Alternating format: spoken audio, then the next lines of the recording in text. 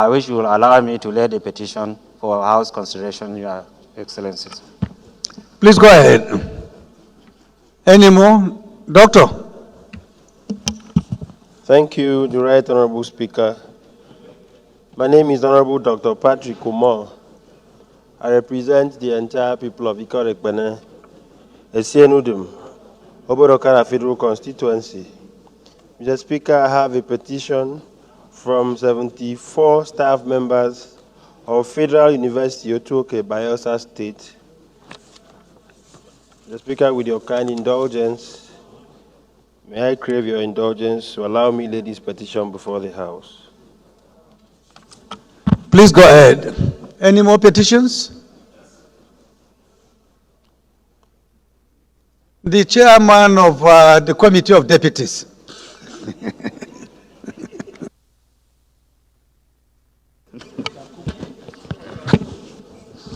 Thank you, Your Excellency, highly respected colleagues. My name is Honorable Jafar Uleko, and I represent Nigerians from Bogoroda, Tafa Balewa Federal Constituency, Right Honorable Speaker, Honorable colleagues, and from Bauchi State. I have a petition from one Umar Isa Bununu, a staff of NTA. The petition is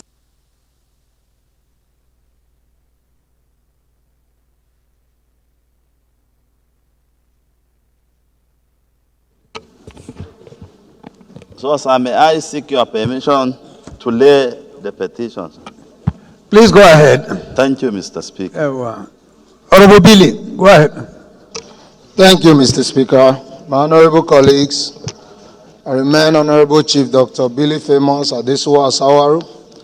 I represent the good people of Orion-Wonhode Federal Constituency of Edo State, a very proud Benin chief. Mr. Speaker, I have a petition here on behalf of Ogo community, the gross marginalization of Ogo community in Orion local government area of Edo State by Seplat West Limited, Seplat Energy PLC. Mr. Speaker, this was ably signed by UL Osawango and Co. as the solicitors.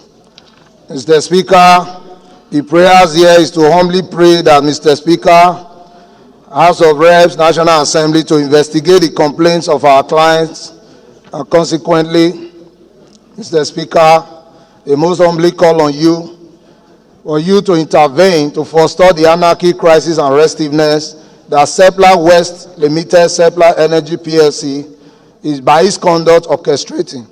I seek the leave of Mr. Speaker to tender this petition.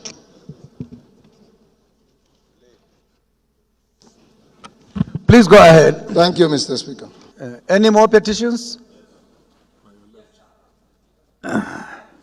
Please go ahead.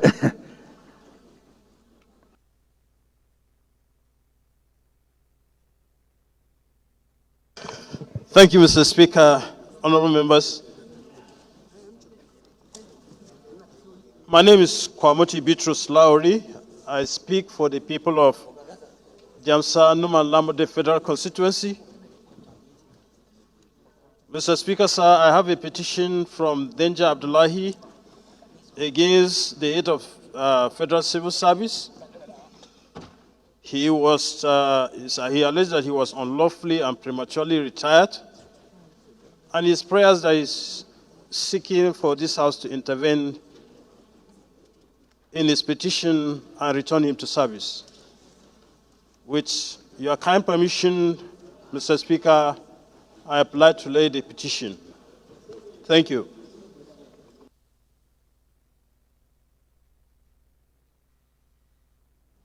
Are you done? Okay, please proceed. Mr. Speaker. Honorable Jesse.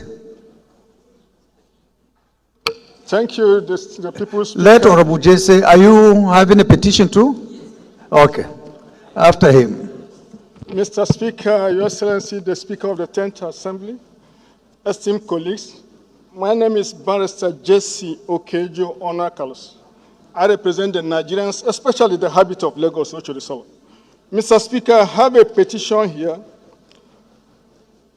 by Pastor Samuel Eber against Economic and Financial Crime Commission, EFCC, over torture, unlawful arrest, detention, inhuman and degrading treatment, and other violation of his fundamental rights. Mr. Speaker and distinguished colleagues, the prayers are well engrafted in this petition. I seek the leave of this year Speaker to lay this petition.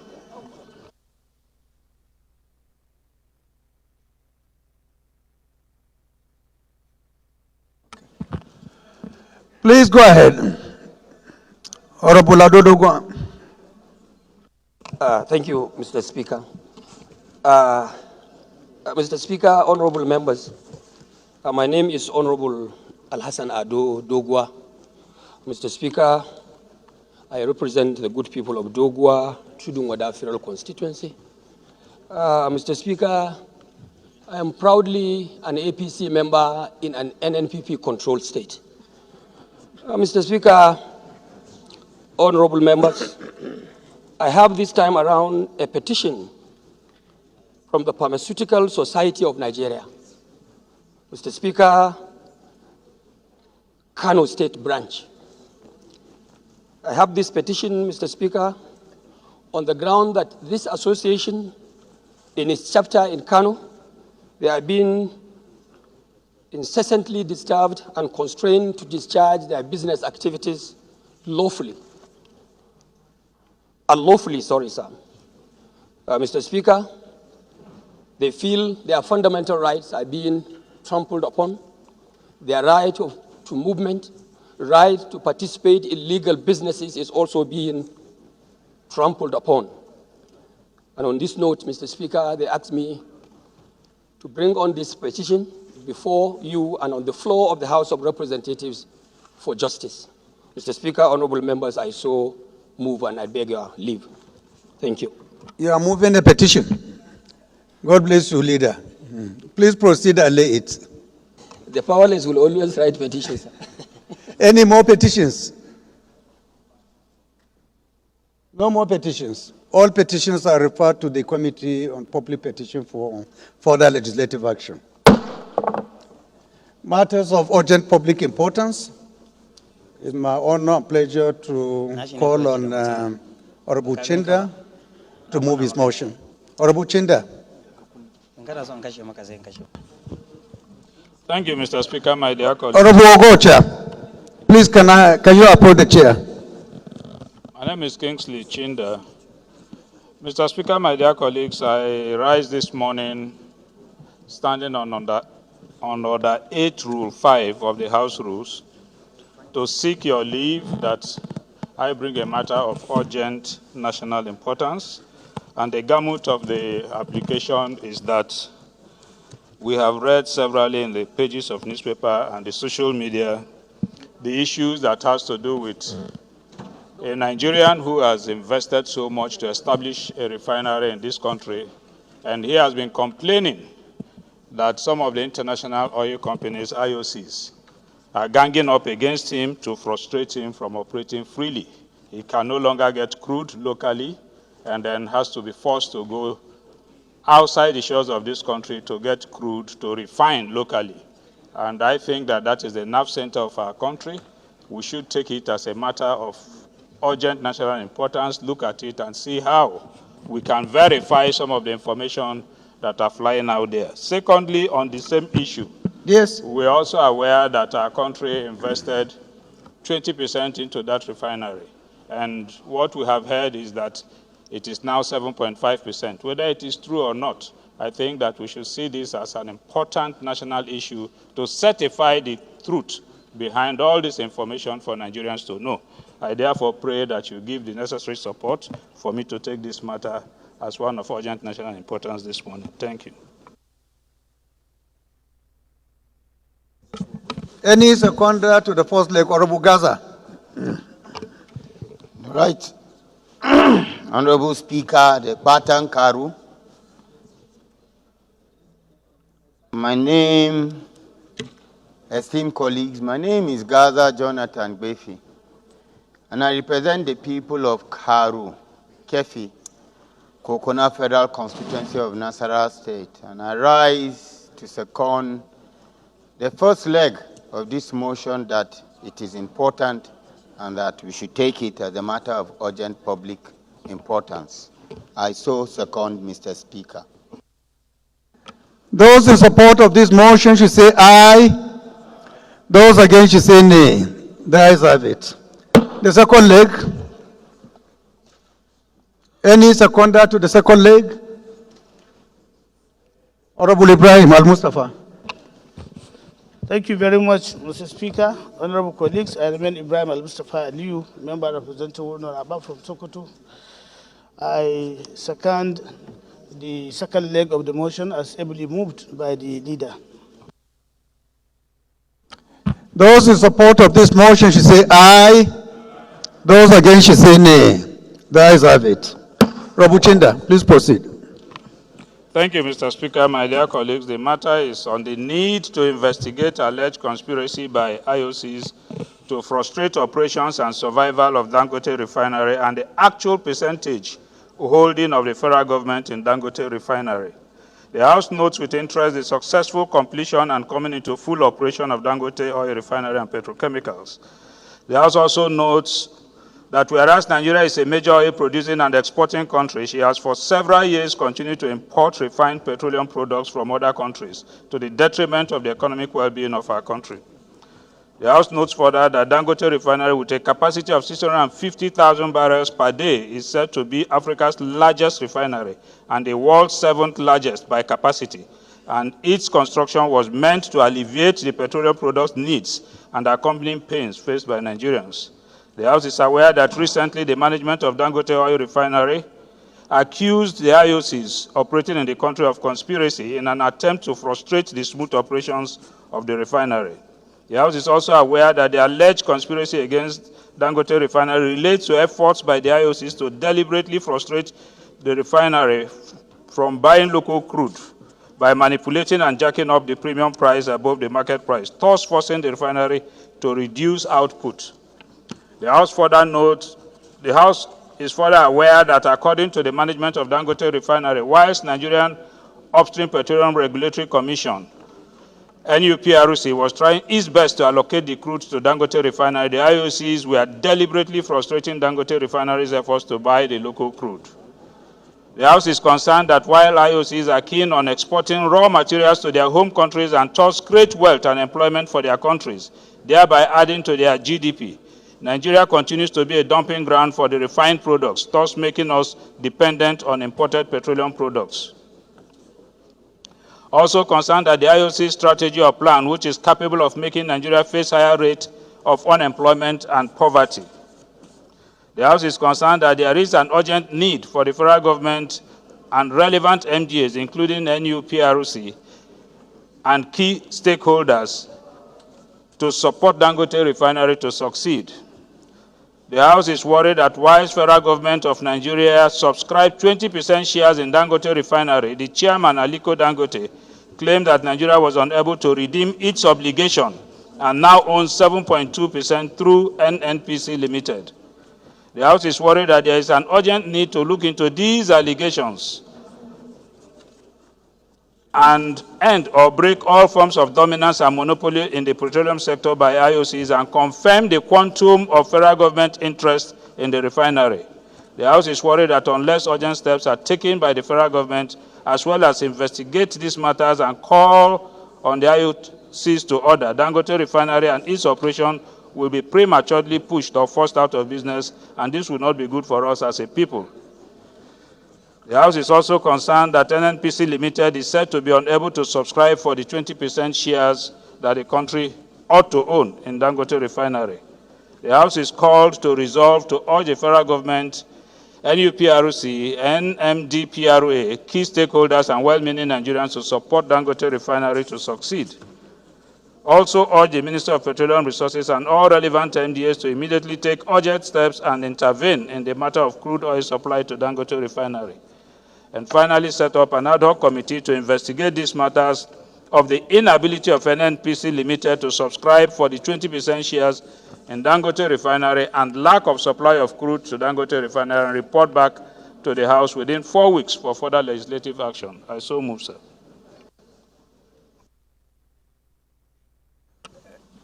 Is it to second? Is it secondment or what? Contribution. Honorable Jimmy, you are looking more like a Fulani man today. What is happening? Are you crossing over? So I will ask the nomadic Fulani man to co-opt you into his constituency. Please go ahead. Thank you very much. Right Honorable Speaker, a man of peace, a man of justice, a detribalized Nigerian, aka Biliaminu, a man who had 74 bills before becoming a speaker. Honorable colleagues, I remain Malam Baba Jimmy Benson, representing the good people of Ikorodu Federal Constituency, the biggest constituency in Lagos State with the biggest power plant in Nigeria located in Egbin, in oil-rich Lagos. Mr. Speaker, I rise to second this motion and to contribute. The motion is very important, Mr. Speaker. I rise to second this motion. I so second, Mr. Speaker. You contributed and also seconded, Abi? 2 in 1. Those in support of this motion should say aye. Those against should say nay. That is of it. This motion will be referred to a committee to be constituted in due course.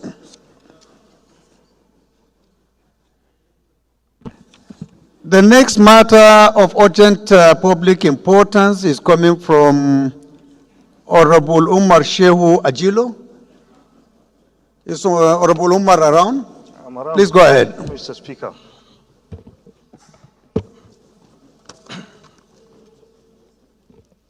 Thank you, Right Honorable Speaker, the Ian Zazo, my dear colleagues. My name is Umar Ajilo, member representing the very good people of Makarfi Kudan Federal Constituency. I am from the Zazzau Emirate Council in Kaduna State. Mr. Speaker, my dear colleagues, I come under Order 8, Rule 5, to move that these motions to quit the urgent motions of public importance of the quit notice issued by to the Hausa community at Ababu town of Ika South local government of Delta State. Mr. Speaker, my dear colleagues, I come under Order 8 through 5 to allow me to move these motions as urgent enough to be taken. I so move, Mr. Speaker. Thank you. Any seconder? Yes, Honorable. Good afternoon, Mr. Speaker. My name remains Femi Bamishile, representing the very good people of Emure, Egboyin, and Ekiti is the citadel of understanding. I hereby rise this morning to second the motion as moved by my colleague. So second. Thank you, Mr. Speaker. Those in support of this motion should say aye. Those against should say nay. That is of it. The second leg of the motion, any seconder? Yes, Dr. Gali. Right Honorable Speaker, distinguished colleagues, I am Dr. Gali Mustafa Tijani, representing Alabasu Gaya Jingiperal constituency. I rise to second the second leg of the motion raised by Honorable Ajilo. I so second. Those in support of this motion should say aye. Those against should say nay. The ayes have it. Honorable Ajilo, please proceed. Thank you, Mr. Speaker. Umar Ajilo is my name, member representing Makarfi Kudan Federal Constituency from Kaduna State. Mr. Speaker, my dear colleagues, the House note, the constitutions of the Federal Republic of Nigeria under sections 43 and 44 granted the right of every Nigerian to acquire and owns immovable properties and reside anywhere in Nigeria. Mr. Speaker, concerned that the BBC Hausa service reported very scary and disturbing and urgent news yesterday about an order given to the Hausa community living in Ababo town of Ika South local government area of Delta State to leave the town within 4 days, which is expiring today, Thursday, 18 June 2024. Mr. Speaker, worried that the Hausa community has lived in the towns for over 30 years, the BBC Hausa contacted a member of the community who confirmed the order and said it was because of the rising kidnapping incident in the area, claimed that the Hausa community was responsible. Mr. Speaker, my dear colleagues, the Hausa community denied the claim, and none of their members was ever caught in the crimes. Note that this is the very dangerous and unconstitutional act capable of causing national crisis, further deteriorating the DC security situations in the country, as anything can happen at the expirations of this ultimatum today. Mr. Speaker, my dear colleagues, my prayer is urge the House to urgently intervene through its security committees, such as Defense, Army, Navy, Air Force, and Police, led by the Defense Committee. Mr. Speaker, to ensure urgent steps are taken by all security agencies to avert breakdowns of law and order in the community. Mr. Speaker, my dear colleagues, I so move. Thank you very much, Mr. Speaker. Any seconder? Yes, Honorable. Can't see the face properly. This is Kaduna affair then. Thank you, Mr. Speaker, my distinguished honorable colleagues. My name is Honorable Sani Lawal, representing Zongo Borepere constituency. I'm from Kaduna State. I here to come as moved by my honorable colleague, Honorable Ajilo. I so second. Thank you. Those in support of this motion should say aye. Those against should say nay. The ayes have it. This motion is referred to the Committee on Police Affairs for further legislative action. Observation, Mr. Speaker. Point of order, Mr. Speaker. On the same motion? Yes, I was raising my hand. You didn't see me, sir. I have already hit the gavel. You didn't indicate that you want to contribute. I was. Well, come under rescission if you want. Next week, Tuesday, you can have the floor to discuss about it. But we have already taken decision on that. So sorry. Point of order, Mr. Speaker. Point of order, Mr. Speaker. Yes, what's the point of order? Mr. Speaker, I come under personal explanation. Mr. Speaker, precisely on Tuesday, 27 February 2024, this hallowed House of Representatives passed a resolution urging the Nursing and Midwifery Council of Nigeria not to implement the revised guidelines for verification, dated 7th February 2023, pending the investigation by the House. Mr. Speaker, on the 13th of March 2024, the clerk to the National Assembly addressed a letter. Hold on, Doctor. I thought you wanted to speak on this particular motion. We have not come through the level for personal explanations. Please withdraw and then reintroduce when we come to that level. Let's finish with motions of urgent public importance. Thank you, Mr. Speaker. You're welcome. I apply to withdraw. Thank you. Honorable colleagues, the next motion is coming from Right Honorable Barrister Kwamoti Beatrice Laori. Honorable, please proceed and move your motion. Thank you very much, Mr. Speaker. Honorable colleagues, my name is Kwamoti Beatrice Laori.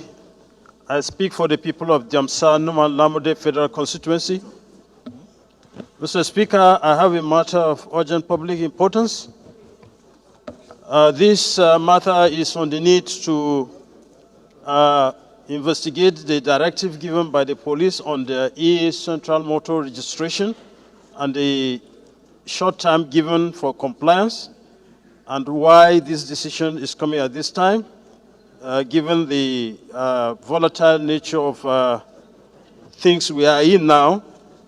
So this matter is urgent, and we need to, it needs to be taken. In this respect, I apply that relevant rules be suspended for this matter to be considered urgent and taken now.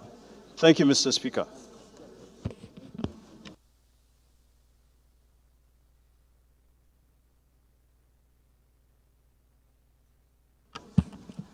Any seconder to the first leg of the motion?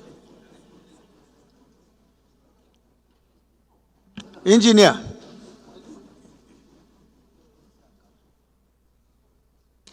Any seconder? No one is ready to second? Yes, Honorable. Please go ahead. Thank you, Mr. Speaker. My name is Honorable Mudashiru Lukman, representing the good people of Iwo Ayedire Olaoluwa Federal Constituency. I rise up this morning to second the motion ably moved by my colleagues. I so second, Mr. Speaker. Thank you.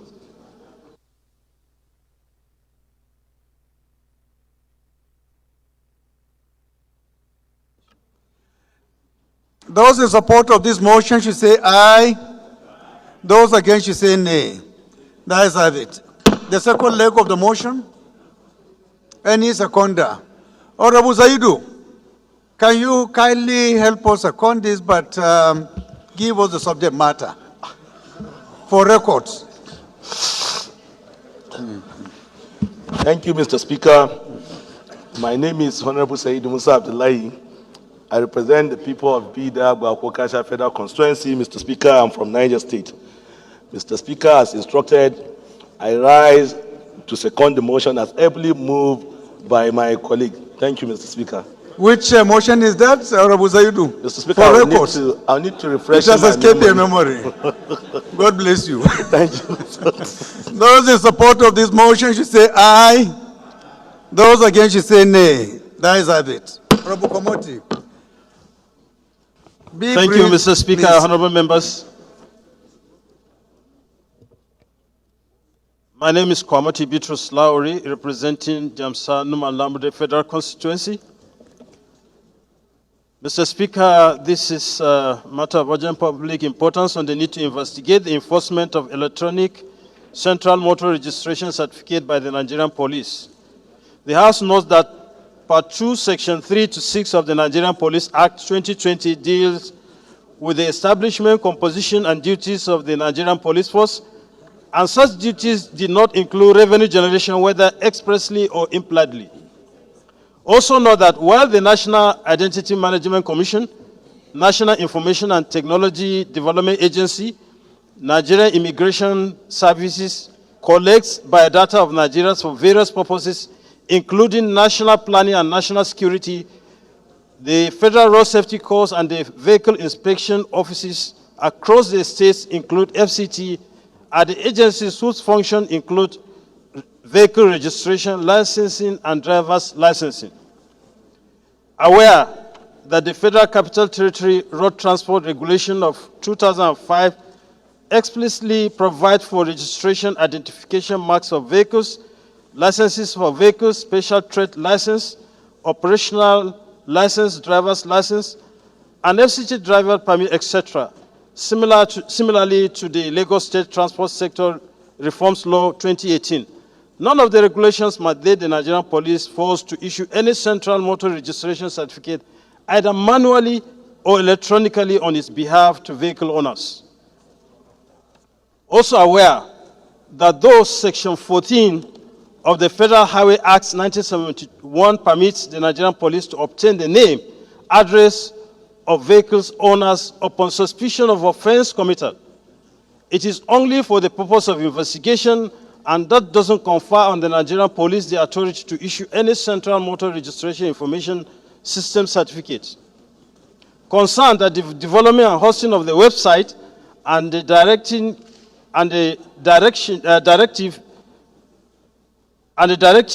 vehicles owners to fill a form and pay the sum of 5,375,000 naira to obtain an electronic central motor registration certificate, accompanied with a threat to commence enforcement by the 29th of July, amounts to gross abuse of power capable of inflicting more pain and burdens on Nigerians. Worried that with the mounting opposition from the Nigeria Bar Association, civil society organization, section of the Nigerian media, and current level of hardship that many Nigerians are exposed to due to scarcity and increase in the pump price of petroleum product, increase in electricity tariff, general commodity price inflation that has made life unbearable, introducing any form of fee, however well-intentioned, may further worsen the economic frustration and is capable of fueling civil disobedience and unrest in the country. Further worried that following the ultimatum issued by the Nigerian Police Force for the enforcement of the ECMR, many Nigerians have been agitated, describing the scheme as insensitive and outright illegality that must be stopped forthwith, and the Nigerian People's Parliament that we are cannot afford to be indifferent.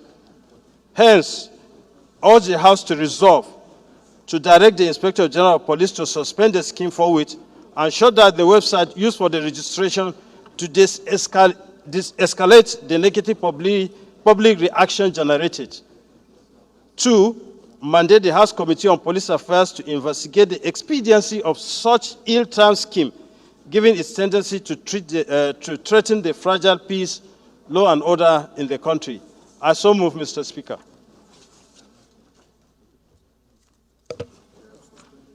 Any contribution? Yes, Honorable Ndole.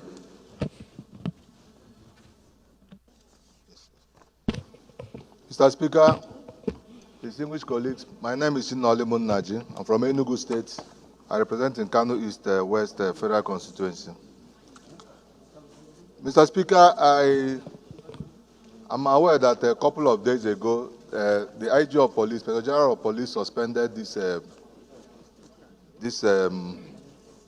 exercise, and I don't think that it's necessary for us to refer it to any committee, because I'm aware of that a couple of days ago, just about Monday or Tuesday. The exercise was suspended. Thank you, please. Yeah. Yes, Honorable Komoti, that's the information available to me as well, that this motion is overtaken by events, that the police has already... Well, I don't have the information, but if there is, then I will apply to withdraw this motion. Thank you very much. Thank you, Mr. Speaker. This motion is withdrawn by the leave of the House.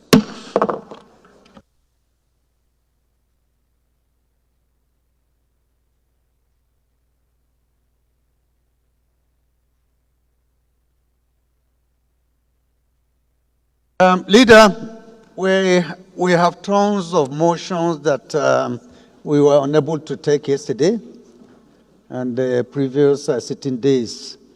So I would want you to please kindly move that we suspend our relevant rules to take additional motions today. Thank you.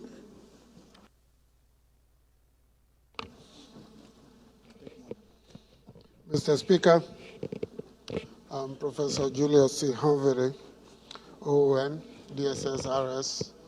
I rise to move that we suspend the relevant rules in order to take additional motions of urgent public importance. I so move. Minority Leader, please can you second? Mr. Speaker, my dear colleagues, I rise to second the motion as moved by the House Leader. I so second. Those in support of this motion should say aye. Those against should say nay. There is have it. The next matter of urgent public importance is coming from Honorable Mansour Musa Jega. Honorable, is it in respect of the same issue or is it a different motion? Yes, sir. Yes, Mr. Speaker. Is the same? The same. Then I don't think if there is any need for us to take it again. There is no need, sir. Thank you very much. It's just that even inside my prayer, I just need to add to mandate the Committee on Peril Safety.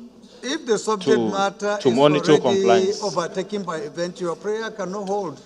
To monitor compliance. Coming with another Thank you, Mr. Speaker. motion later. I withdraw my. Okay. Thank you I very step much. down my motion, sir. Okay. Thank you. Honorable colleagues, the next matter of urgent public importance is coming from Honorable Etana Benedict. If Honorable Benedict is around, please can you rise and move your motion? Thank you very much, Mr. Speaker. I am Ben Etana Bene. I represent Okbe, Sapele, Uwe Federal Constituency. Mr. Speaker, I'm from Delta State. Mr. Speaker, I come this morning under Order 8, Rule 5 of the House Standing Rules with the topic incessant armed banditry, kidnap for ransom, and killings of innocent Nigerians ongoing in Delta Central Senatorial District of Delta State. Mr. Speaker, with your kind permission, I ask for acceptance of this motion. Thank you.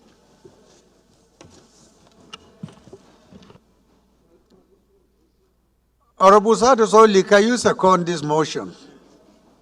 I'm sure you're very familiar with the subject matter as well.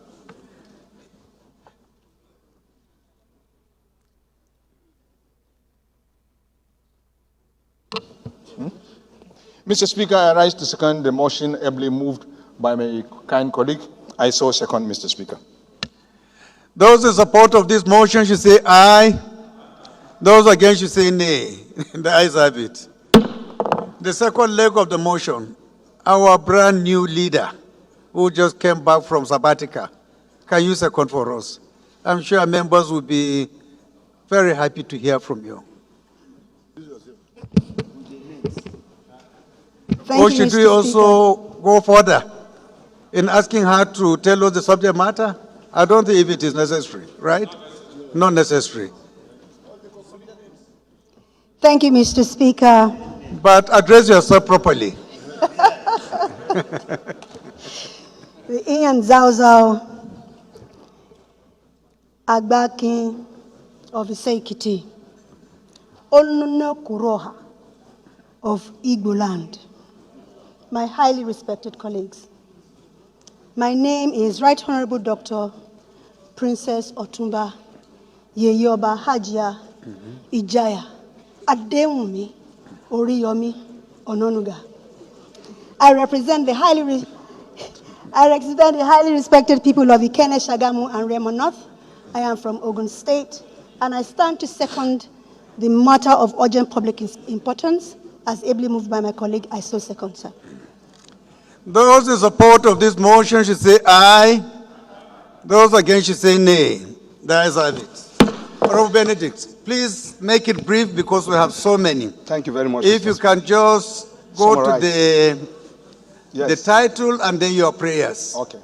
We'll appreciate. Thank you very much, Mr. Speaker and my dear colleagues. Perhaps that answers what I was going to say a few minutes ago. In Delta Central today, we are under siege.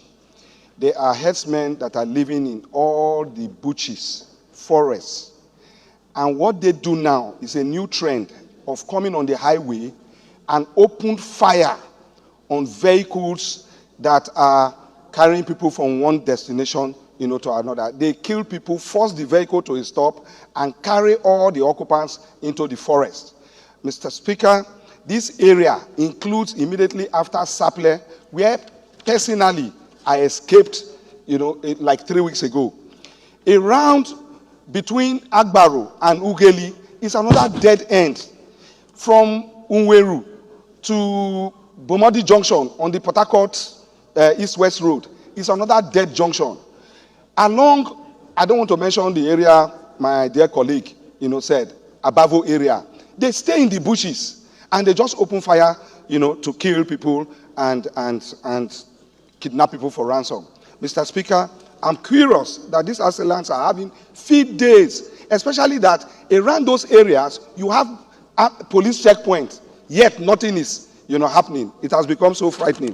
Mr. Speaker, I want to plead that this matter, we have a minute silence for those who have lost their lives in the last 2 weeks, more than 10, and also to call on the Inspector General of Police to direct the police of Delta State to increase the police surveillance, and patrol in those mentioned areas, and mandate the House Committee of Police Affairs and National Security and Intelligence to please monitor compliance. Mr. Speaker, I so move.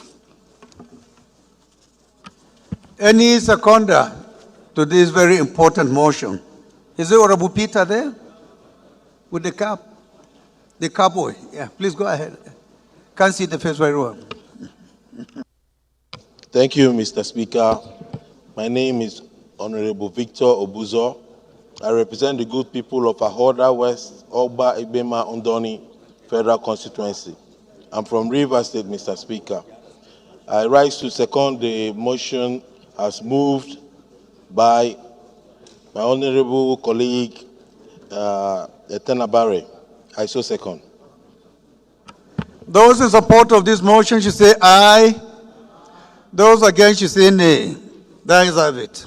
This motion is referred to the Committees on Police Affairs and National Security and Intelligence for further legislative action. The next motion is coming from Honorable Barrister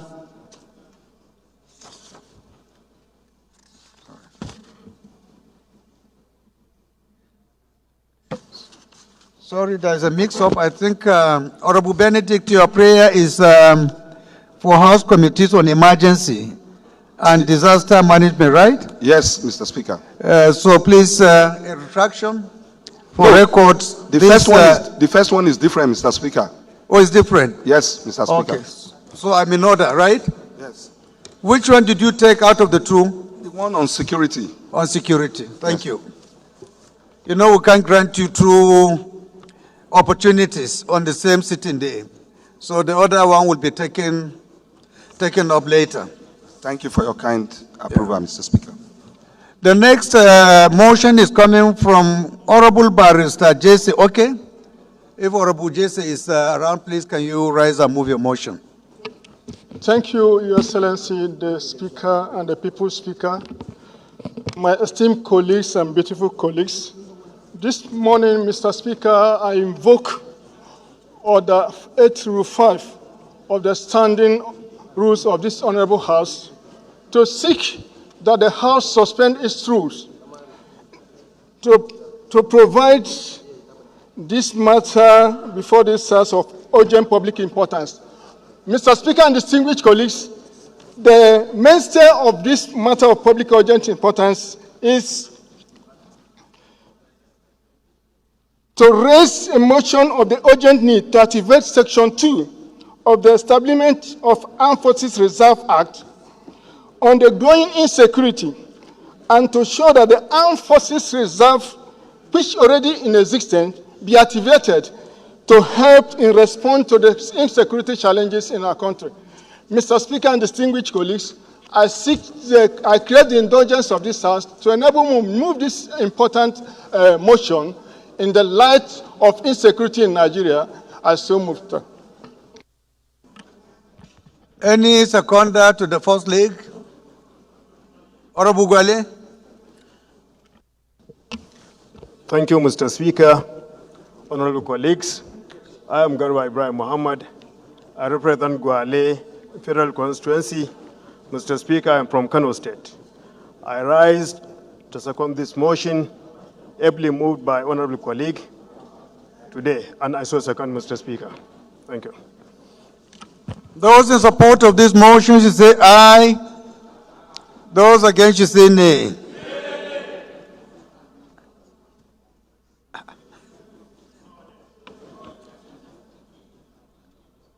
I will put the question again.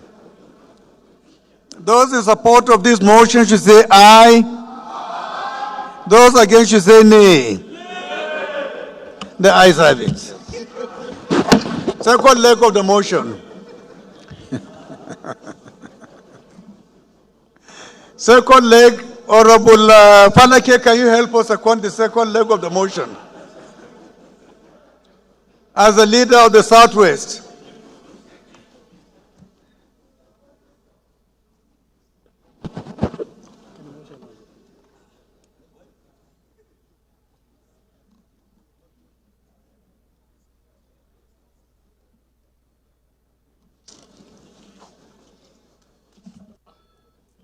Somebody's here. Elwele. Thank you, Mr. Speaker. Mr. Speaker, honorable colleagues, my name is James Abiodun Faleke.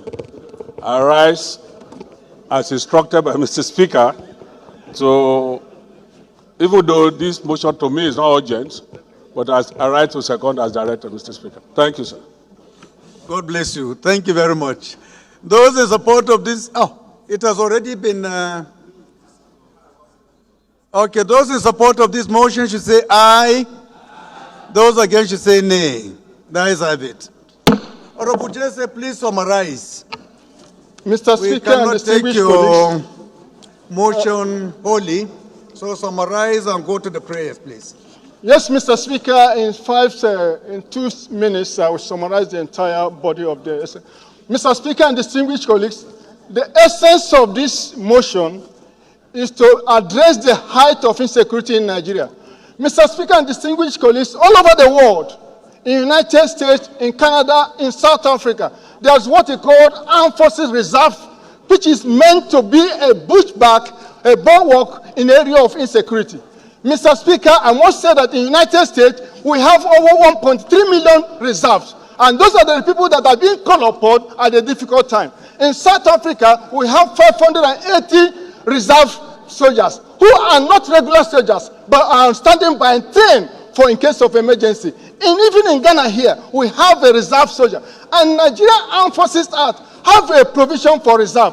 Mr. Speaker, in the light of this, we have a level of insecurity that we need the people who are ordinary civilians but are well trained to act at an emergency time. That is the main essence of this operation, and we need it at this time. Mr. Speaker and distinguished colleagues, I have moved and summarized that these are my prayers, which I believe is resonant for the time, and it will help us to cushion the challenges of insecurity. Mr. Speaker and distinguished colleagues, my prayer is simple: to urge the House Committee on Defense to liaise with the leadership of armed forces to develop and implement a comprehensive plan for the training, integration, and utilization of reserve and report back to the House in 30 days.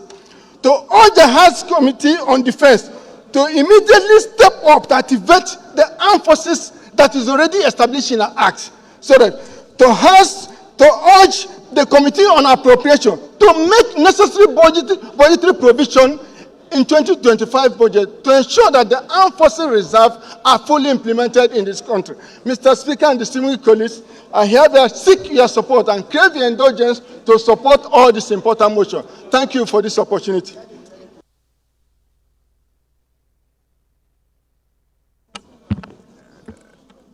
Any seconder?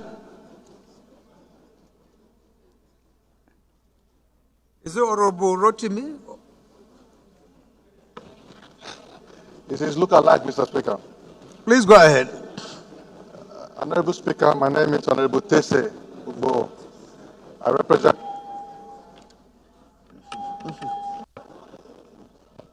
I represent Kwande Oshongo Federal Constituency of Benue State. Mr. Speaker, I rise to second the motion as ably moved by my honorable colleague. I so second. Those in support of this motion should say aye. Those against should say nay. The ayes have it. This motion is referred to the Committees of Appropriation and Defense for further legislative action. The next motion is coming from Honorable Ibrahim Ayokule Isiaka. If Honorable Isiaka is around, please can you rise and move your motion? Thank you very much, Your Excellency, and very much around. Our own very dearest, quintessential, highly cerebral Speaker of the House of Representatives, distinguished honorable colleagues, I rise. Ibrahim Ayokule Isiaka is my name. I speak for the entire Nigerians, but I have a source. That's Ifo Ewekoro Federal Constituency. Proudly, I'm from the fastest growing economic state in Nigeria. Mr. Speaker, I'm from Ogun State. I rise under Order 8, Rule 5, to seek the permission of the House under your leadership, especially Rule 5.2, Roman figure 1 and 2, Roman figures 1 and 2, A and B, to enable me to take this matter of urgent public importance for an appeal to the proponents of proposed nationwide protest to maintain peace, eschew violence, and open the windows for meaningful engagements with the government at all levels in order to address their issues. Mr. Speaker, I so move with your permission. Thank you, sir.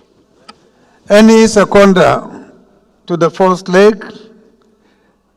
The caucus leader of Lagos and my boss. Thank you, Right Honorable Speaker, sir. My name is Eni Tondolako Badru. I represent Lagos Island 1 Federal Constituency. I'm from Lagos State. I hereby second the motion of urgent public importance as ably moved by Honorable Ibrahim Isiaka. I so second, sir. Those in support of this motion should say aye. Those against should say nay. The ayes have it. The second leg.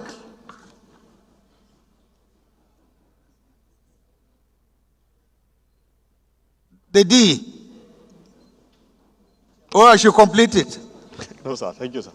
Right Honorable Speaker, sir, very distinguished colleagues. Honorable Engineer Shehu Alhatu, my name, member representing Paskari, Kankara Sabwa, Mr. Speaker, I'm from Katsina State. I rise to second the second leg of the motion, ably moved by my honorable colleagues, Honorable Ayokule Isiaka. I so second, Mr. Speaker. Thank you. Those in support of this motion should say aye. Those against should say nay. The ayes have it. Honorable Isiaka, please proceed. Thank you very much. Once again, Mr. Speaker, for want of time, I know that a lot of my very senior and honorable colleagues are so much pregnant with words of contribution on this motion, but want of time. So I'm going to summarize it, Mr. Speaker, that whereas the citizens of Nigeria have the constitutional right to peaceful assembly and protest to address their grievances. The Speaker, whereas maintaining peace and engaging in constructive dialogue with the government is crucial for the resolution of issues facing the nation. Be it resolved by this House, this Honorable House appeals to the proponents of the proposed nationwide protest in Nigeria to consider a different path, a path of patience, dialogue, and collaboration to prioritize the line of peace and open channels of meaningful engagements with the government. Mr. Speaker, the House is further aware that the challenges we face as a nation is not so unique to Nigeria. There are issues that countries across the globe grapple with on a daily basis. In a world that is constantly changing and evolving, no nation is immune to the complexities of governance and development. The road to change is not easy, and the journey towards a brighter future often fraught with obstacles. But we must not lose sight of the incremental steps that have been taken by this government. They are the reforms that have been implemented and the strides that have been made towards a more prosperous Nigeria. Mr. Speaker, distinguished honorable colleagues, the House herefrom urges you, our fellow Nigerians, to consider the broader perspective, to act with wisdom and foresight, and to support efforts towards a more stable, secure, and prosperous Nigeria. Let us reason together. Let us listen to one another, and let us work hand in hand towards a brighter tomorrow. Be it resolved by this House of Representatives that this motion be communicated to all relevant stakeholders and the general public to promote a peaceful and constructive approach to addressing our national issues. Mr. Speaker, I so hereby submitted and moved. Thank you very much, sir.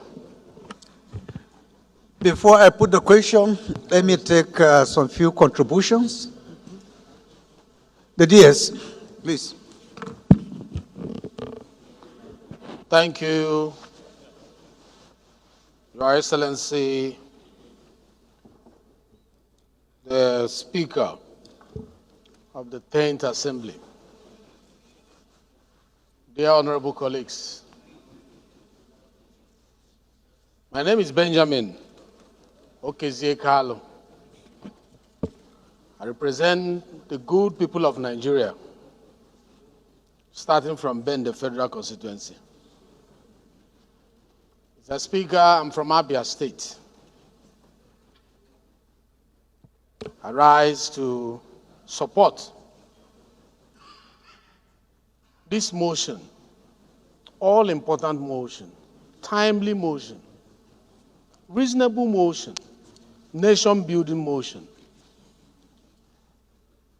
Motion that is laid on this floor with an appeal.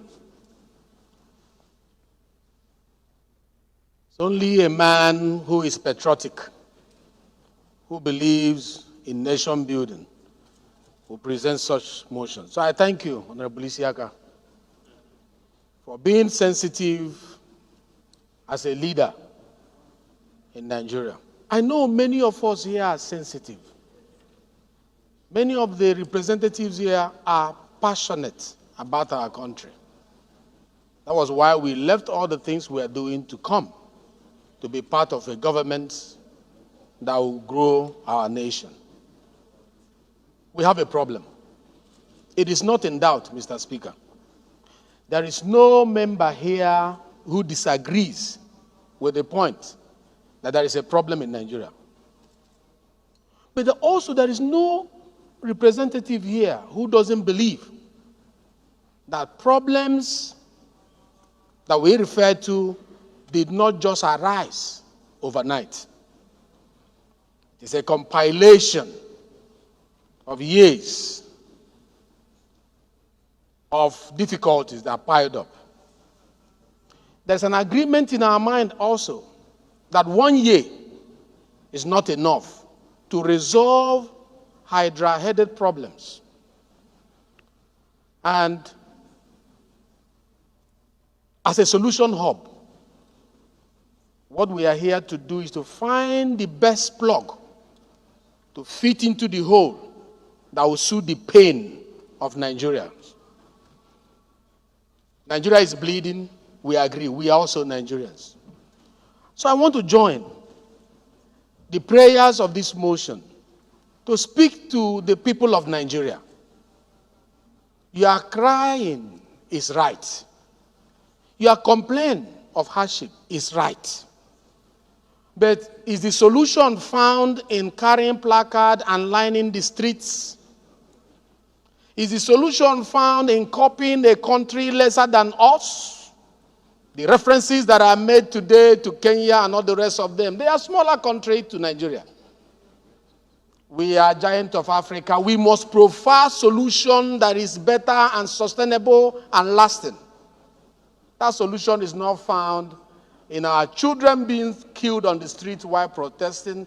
It's not found in our raising placard. It's found in supporting the policies of government and understanding that these policies need time to begin to materialize. Rome was not built in a day.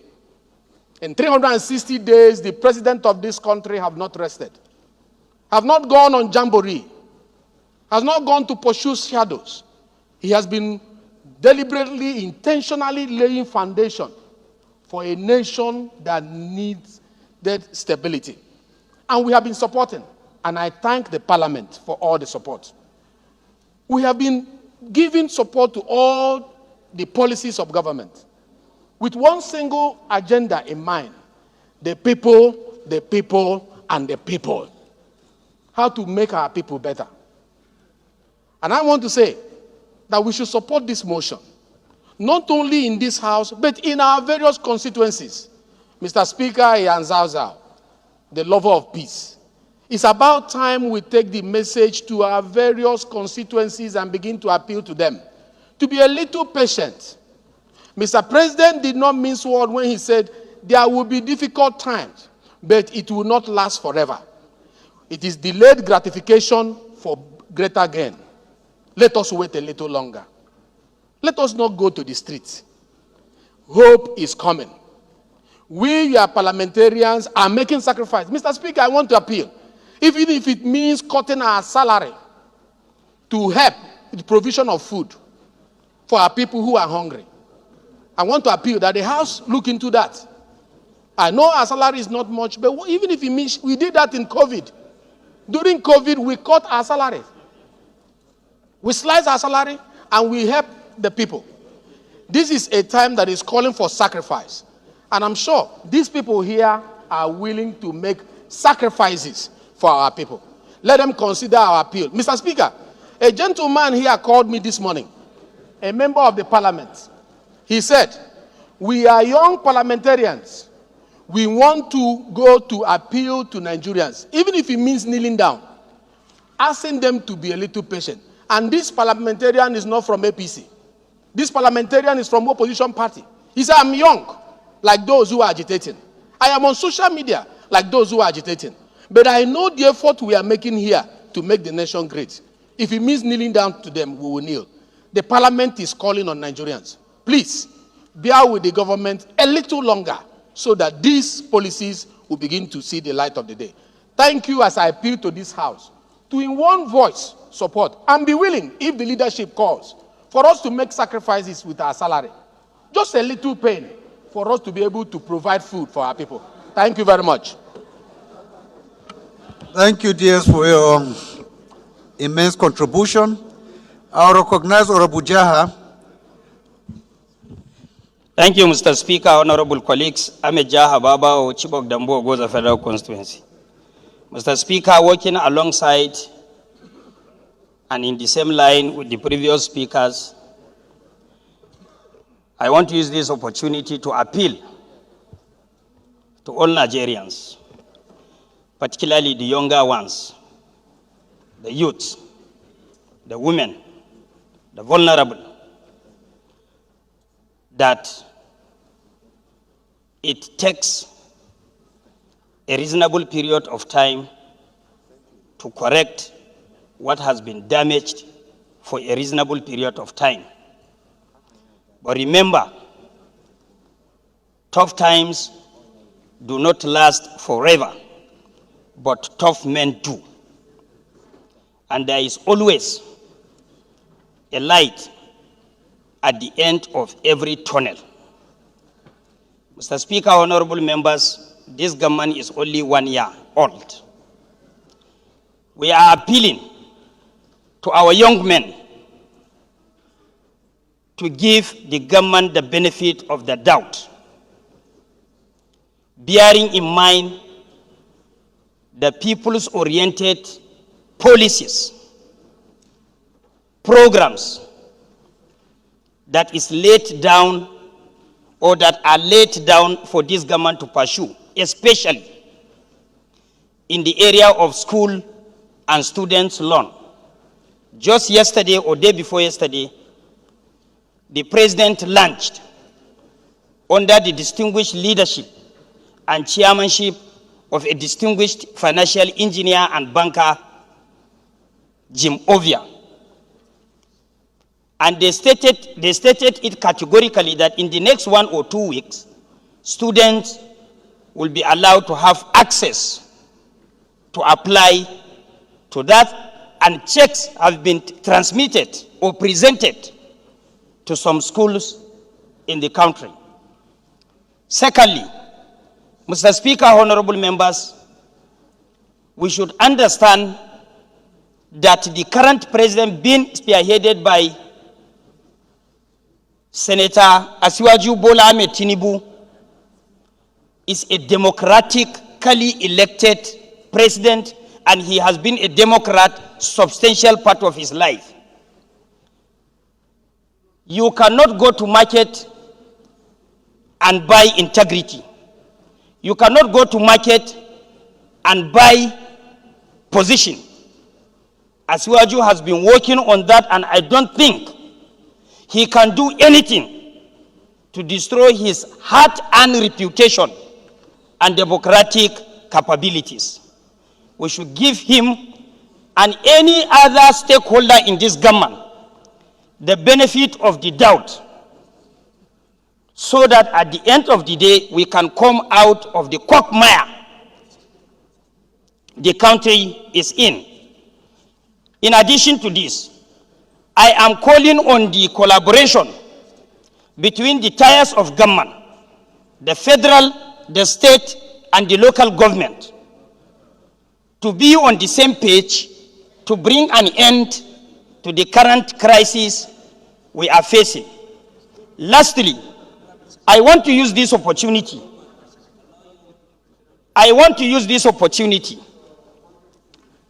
To tell us that if you compare the cost of living, even among West African countries, you will appreciate the cost of living in Nigeria.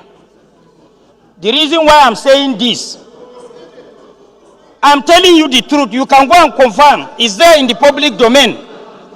Honorable members,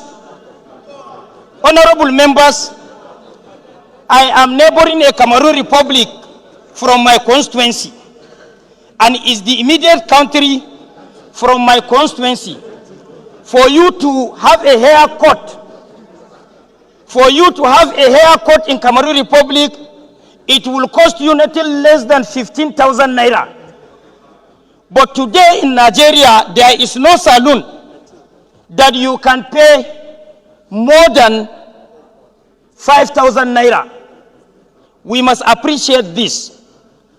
Last 2 months, I took a breakfast and ended up paying 25 pounds. In Nigeria, that particular breakfast cost me less than 2,500 naira. So what I'm trying to say in a nutshell is a global issue. It's not peculiar to Nigeria alone. Our young men should understand this. We are appealing, we are pleading on our knees as young men to please consider peace for the country, so that at the end of the day, we will be out of our current situation. We thank you very much for listening. Thank you, Honorable Jaha. Honorable Nasir Shehu.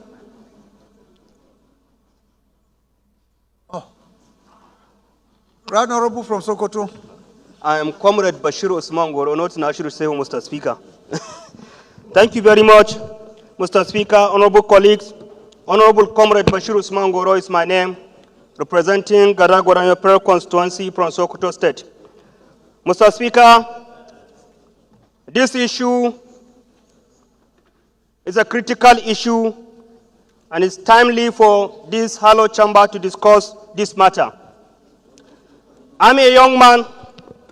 I'm a product of struggle. Normally, in every struggle, 3C is necessary: consultation, confirmation, and confrontation. Mr. Speaker, honorable colleagues, I believe, with all honesty, the organizers of the protest, the young people that are calling for the protest, have not put necessary steps to make a confirmation or consultation from the government of the Federation and the government at all levels. In that way, Mr. Speaker, calling protest directly to the street will definitely turn down the peace and unity of our dear nation. Mr. Speaker, I'm a comrade. Anytime we are calling for protest, we must consider the atmosphere that we can lead protest and a peaceful protest. But the present atmosphere, with the frustration, anybody or every organization that is organizing protest is definitely undermining the peace and unity of our dear country. It is constitutional to have or to organize protest, but always you must consider the national interest above individual or group interest. Mr. Speaker, these people that are calling for protest, I believe they don't know what will be the outcome when they go ahead to call for this protest. You can call for protest, but there is always non-state actors at the back door that are waiting to hijack what you think you organize under a peaceful manner. My candid appeal for the young people of the Federal Republic of Nigeria is kindly cited on example of what is currently going in the continent of Africa, that there is a conspiracy of the Western world. Do not undermine what your action can cause as far as the economic prosperity, peace, and the progress of your own country. Mr. Speaker, giving a reference, far back 2009, under the aegis of African Youth and Student Association, we organized a mega rally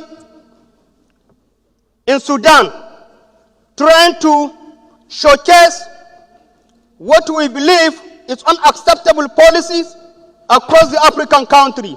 But at the end of the day, the protest turned out to be unpeaceful, and the Sudanese that hosted the protest bear the consequences. And now, the same issues is being championed in Kenya. The same issues is being championed in many African countries. Nigerian, always, the case is different. When we started something, we don't know where it is going to be end. So I call for my fellow young people that, yes, I'm a member of opposition extraction, but at this very critical time, it is a matter of dialogue. It is a matter of talks. This talk, consult before you take a step of confrontation. My fellow young people, understand the situation and allow the policies to strive and see where the necessary way forward. Mr. Speaker, on this note, I want to once more call on my fellow young people to please exercise one more patience to see where the policies direction of this present administration is heading to before making any further confrontation. Please consult, make confirmation before taking any further confrontation step. Thank you very much. DS, I understand that you want to amend the prayers of the motion, right? Yes, Your Excellency, thank you for yielding the floor to me again. Honorable colleagues, I remain Benjamin Okezekalo, represent the people of Nigeria, starting from the federal constituency. With your permission, the chair and honorable colleagues, I would like to amend the prayers, if the House so permits, that the members look into our salaries of, our salary is 500,000 naira. That we look at a percentage of that salary. For point of correction, is 600. Oh, 600, sorry. But my own doesn't get up to 600 when I receive it, sir. Maybe some deductions. But based on what you have said, Your Excellency, I'm moving that we amend that prayer to include that members sacrifice maybe 50% of our salary for a period of 3 months or 6 months to help Nigerians and to show that we are in support. I so move, Mr. Speaker. But you have to be specific. You can't say 306. Be specific. Mr. Speaker, at least 6 months, Mr. Speaker. Months. Okay. Any seconder to this amendment? Honorable Maki. Thank you, Mr. Speaker. My honorable colleagues, I'm Abubakar Maki Eleman. Yeah. I'm from Jigawa State. I represent Malamaduru Kaugama Federal Constituency. Mr. Speaker, I rise to second the motion as amended by Deputy Speaker. I so second. Thank you, Mr. Speaker.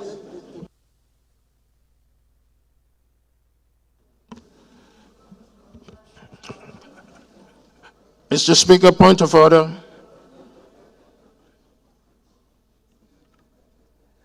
Those in support of this Mr. Speaker, amendment point should of say order. aye. Those against should say nay. Nay! The ayes have it. We'll take 2 more contributions and then we put the question. Mr. Speaker, point of order, please. What's the point of order? Mr. Speaker, my name is Honorable Obi Agocha.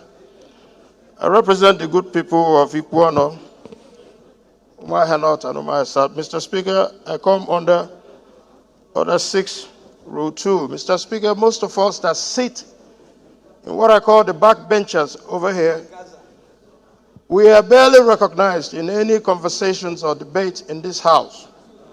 I so plead with Mr. Speaker for your consideration that in as much as we are out of the camera view, that we should not be outside of Mr. Speaker's view, that most members up here should be encouraged to participate in our ongoing discussions. Mr. Speaker, I so appeal to you to use your kind consideration to do the needful. Thank you, Honorable, sir. can you come again? What encourage to do what, please? To look at this side. Your members are up here. Noted, and we are noted. barely recognized, Mr. Speaker, not just Noted, because of thank you or you. anybody else. But this side of the House is barely allowed or called upon to contribute to issues as it pertains to national urgent importance. Especially this issue, Mr. Speaker. Those who have contributed have all been in the middle row or slightly on the other side. People on this side are just ignored. Thank you, Honorable. It is noted for immediate correction. Thank you, sir. Thank you. You're welcome. I take Honorable Al Mustafa. We pick 2 from this side, okay? Gender, Mr. Just to Speaker. tell Honorable Ogoche we're on the same length. Mr. Speaker, gender, please.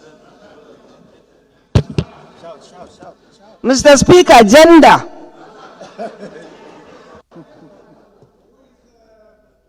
Talking about gender. Thank you. Is it the leader? Thank you very much. Right, No Honorable problem. Speaker, We'll, Nzezo. Honorable colleagues. We'll call you to talk, please. I am Ibrahim Al-Mustafa Aliu, architect, member representing Wunoraba from Sokoto. First and foremost, Mr. Speaker, I want to align myself with the contribution of the previous speakers on this very, very important motion. And to as well commend the mover of this motion for his foresight. Verily, we are facing serious challenges and we are not alone. As highlighted earlier, this is global. The world is passing through a very difficult transition owing to issues economic issues relating to war and displacement of people that are supposed to be actively engaged in economic activities. In Nigeria, particularly the Northwest, have been the food corridor of the nation, and the Northwest is being invaded into serious crisis of banditry and insecurity, and therefore farmers could not go to their farm to farm.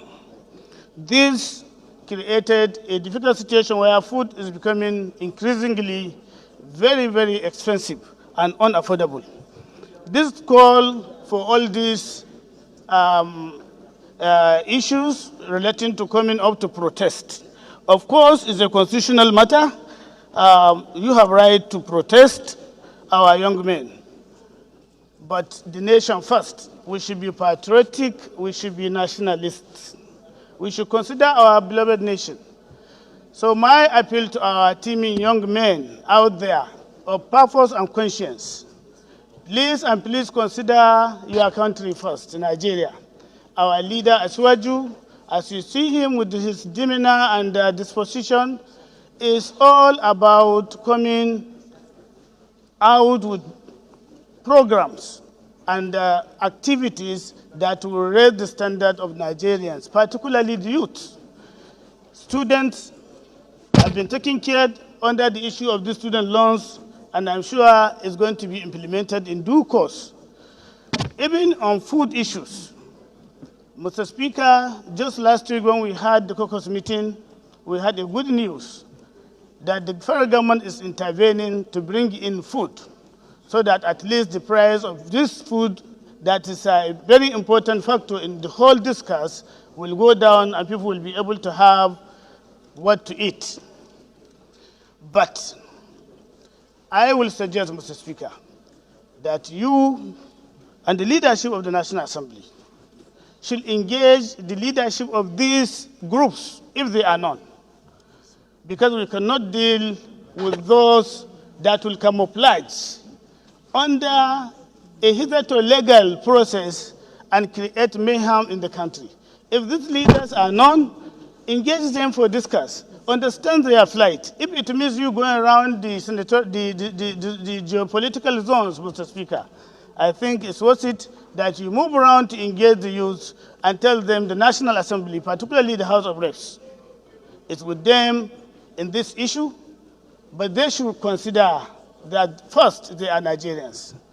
And by the time they initiate something that will put the nationhood into jeopardy, they will be in for it. Everybody will be in for it. Because the issue of violence, we have seen how it started in the NSAS era. And you see how people attempted to hijack the whole process. It was only God intervention that quelled that very unfortunate situation. So, Mr. Speaker, honorable colleagues, I lend my voice to call on our teeming youth to be patient. Be patient, be patient, and be patient. The present administration under Aswaju is committed to bringing Nigeria out of its doldrum. And inshallah, very soon, it's a matter of time, this will come to pass. But by the time now you go into trouble and we had issues, the country will go into serious challenge. You can see it, Sudan, where they are today. Somalia is still trying to battle. Other West African countries that are already into this doldrum are still struggling to get themselves out. So it's not the best time to protest now. Please and please be patient and stop. Thank you very much, Mr. Speaker. Thank you very much, my honorable colleagues, for the attention and the opportunity. Thank you, Honorable. Honorable Fatima Talba. Thank you, Right Honorable Speaker. I just want to add my voice to this very important issue. Mr. Speaker, a hungry man is an angry man. We know this. Protests normally are ways of informing the government of what people feel, particularly negative things that are happening now. We all know that I don't know of other states, but in my state, there are houses that for good 4 or 5 days, they cook nothing, and they sleep on nothing, and they feed on nothing. People now go out to beg. Even those that are not supposed to beg now go out to beg. People use their children to go to beg, both females and males. Insecurity is increasing by day because if there is any hunger, definitely there will be violence. That's the truth of the matter. We cannot now sleep with our eyes closed. We are always sleeping with our eyes open because children or people will jump from one house to another, collecting forms, collecting funds, and taking anything they get for them to go and sell, for them to feed. Mr. Speaker, we know that Mr. President has a very good program for Nigerians. We all know that. I want to appeal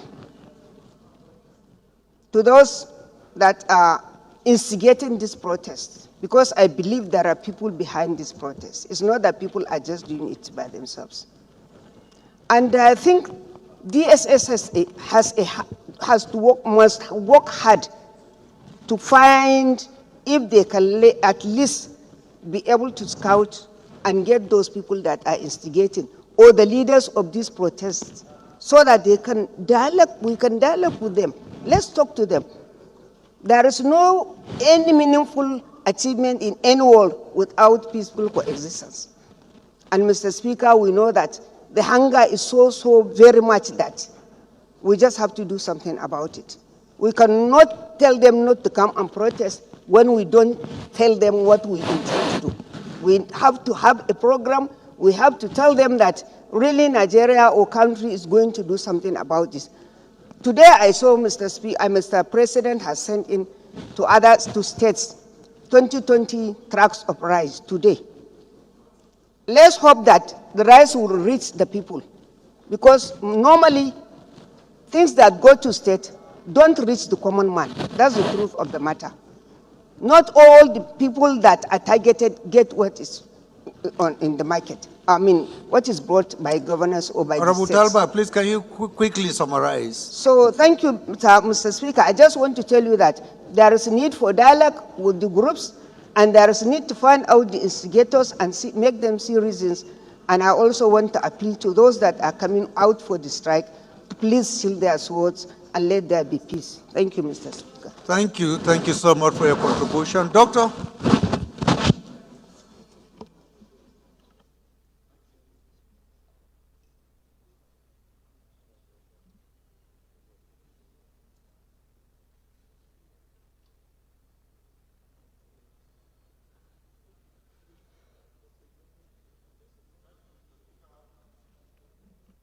You call it? Yes, you can use this one.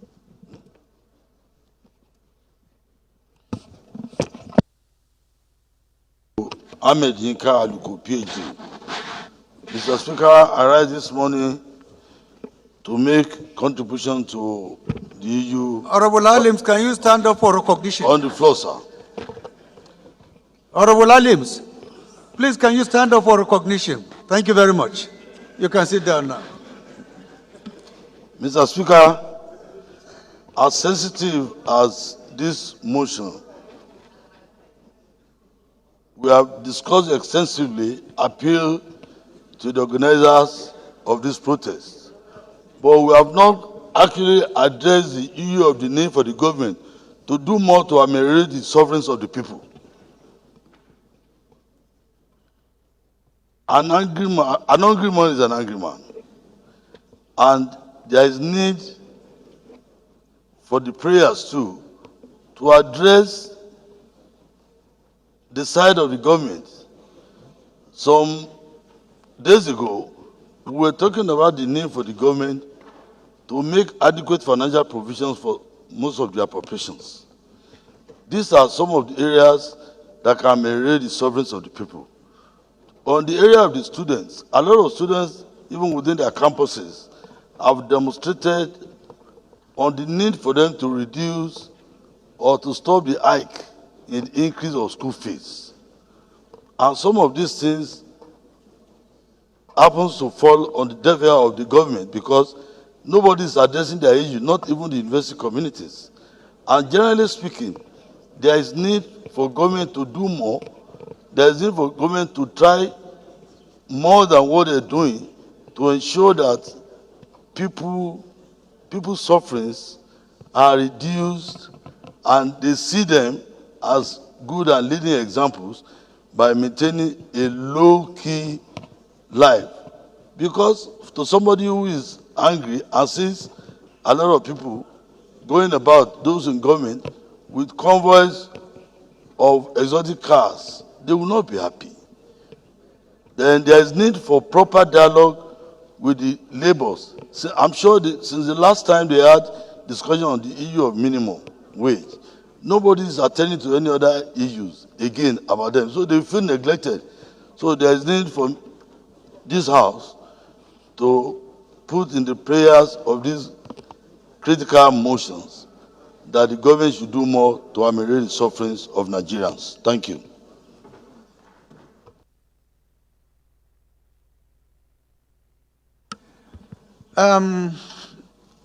On this side, so that I don't incur the wrath of my dear colleagues here, let me first recognize Honorable Mepalas, and then I'll take two more.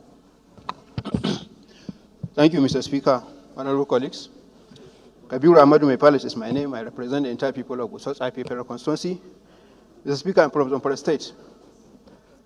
Mr. Speaker, I first of all want to align myself with the previous speakers. And also, Mr. Speaker, I want to make a passionate appeal to Mr. President Bola Ahmed Tinubu. We all believe that he has a very good plan for this country. His policies is a long-term plan for this country, Mr. Speaker.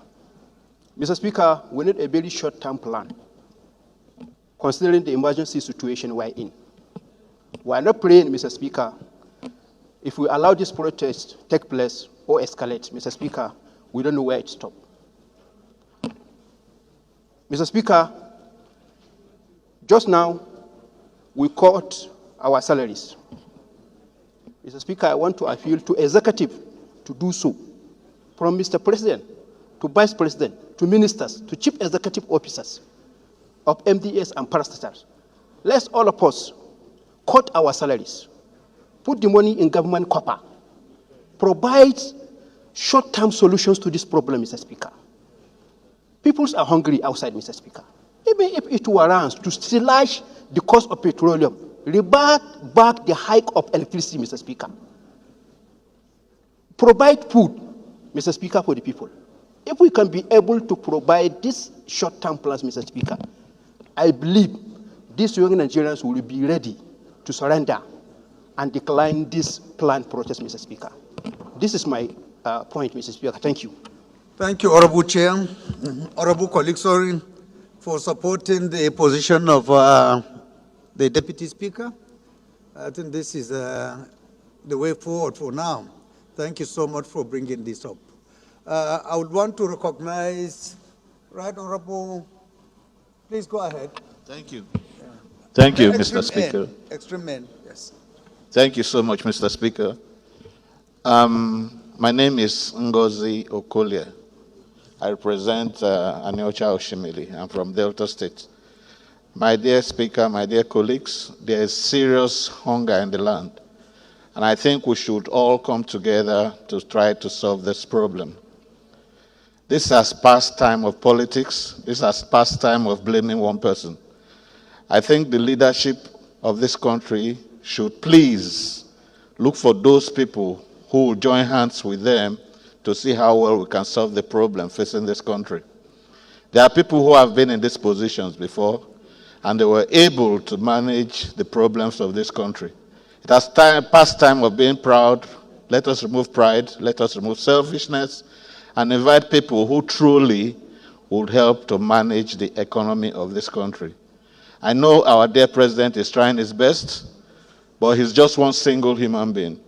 I know there have been people in the past who have been able to manage or try to manage the economy as good as it is. So since we have come to this stage now, I think we should remove everything that has to do with politics and join hands to manage the economy of this country. The youths that are out there trying to protest, they are sensible people.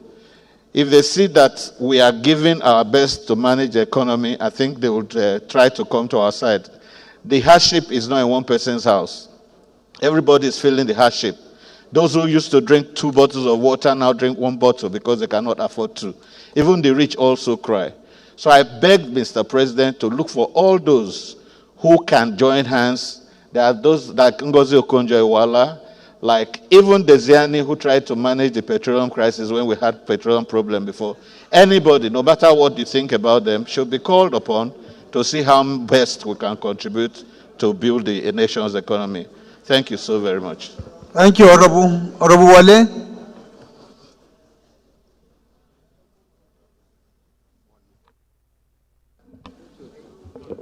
Thank you, my leader, the speaker, the right honorable deputy speaker, my leaders and colleagues. My name is Oluwole Oke. Mr. Speaker, I'm from Osun State, representing Ijesha North. Mr. Speaker, there's no better time for us to tell ourselves the truth. And I'm very happy with the way and manner you started. I'm very impressed with your clamor for government policies and programs to be derived towards providing security, welfare of Nigerian people. Mr. Speaker, the Parliament is a symbol of democracy across the globe. Mr. Speaker, President Bola Ahmed Tinubu, even though I'm not a member of APC, has started to reset Nigeria.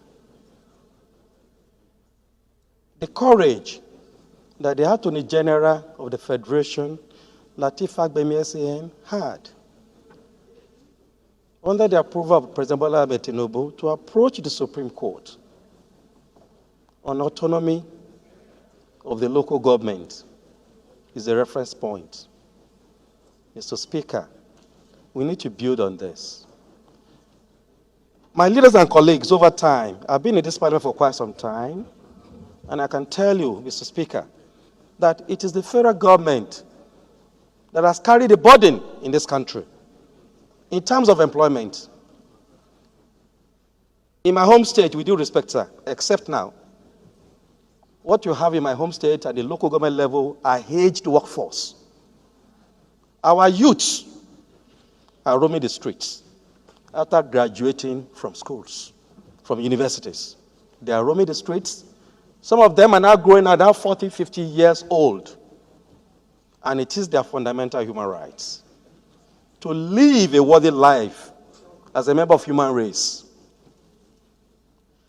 Mr. Speaker, it's our duty in this parliament to sharpen government policies and drive them to achieve the goals before us.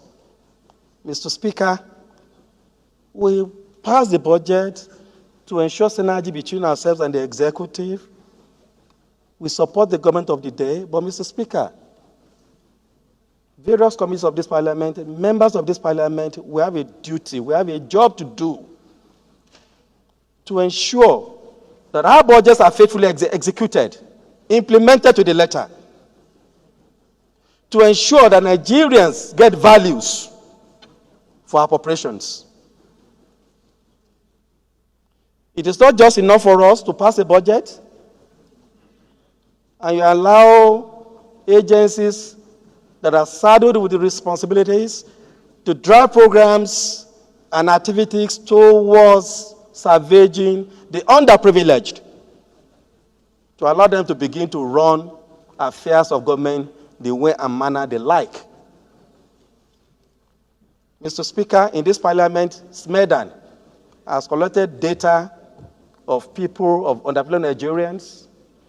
I have not seen SMEDAN doing that job in my local government. Mr. Speaker, humanitarian affairs ministries, with all the social welfare programs. Ordinarily, Mr. Speaker, any government that execute the social programs that we have in this country should go to bed when it comes to electioneering and winning elections, because those are programs that ordinarily should touch every person in this country. But, Mr. Speaker, you find out. Go and find out. I chair Public Accounts Committee of this House. Some people don't like my face because we ask questions. All the funds appropriated to humanitarian affairs were embezzled. And Nigerians are suffering. And that is why I am saying, Mr. Speaker, that this parliament must stand up and make sure that all the good policies of this government. Please, Honorable Ali, can you restrict yourself to the subject matter? Thank you, Mr. Speaker. Mr. Speaker, I thank you for giving me the privilege, but the point I'm making is this, that we all need to stand up and ensure that various ministries, agencies of government delivered on the agenda of the government of the day. Thank you. Thank you, Honorable Ogocha.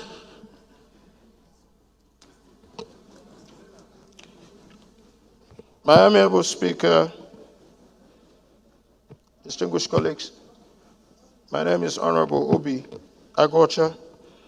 Mr. Speaker, I represent the great people of Ikuano, Umuahia North, and Umuahia South. Mr. Speaker, I'm from Abia State. Mr. Speaker, a lot has been said today regarding the protest.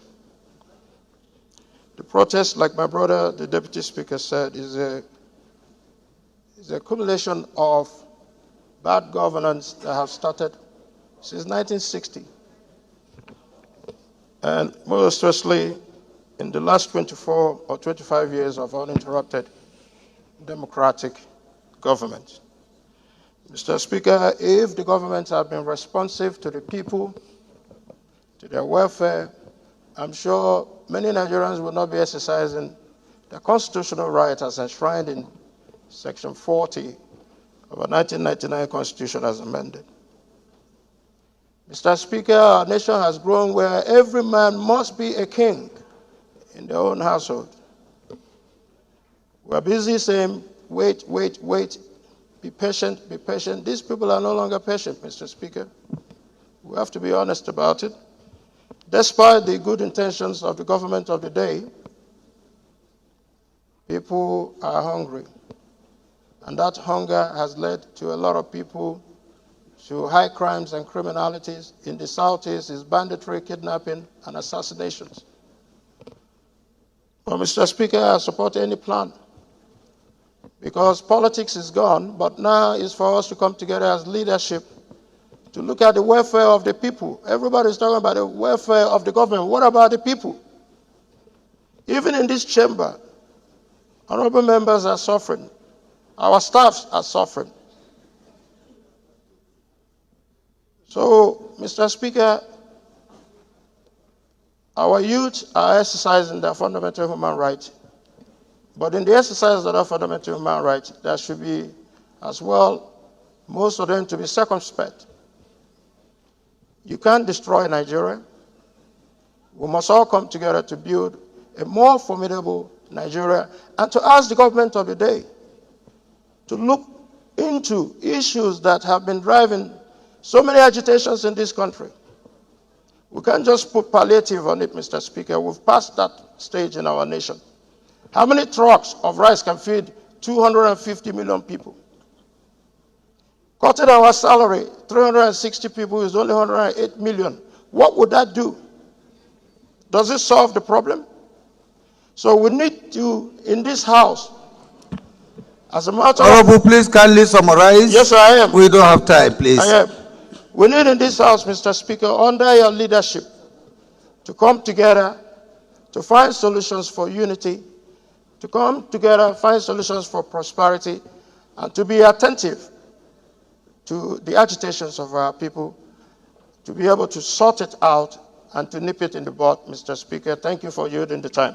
Thank you, Honorable. Honorable Rotimi, you speak and then the leader of the House will round up. We have taken so much time on this subject matter. Thank you very much. I think we have said enough.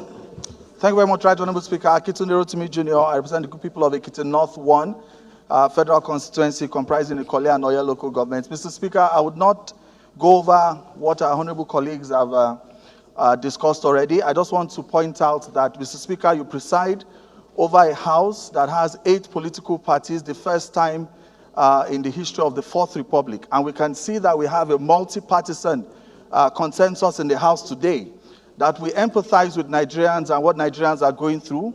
We understand that they have a right to dissent and to demand answers from government. But at the same time, we are appealing to Nigerians that they give us a chance to allow all of the reforms that are going on to be able to take root. But Mr. Speaker, there is one thing that I just want to propose, an amendment to the motion, which is to have the National Orientation Agency, Mr. Speaker, to respond to the demands. There is actually a list of demands that were made, 12 demands. And many of these things, Mr. Speaker, are issues that need some enlightenment for people to be able to know about what government is doing already. Dissent is an important part of any democratic society. People respond and resort to street-level protests when they feel they are not being heard, when they feel they are not being sufficiently engaged. So, yes. So, Mr. Speaker, I would want to propose an amendment to that motion, an additional prayer, to have the Minister of Budget and Economic Planning and also the National Orientation Agency to collaborate, look at those 12 demands, and sit down and address Nigerians on what some of those things are doing. The last point I'd like to raise, Mr. Speaker, you remember, Mr. Speaker, that you raised when we had the power summit. If you look at the subject matter, yes, sir. Does it have any correlation with the amendment you are bringing? That yes, Mr. Speaker, because these protests that we're talking about, they have a list of demands. Well, at least we've seen, sir, from the reason we are even debating this at all is because what they've brought, they might be faceless, but they've brought something to the public. There's a viral list of demands. So I think that at least we have the benefit of history to guide us on this. When we had NSAS as well, there were also lists of demands. Mr. Speaker, these are things that I think even within Parliament, through your very consultative and inclusive way of leading the people's house, these are some of the issues you've addressed. When we had the Power Summit, Mr. Speaker, you also in your policy statement, you made that statement that we would have legislative action to ensure that power increase, review of tariffs that affect the lives of Nigerians goes through a consultative process as against just being announced and taking everybody unawares. So these are some of the issues that I think that Nigerians just need to hear from government. The reason people would resort to street-level protests is because they feel they are not being heard. Thank you very much, Mr. Speaker. Thank you. So you have moved for an amendment, right? Correct, Mr. Speaker. I'm moving for an amendment. So any seconder to the amendment? Point of order, Mr. Speaker. Point of order. From who? Please go ahead. Mr. Speaker. Is it in respect of what you just said? I am coming under... Your point of order cannot be entertained unless if it relates to what he's just talking about. It's in line. It's in line with what the House spokesman just said. Okay, go ahead. Mr. Speaker, I may not, and my constituents may not be happy if I don't contribute in this chamber. Oh. 1 minute, please. My brother, please, we are trying to put a question for an amendment. You can't interrupt if it has nothing to do with that particular amendment. So you need to wait for the appropriate time for you to raise your point of order, but not at this time. Okay, I agree with you. Thank you, Mr. Speaker. Thank you. So any seconder? Yes, Honorable. Mr. Speaker, honorable colleagues, Yusuf Shitu Galambi is my name. I represent Gwaram Federal Constituency and I'm from Jigawa State.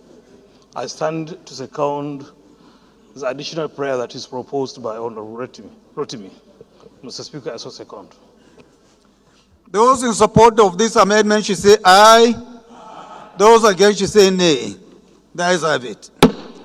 We'll take 2 more contributions from Honorable Adodugwa, Honorable Kumo, and then we round up. Please, others, bear with us. We can't be here the whole day talking about one subject matter, whereas we have so many others. issues of public importance that we need to discuss about. So please bear with us. Those are the only two people that will speak, and then we put the question. Honorable Adodogwa. Thank you, Right Honorable Speaker. I thank you, my respected colleagues.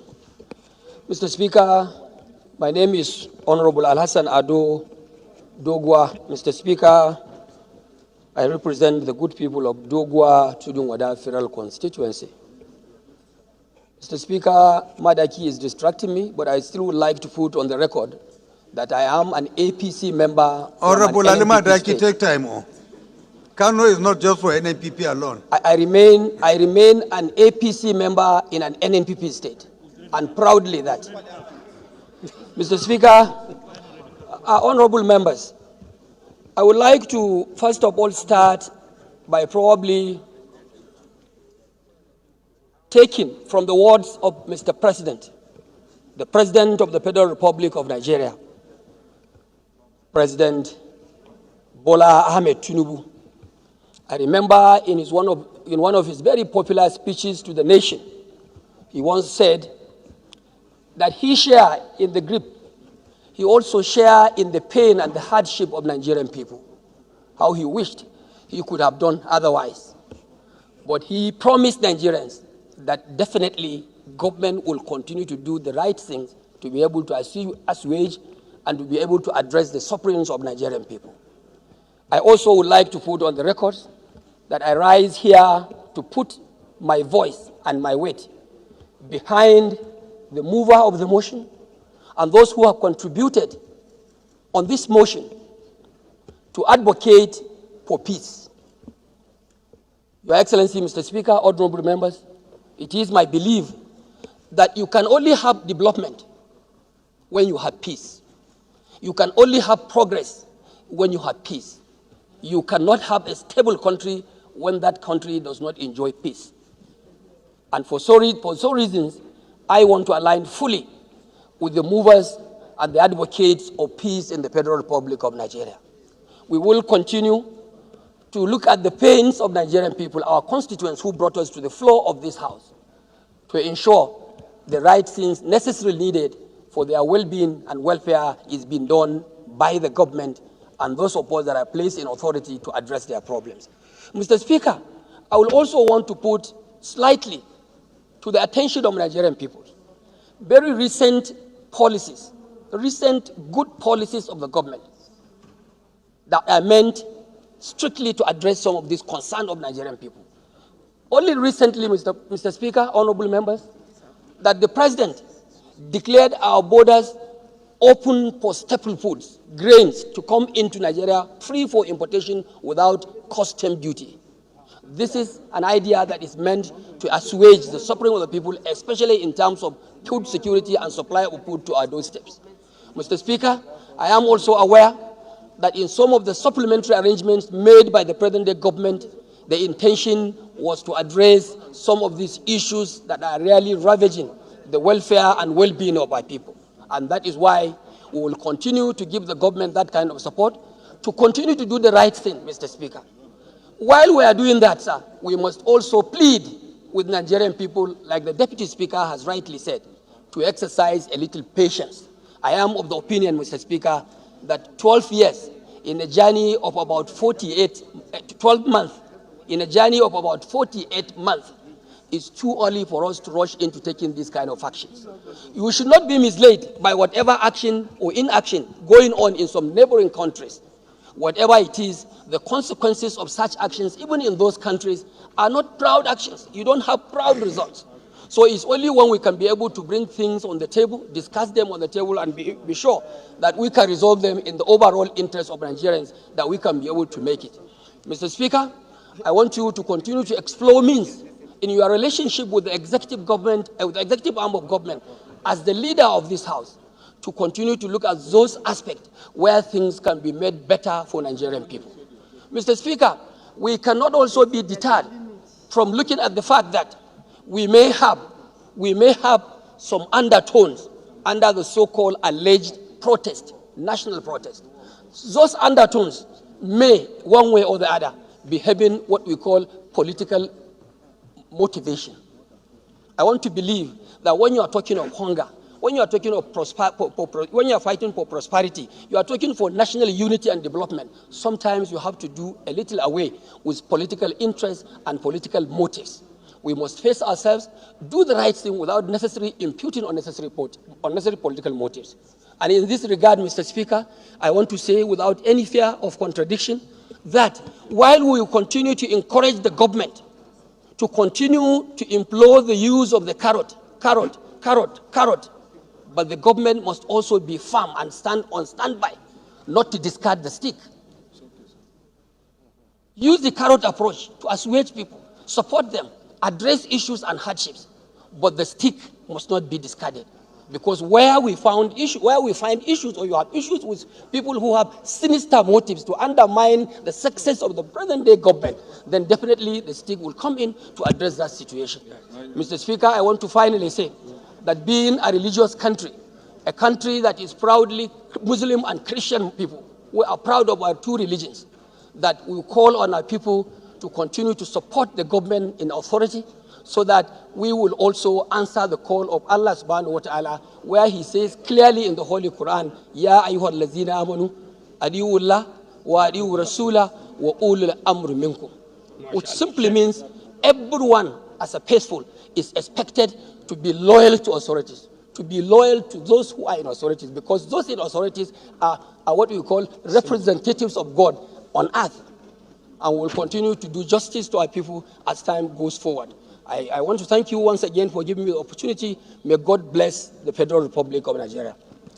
Thank you, Honorable. We go to the leader of the nomadics, Honorable Usman Kumo.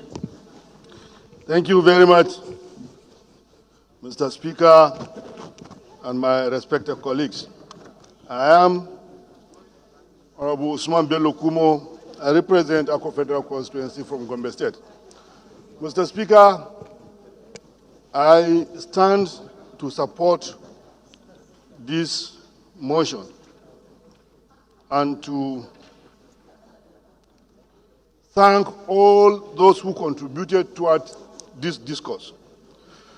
My contribution, Mr. Speaker, will be in three phases. One, to call on Nigerians, as somebody who is privileged to be in this hollow chamber to discuss about Nigeria and only Nigeria, that please, we appreciate the pressure. We appreciate the situation we found ourselves. And we call on all of them to please kindly give this government an opportunity to see if we can be able to fix and do only the right thing.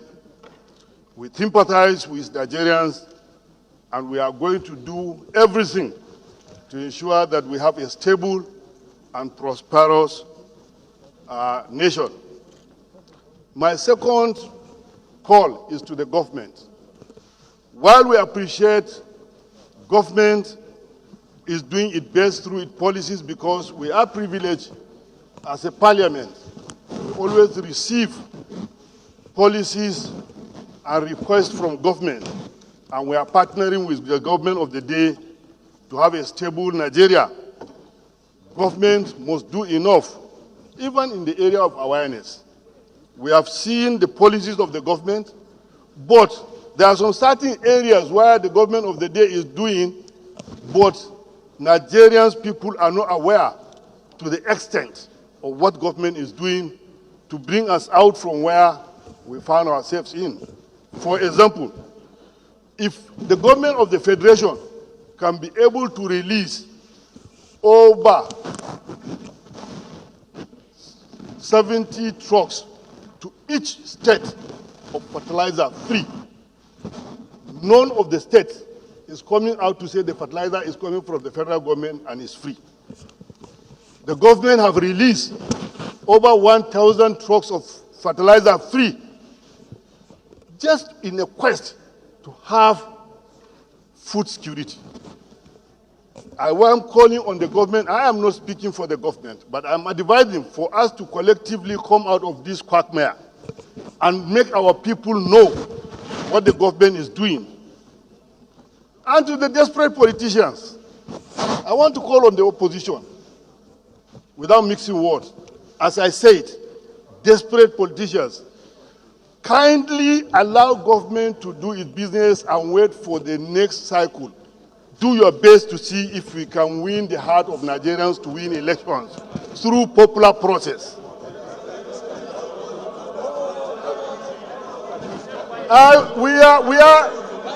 Let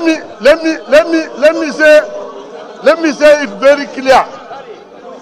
The issues at hand are viewers that are trying to pull out government. I want to call on, I apologize for those who, I apologize to the word I use, opposition. Order, but please. I use the word Order, please.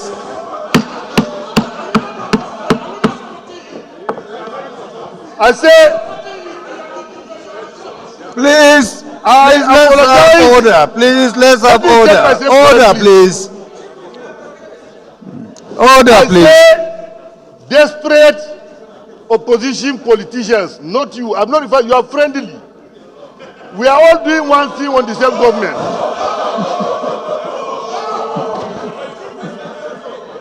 Mr. Speaker, I hope I'm protected.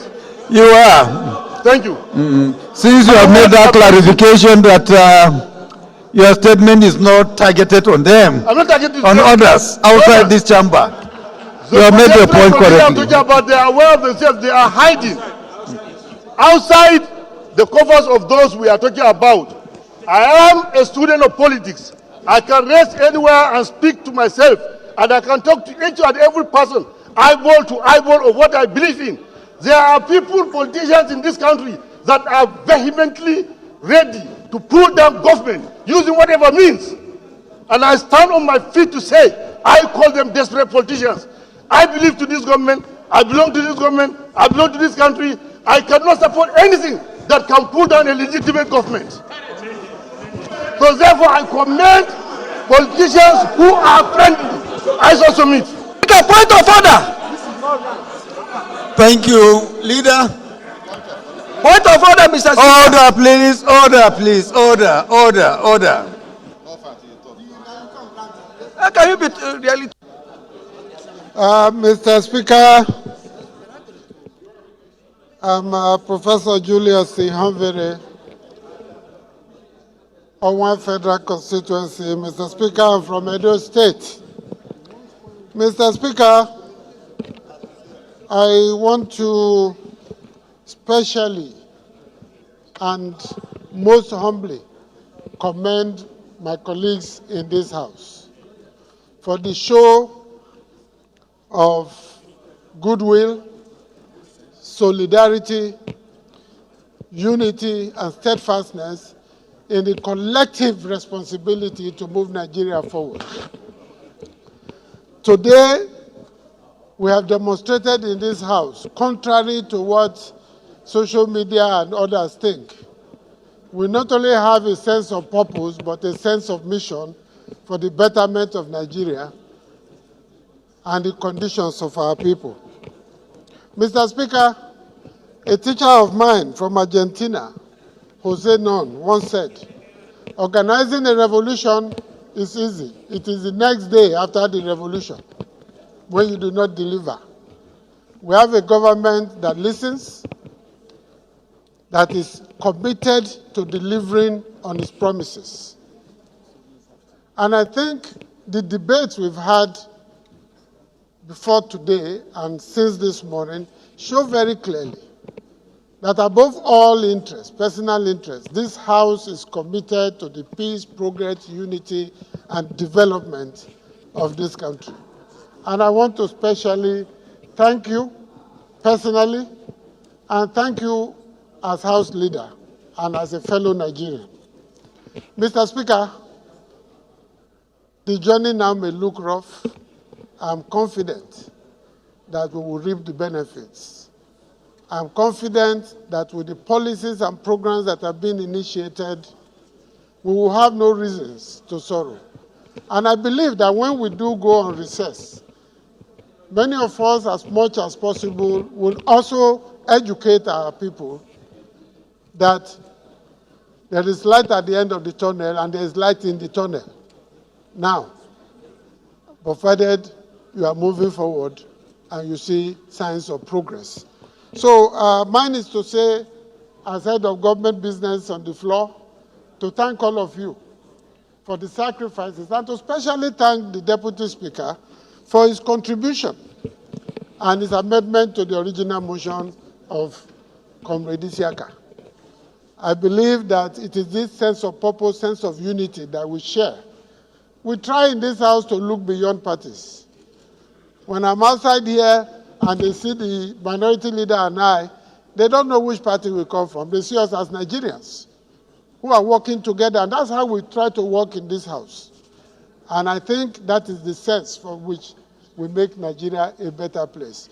So, Mr. Speaker, I think we've had a good debate, and the contributions have been very rich. The amendments have been made, and I think what we need to do next is to put the questions so that we can move forward to other issues of the House. Thank you very much, Mr. Speaker. You can reply if there's something to reply to. But whatever the minority leader says is the same thing that I have said. We are together. There is no difference between us.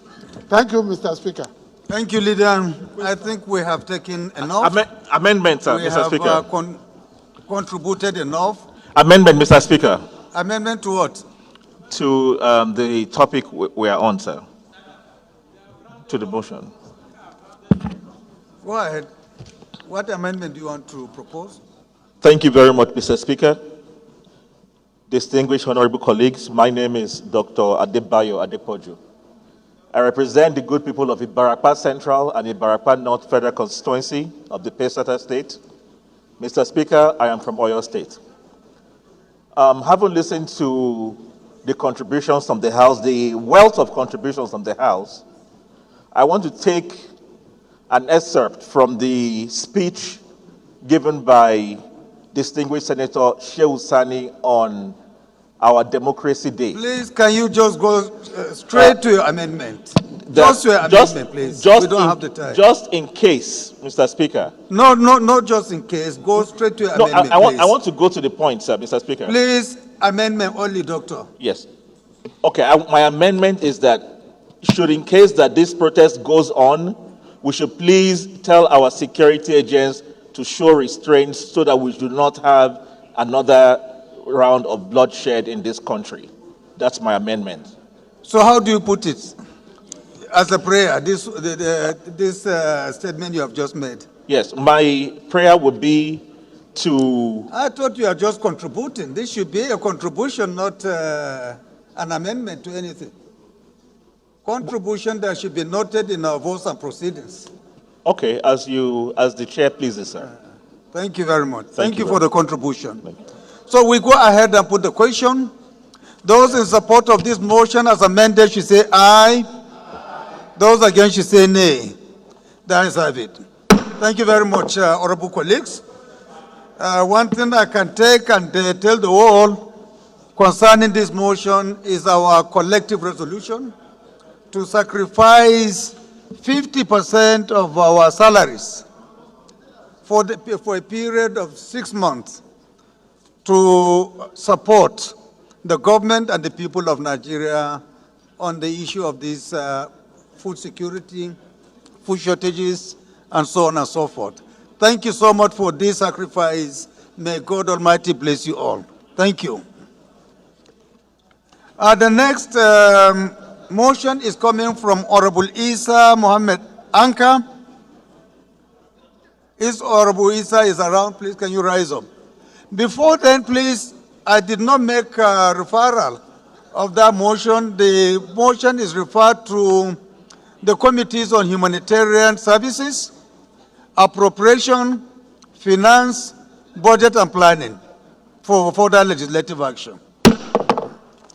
Honorable Anka, please proceed and move your motion. Thank you, Honorable Speaker, honorable colleagues. My motion is on public importance under Order 8 to Rule 5 on the disturbing house-to-house kidnapping in Anka, town of Zamfara State. In fact, it's a new leg of banditry that has just been introduced in Anka and its neighboring areas. I saw Musa.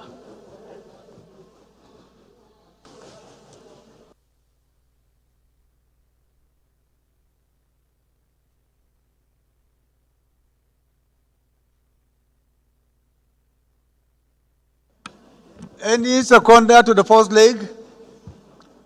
Seconder to the first leg of the motion? Yes, Honorable, go ahead. Thank you, Mr. Speaker. My respected colleague, my name is Honorable Mohammed Dang Abbashehu, member representing Zaki Federal Constituency from Bauchi State. Mr. Speaker, I rise to second the first leg of this motion. I so second. Thank you.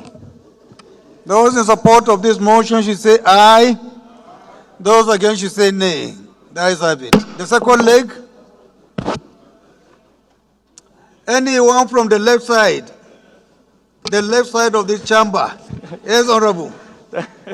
My son. Thank you, Mr. Speaker, my father. Good afternoon. My name is Honorable Taufik Abimbola Ajilesoro. I represent the good people of Ife, Federal Constituency in Osun State. Mr. Speaker, I'm from the source.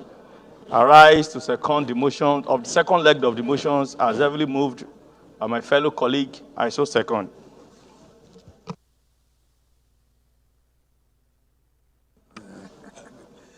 Those in support of this motion should say aye. Those against should say nay. That is have it. Honorable Anka, please proceed. Just the long title and your prayers, please, because of time.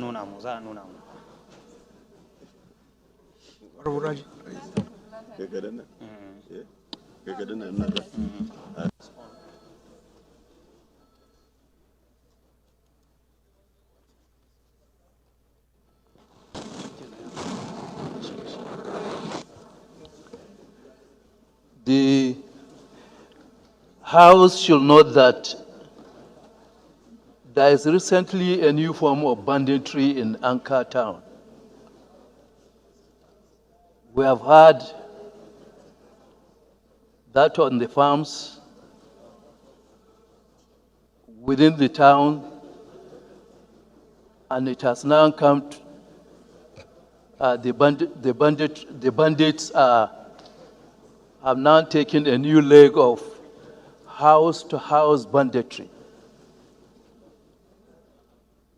which has recently been bedeviled by a terrible experience of ceaseless kidnapping, whereby bandits walk into people's house and kidnap them unhindered.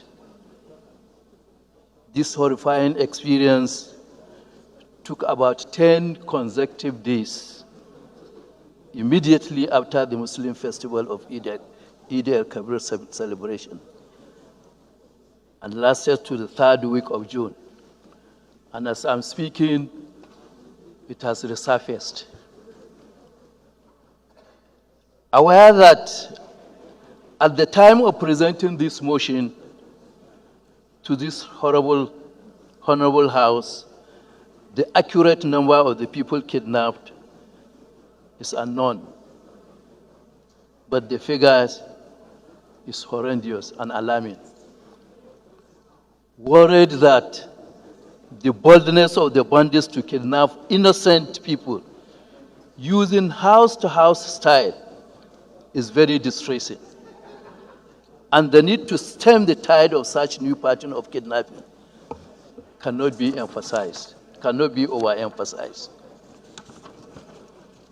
Concerns that the absence of continuous security intelligence, which is a veritable tool in the holistic management of security matters, may be one of the reasons open kidnapping thrived unchecked.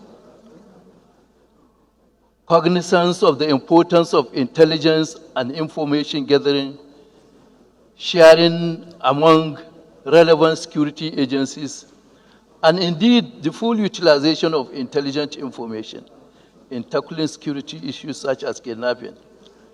It is important to advise our security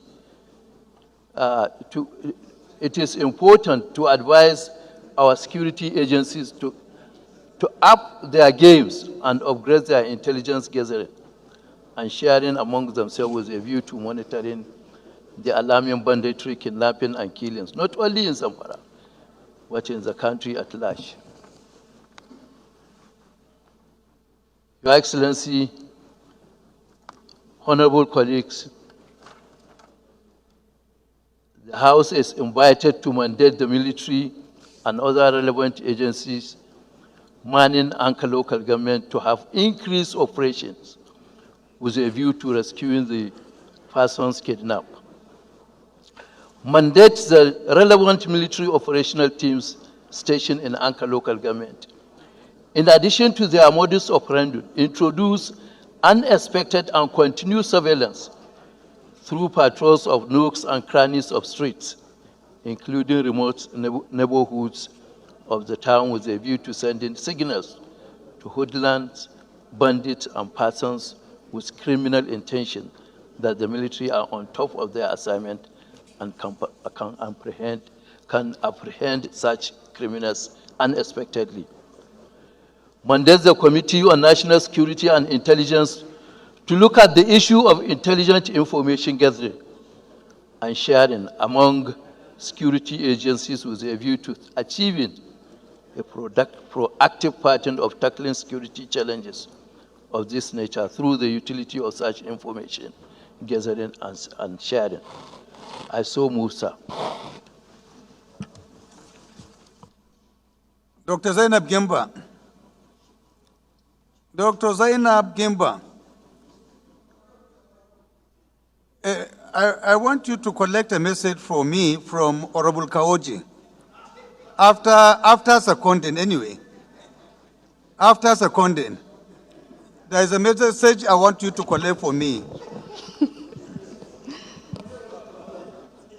Okay. Mr. Speaker, honorable colleagues, I'm Honorable Zainab Gimba. I represent Bamangala Kalabelge Federal Constituency. I'm from Borno State. Mr. Speaker, I stand to second the motion heavily moved by Honorable Anka. I so second. Thank you. Please make your contribution.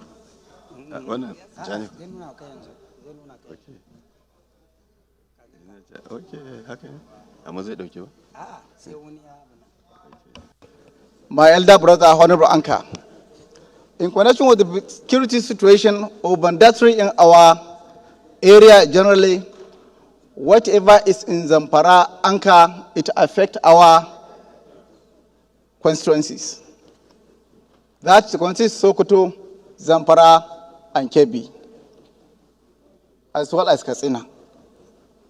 What is going on in Anka, Maradun, Isa, Sabon Birni, Gada Gwaranyo, Raba Wurno, Zurmi Shinkafi, we are all facing a lot of security challenges in connection with the banditry issues in our areas. As at now, I know in my local government, I have more than 200 people who have been kidnapped that are with the people. Every day they are demanding ransom. People are paying. After the payment, they are requesting for motorcycles. After they are requesting for the charge card. Some people, even after paying, they are killing them for unnecessary reasons. So, Mr. Speaker, that's my own contribution to the security situation in my area. Thank you, Honorable. I think we can go ahead and put the question because of time constraint. It is almost 2 o'clock. We have not even exhausted matters of urgent public importance. So with your kind permission, I put the question. Those in support of this motion should say aye. Those against should say nay. The ayes have it. This motion is referred to the Committees on Defense, and national intelligence, national security and intelligence for further legislative action.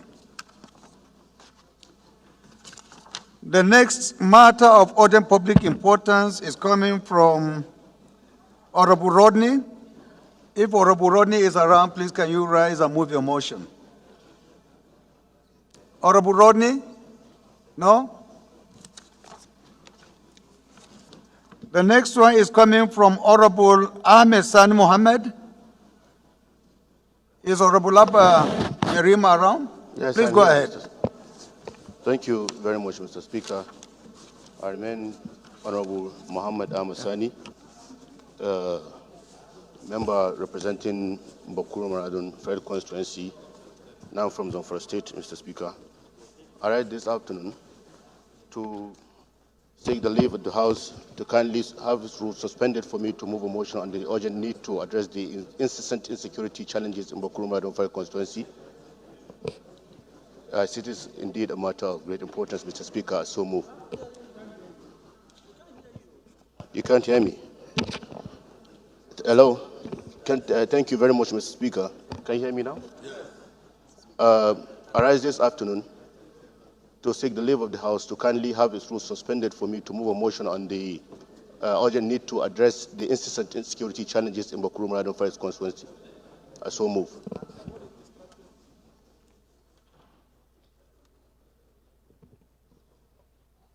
Any seconder? Honorable Pascal.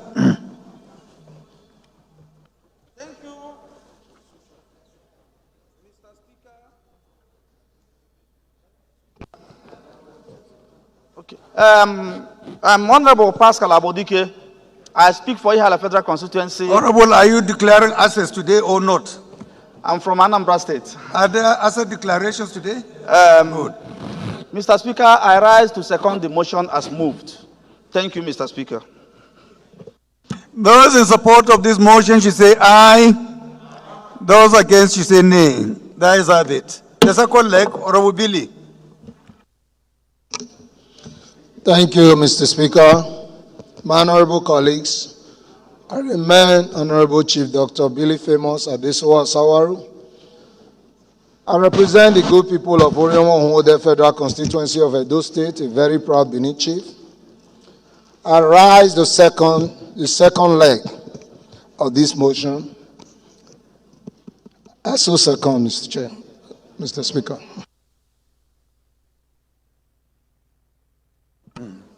Those in support of this motion should say aye.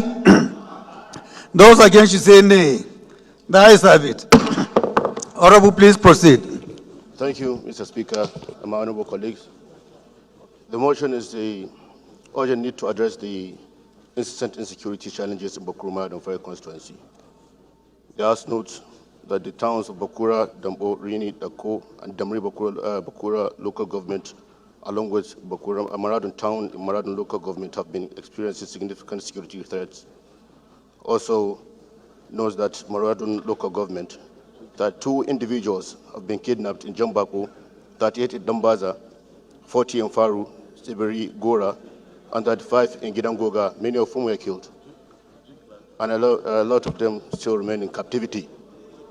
Aware that the increasing frequency of kidnappings and other security breaches has instilled fear and unrest among the residents. Also aware that the lack of adequate security measures has left these communities vulnerable to criminal activities, cognizant that the crisis is causing famine in the land because people cannot go to their farms out of fear for their safety, leading to severe disruptions in agricultural activities and food production. Saddened by the plight of the constituents of Bakura Maradun, who have been subjected to these traumatic events, and deeply saddened that many families have lost their primary breadwinners to kidnappings and violence, further exacerbating poverty and suffering in the region. The House observes that local businesses are struggling to operate under the constant threat of violence, leading to economic downturns and loss of livelihoods. Worried that the psychological impacts on the residents, especially the children, is profound, with many showing signs of trauma and stress-related disorders. Also worried that the community's trust in government and security agencies is eroding due to the perceived inability to provide adequate protection. The House therefore resolves to urge the federal government to deploy additional security personnel to Bakura Moradon local government to curb rising insecurity.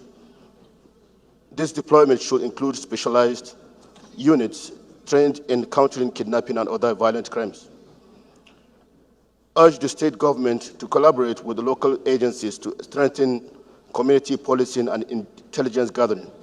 This collaboration should focus on establishing a robust network of informants and community watch groups to provide timely information on potential security threats. Urge the federal government and state government to collaborate and establish a special task force to address the specific security challenges in these areas.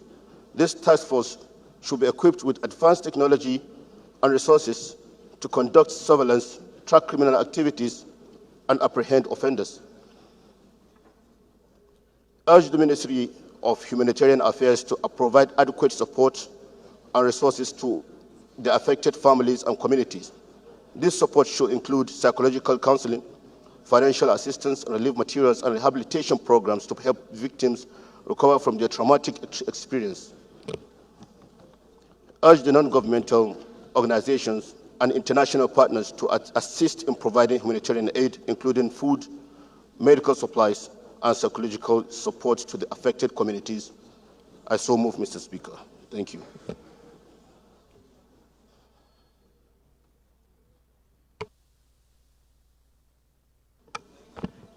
What's the amendment, please? Go ahead. Thank you, Your Excellency, Mr. Speaker, my honorable colleagues. My name is Honorable Dabo Ismail Haruna, member representing the good people of Toro Federal Constituency. Mr. Speaker, my honorable colleagues, my amendment is to also include Abavo Ika South in Ika South local government area of Delta State on the recent security challenges that is going on there that led to eviction notice which was given to northerners in that area because of kidnapping and other criminal offenses that is currently going on in that area. For the security agencies to act immediately to address that situation that is going on now. Honorable, are you amending or you are contributing? No, I'm making an amendment to the prayer. Because I cannot get the trend of the... I'm making an amendment to the prayer. So can you be more specific? Can you craft it again? To include Abava in Ika South local government area of Delta State in addressing the current security situation in the prayers. Inclusion of some local governments? No, it's a community in Delta State. Okay. Yes. Are you sure you are not watering down? This is a Zamfara motion. Eh? Why don't you come with your own separate motion? Because they are not within even the same region. Okay, if you I'm saying add it as because another it's a security state from the south for a motion that is purely in the state of northwest, I believe we are going to water down the motion. Okay, I was thinking because it's a security situation that has to do with but the entire the same security you are talking about is applicable to every part of the country. Yes. If we are to go by that, we say all the federal constituencies should be included. But since this is a specific motion targeting a specific state, I think whatever amendment you want to make, please restrict it to that state. It will be better. Okay. But if you feel so strongly on Delta, you can come by way of motion on Tuesday to bring up their own issue. Okay, that will be taken as a motion, sir. Thank you. Thank you very much. Thank you. So, any seconder to the motion? Seconder? Is it Honorable Idu there? Near Honorable Jallo? Oh, it's my chair. Yeah, thank you. God bless you, Mr. Speaker. Honorable colleagues, Nnamdi Ezechi is my name. I stand here to second the motion ably moved by my dear colleague. I so second. Those in support of this motion should say aye. Those against should say nay. That is it. This motion is referred to. Honorable, what are the committees you recommended? Agencies, Mr. Speaker, and humanitarian affairs. You didn't make any prayer Actually, for this to be referred to any committee? All the security agencies, Mr. Speaker. This motion is referred to the Committee on Humanitarian Affairs for further legislative action. Thank you. The next motion is coming from Honorable Daniel Asama Ago. If Honorable Daniel is around, please can you rise and move your motion?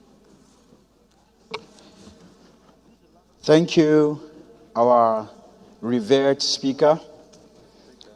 Honorable colleagues, I remain Ambassador Daniel Asama Ago, and I represent the good people of Besa and Just North Federal Constituency.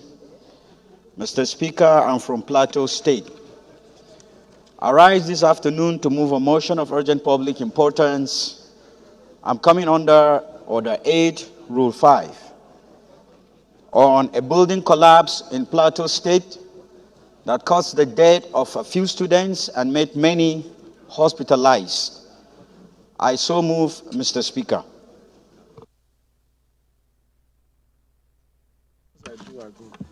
Any seconder to the first leg? Honorable Zakaria.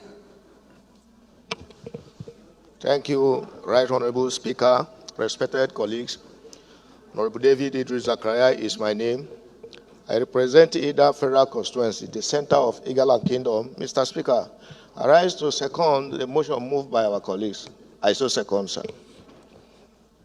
Those in support of this motion should say aye. Those against should say nay. That is it. The second leg. Honorable Ibrahim. Can you second, because I can see that you have been very, very attentive to this particular motion. So I Mr. Speaker, have no choice but to give you the opportunity to second.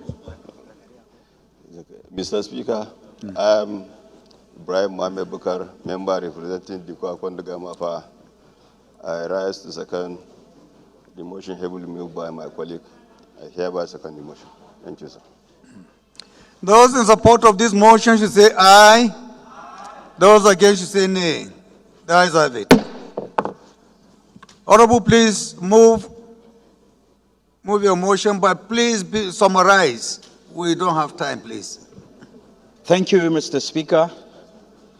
I am moving this motion on behalf of the 7 other members of this House of Representatives that are from Plateau State. I'm speaking in their voice.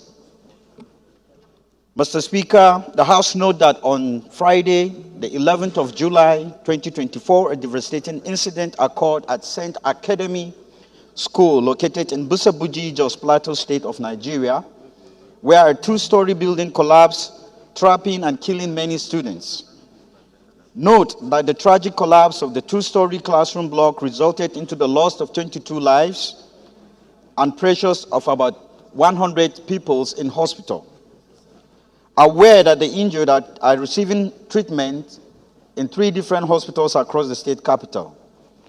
We are worried that the incident has sent shockwaves across the nation, and we as representatives of the people must immediately take action to prevent such tragedies in the future.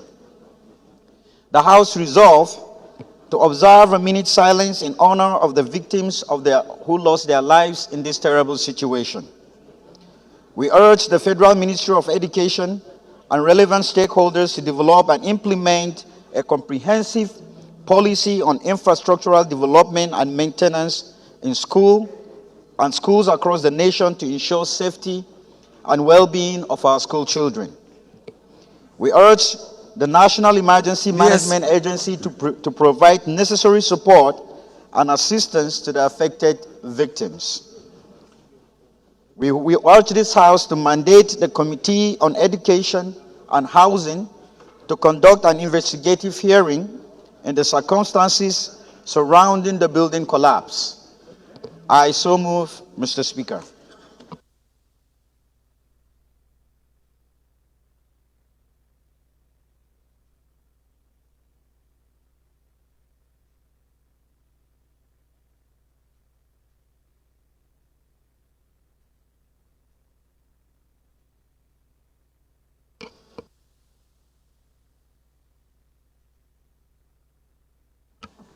Any seconder? Yes, Honorable, go ahead. Thank you, Your Excellency, Mr. Speaker, my honorable colleagues. My name is Dawo Ismail Haruna, member representing Toro Federal Constituency. I rise to second the motion heavily moved by my colleague. I so second.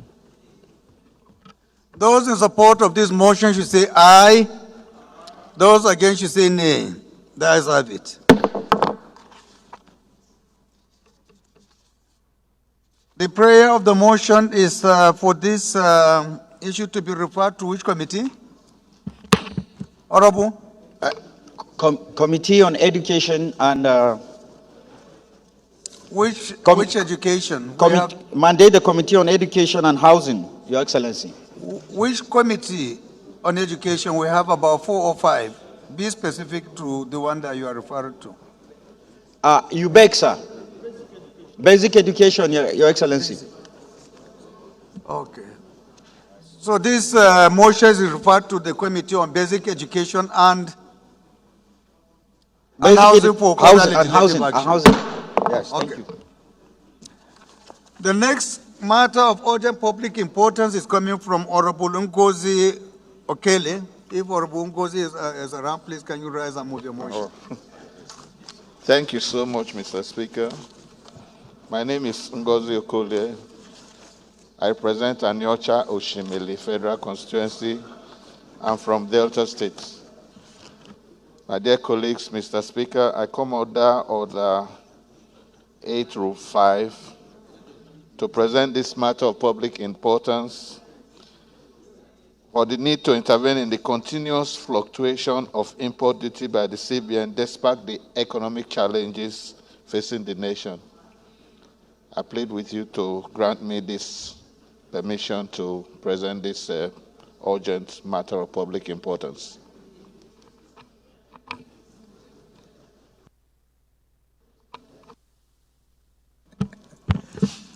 Any seconder to the first leg? Any seconder? Yes, Honorable, please go ahead. Thank you, Mr. Speaker, honorable colleagues. My name is Honorable Barrister Sunday Sirakus Umeha. Mr. Speaker, I rise to second the motion ably moved by my colleague. I so second, sir. Those in support of this motion should say aye. Those against should say nay. The ayes have it. Second leg of the motion. Honorable Emeregwa. Is he not the one? I just identified you to second. The Right Honorable Speaker, my dear colleagues, my name is Right Honorable Dumna Menedeko. I rise to second the motion as moved. Thank you.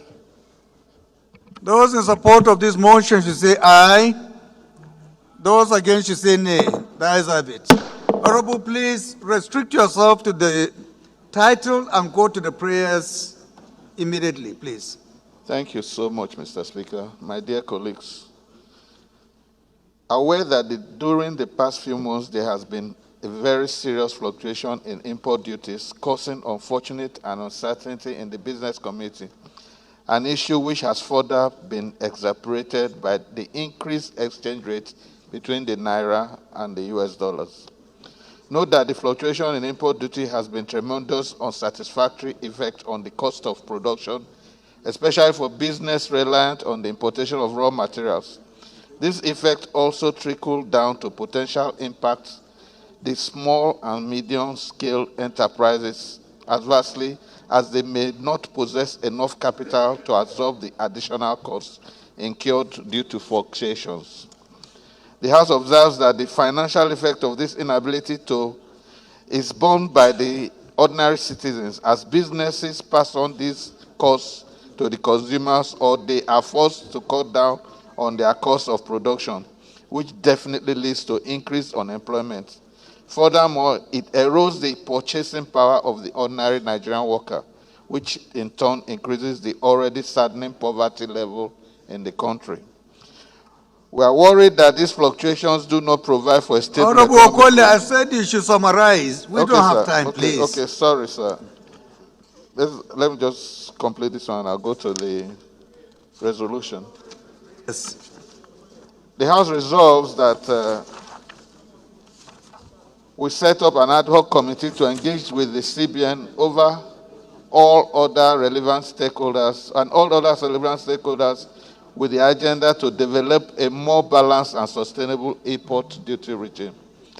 Mandate the committee to conduct comprehensive assessment to evaluate the impact of the fluctuation or import duty on all sectors of the economy and report back to the House within 8 weeks. Mandate the Committee on Legislative Compliance to ensure compliance. Thank you, Mr. Speaker. Thank you, my dear colleagues. Any seconder to this motion? Yes, Honorable. Thank you, Mr. Speaker. My name is Honorable Mukhtar Umar Zakari. I represent our Imperial constituency, Mr. Speaker. I'm from Kano. I rise to second the motion heavily moved by my honorable colleague. I so second. Thank you. Thank you. But before we put the question, Honorable, just to guide you, if you look at our standing rules, you will see that we don't have 8 weeks for investigation. Would you want to amend? 4 weeks is okay, sir. 4 weeks. Okay. We can take it that you have corrected. Since you are the initiator, we don't need to get a seconder for this amendment. So we'll just go ahead and put the question. Those in support of this motion should say aye. Those against should say nay. That is it. This motion will be referred to a committee, another committee to be set up in due course. Thank you. Is Honorable Dr. Patrick Umo around? Please, can you rise and move your motion? Thank you, Your Excellency, the Right Honorable Speaker. Your Excellency, this is on personal explanation. Your Excellency, on the 27th of February 2024, pursuant to Section 4 of the Constitution of the Federal Republic of Nigeria, this hallowed House of Representatives issued a resolution on the implementation of revised guidelines of verification of certificates of nurses and midwives issued by the Nursing and Midwifery Council of Nigeria, referenced as HR 8402-2024. And this communication was accordingly made by the clerk to the National Assembly, dated 13th of March 2024. I rise to bring to the notice of this hallowed house that the Nursing and Midwifery Council of Nigeria is clearly in contravention of the resolution of this House, which is why I urge Mr. Speaker to draw the attention of the relevant committees as stated in the resolution, namely the Committees on Health Institutions and Legislative Compliance, to do the needful in the circumstance. Thank you, Mr. Speaker, for this indulgence. Thank you. Since you have decided to come under personal explanation, but I thought because I have a motion from you I thought that's the one you carry, but since it is personal explanation, it is noted. Thank you very much. Yeah. Honorable Daniel Asama, is Honorable Daniel around?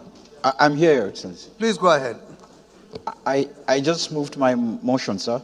Oh, you have taken it, okay. Yes. Honorable Inu Agarba, is Honorable Inu Agarba around? Yes, sir. Please go ahead. Mr. Speaker, sir, my fellow colleagues, I am Right Honorable Inu Agarba, member representing the good people of Yamal to the Bafara constituency. Mr. Speaker, from Gombe State, I want to enjoy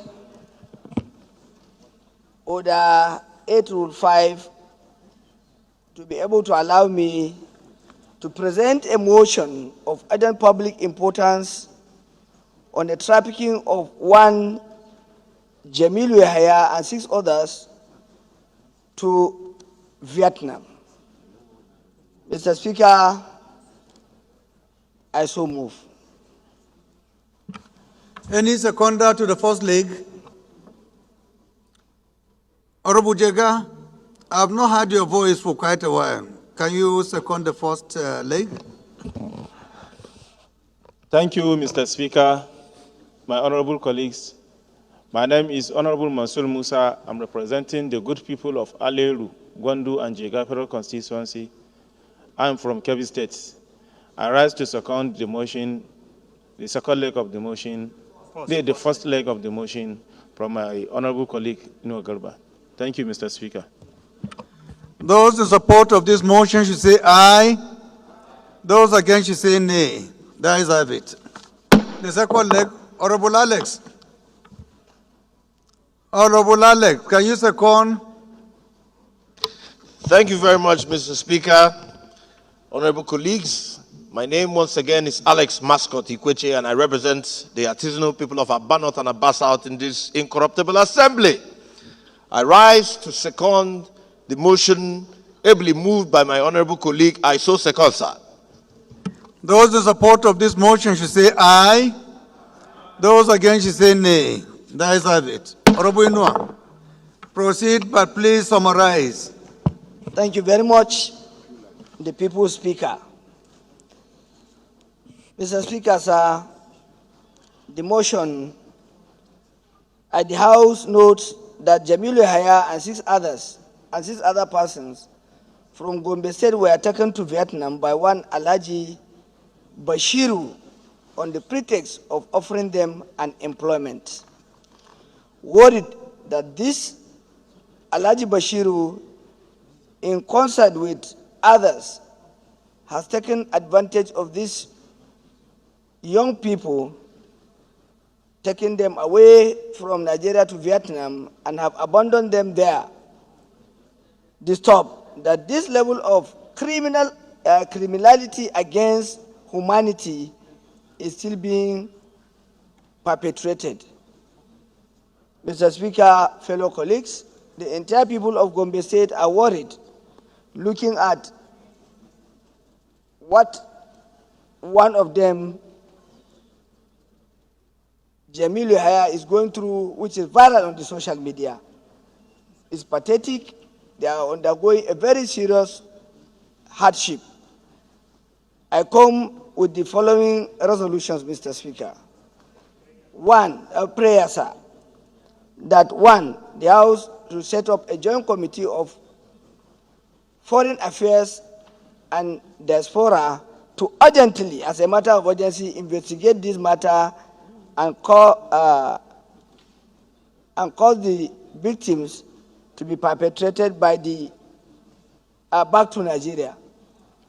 Second, mandate the Committee on Legislative Compliance to ensure compliance to this motion and the prayers. I so move, Mr. Speaker, sir. Any seconder?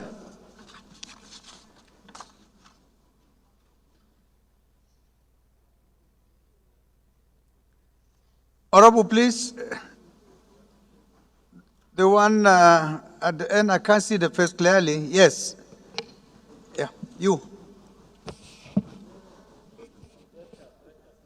Mr. Speaker, my right honorable the Speaker, thank you for giving me this opportunity. I rise this afternoon, Mr. Speaker and honorable colleagues. My name remains Engineer Anaya Onwebu, and I still represent the wonderful people of Aneri Oji River Federal Constituency. I'm from Enugu State. Mr. Speaker, I rise to second the motion and urge our members to adopt it. Thank you. Those in support of this motion should say aye. Those against should say nay. The ayes have it. This motion is referred to the Committees on Foreign Affairs and Diaspora for further legislative action. The last but not the least is a motion coming from Honorable Al-Mustafa Ibrahim. Please, can you rise and move your motion? Thank you very much, Right Honorable Speaker, the ENZO. Honorable colleagues, I remain Architect Ibrahim Al-Mustafa Aliu from Sokoto State. Mr. Speaker, honorable colleagues, I am compelled to come under Order 8, Rule 5, matter of urgent public importance, to raise a serious matter concerning my constituency, the two local governments, on the need to mobilize security personnel to curb incessant banditry, cattle rustling, and kidnapping activities in Wurno, Rabafro constituency and environment. I so move, Mr. Speaker.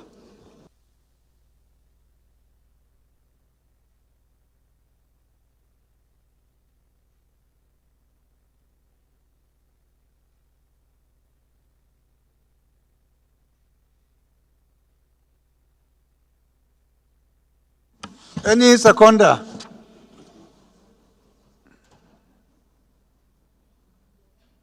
Any seconder? Honorable, you take more than once today. Maybe we should allow the Chinese people to second this time around. Thank you, Mr. Speaker. My name remains Honorable Jafaru Yakubu. I represent the good people of Bali Gasol Federal Constituency. I stand this afternoon to second the motion ably moved by my senior colleague, Honorable Architect El Mustafa. I so second, Mr. Speaker. Those in support of this motion should say aye. Only one person? Those against should say nay. The ayes have it. Second leg, any seconder? Honorable Ino Garba, can you indicate the motion? Because we are distracting the deputy speaker. Do you want us to give you that task or we should pardon you? I only want to apologize. Your apology accepted. So who will second? The second leg? Honorable Nolin.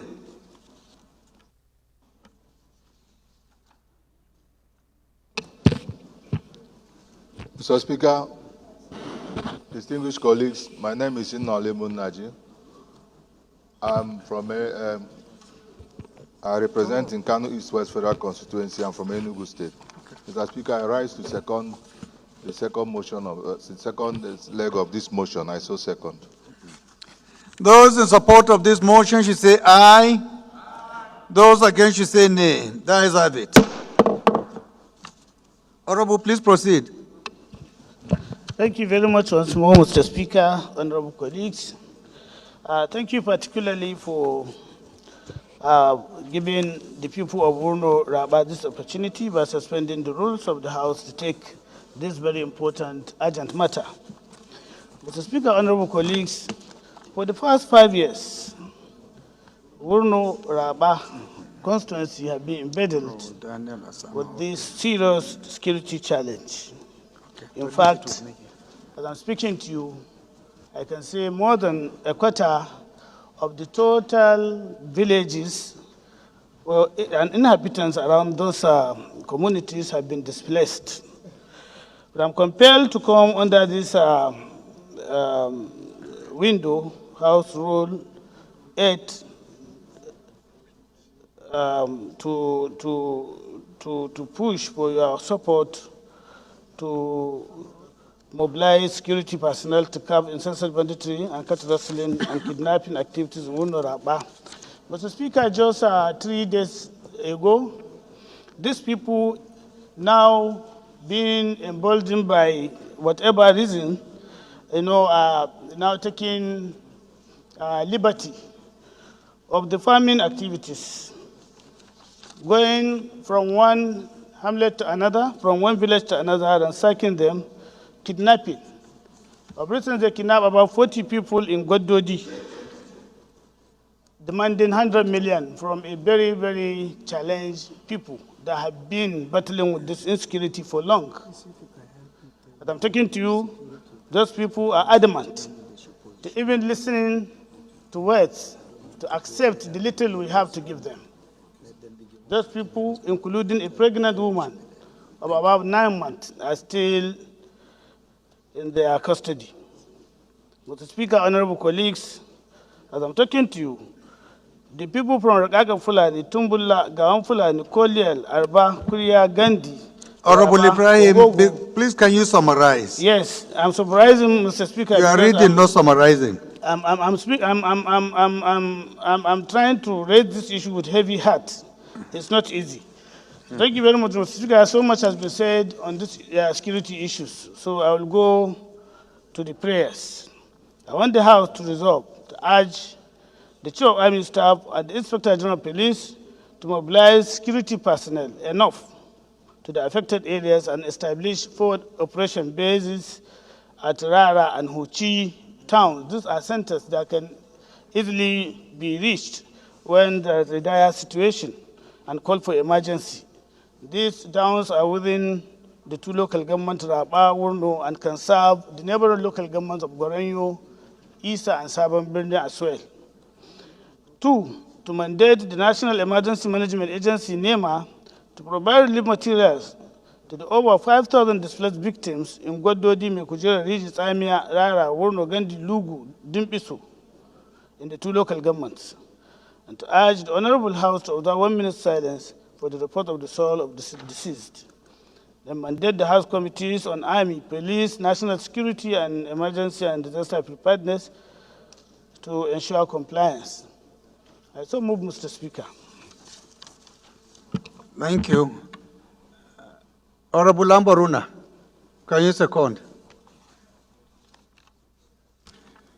Thank you, Mr. Speaker. Thank you, distinguished colleagues. I am Honorable Bello Isa Ambarura.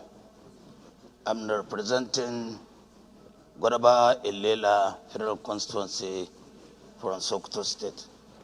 Mr. Speaker, I rise up to second the motion, ably moved by my brother, my neighbor, Architect Ibrahim Rabah, who is equally from Sokoto State. Thank you, Mr. Speaker. Those in support of this motion should say aye. Those against should say nay. That is of it. This motion is referred to the committees on Army, Police, National Security, and Emergency Matters for further legislative action. The last motion before me is coming from Honorable Bello Isa Ambarura. Honorable, can you rise and move your motion? Once again, Mr. Speaker, I am Honorable Bello Isa Ambarura. I'm representing the people of Ilela and Godaba Federal Constituency. Mr. Speaker, I am from Sokoto State. Mr. Speaker, distinguished colleagues, I rise up to crave the indulgence of this honorable House to set aside its relevant rules and present this motion on matter of urgent public importance. Mr. Speaker, knows that for many years now, the communities of Dambadiko, Dambakwanawa, Buwade, Garu, Tozei, Gigane, Asara. Honorable, has it been seconded? Or because you are the rules and business, you have seconded your own motion? Any seconder to the first leg, Honorable Ajilo, and Rotimi will do the second. Thank you, Mr. Speaker. My name is Umar Ajilo, member representing Makarpi, Kudan Federal Constituency from Kaduna State. I rise to second the first leg of the motions moved by the Deputy Chairman of the Rules and Business, Honorable Ambarura. I so second, Mr. Speaker, sir. Thank you. Those in support of this motion should say aye. Those against should say nay. That is it. Honorable Rotimi. Mr. Speaker, the Agba King of Issa Ekiti. Thank you. My name is Akitunde Rotimi Jr. I represent the good people of Ekiti North 1 Federal Constituency. I rise to second the second leg of the motion as ably moved by my honorable colleague. Thank you very much. Those in support of this motion should say aye. Those against should say nay. That is it. Honorable Ambaruna, you have only 2 minutes. Please, thank you, Mr. Speaker. Summarize. As I mentioned, Honorable Bello Issa Ambur, representing the people of Godaba and the Lela Federal Constituency. Mr. Speaker, I'm from Sokoto State. Mr. Speaker, the House may need to note that for so many years now, the communities of Nambaduko, Nambakwanawa, Buwade, Garu, Tozei, Gigane, Asara, Tungatudu, and Tudundoki, both in Guadaba and the Federal Constituency, have been bedeviled by incessant attack. The House may wish to know that most of the residents of the aforementioned communities have lost their source of livelihood due to frequent banditry attacks that last for many years without any respite, and often result in mass destruction of properties, kidnapping, and loss of life. Mr. Speaker, the House worried that attacks and destruction of farmlands of the people of Ilela and Guadaba Federal Constituency, who are predominantly peasant farmers, have caused them so much anguish and they can barely access basic necessity for decent living. Disturbs that if urgent steps are not taken to mitigate the effects of the attack, the untold calamities may befall the affected communities and the country at large. Finally, Mr. Speaker, the House may resolve that urge the National Emergency Management Agency to, as a matter of urgence, provide relief materials to the people of the affected communities, both in Guadaba and Ilela of Sokoto State. Also, urge the Federal Ministry of Humanitarian Affairs to provide humanitarian interventions and improve the living conditions of the affected communities. Mandate the committees on emergency and disaster preparedness to ensure compliance. Thank you, Mr. Speaker. Thank you, distinguished colleagues.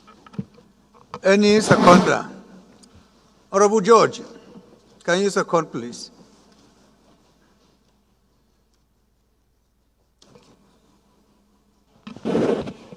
Thank you, Mr. Speaker. My name is Honorable George Ibezimako Ozodinobi.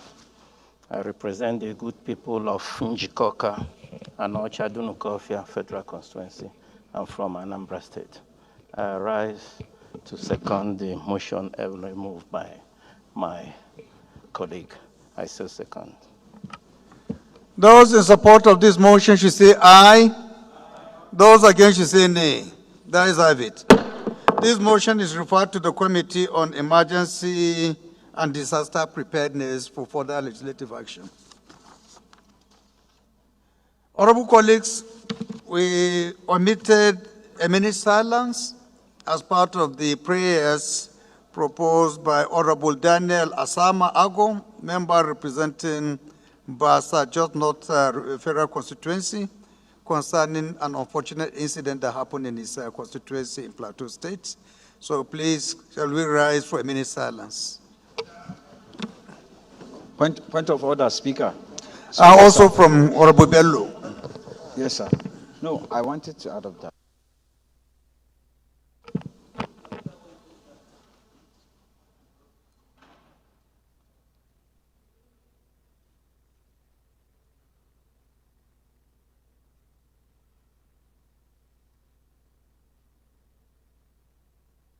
May the soul of the departed rest in peace.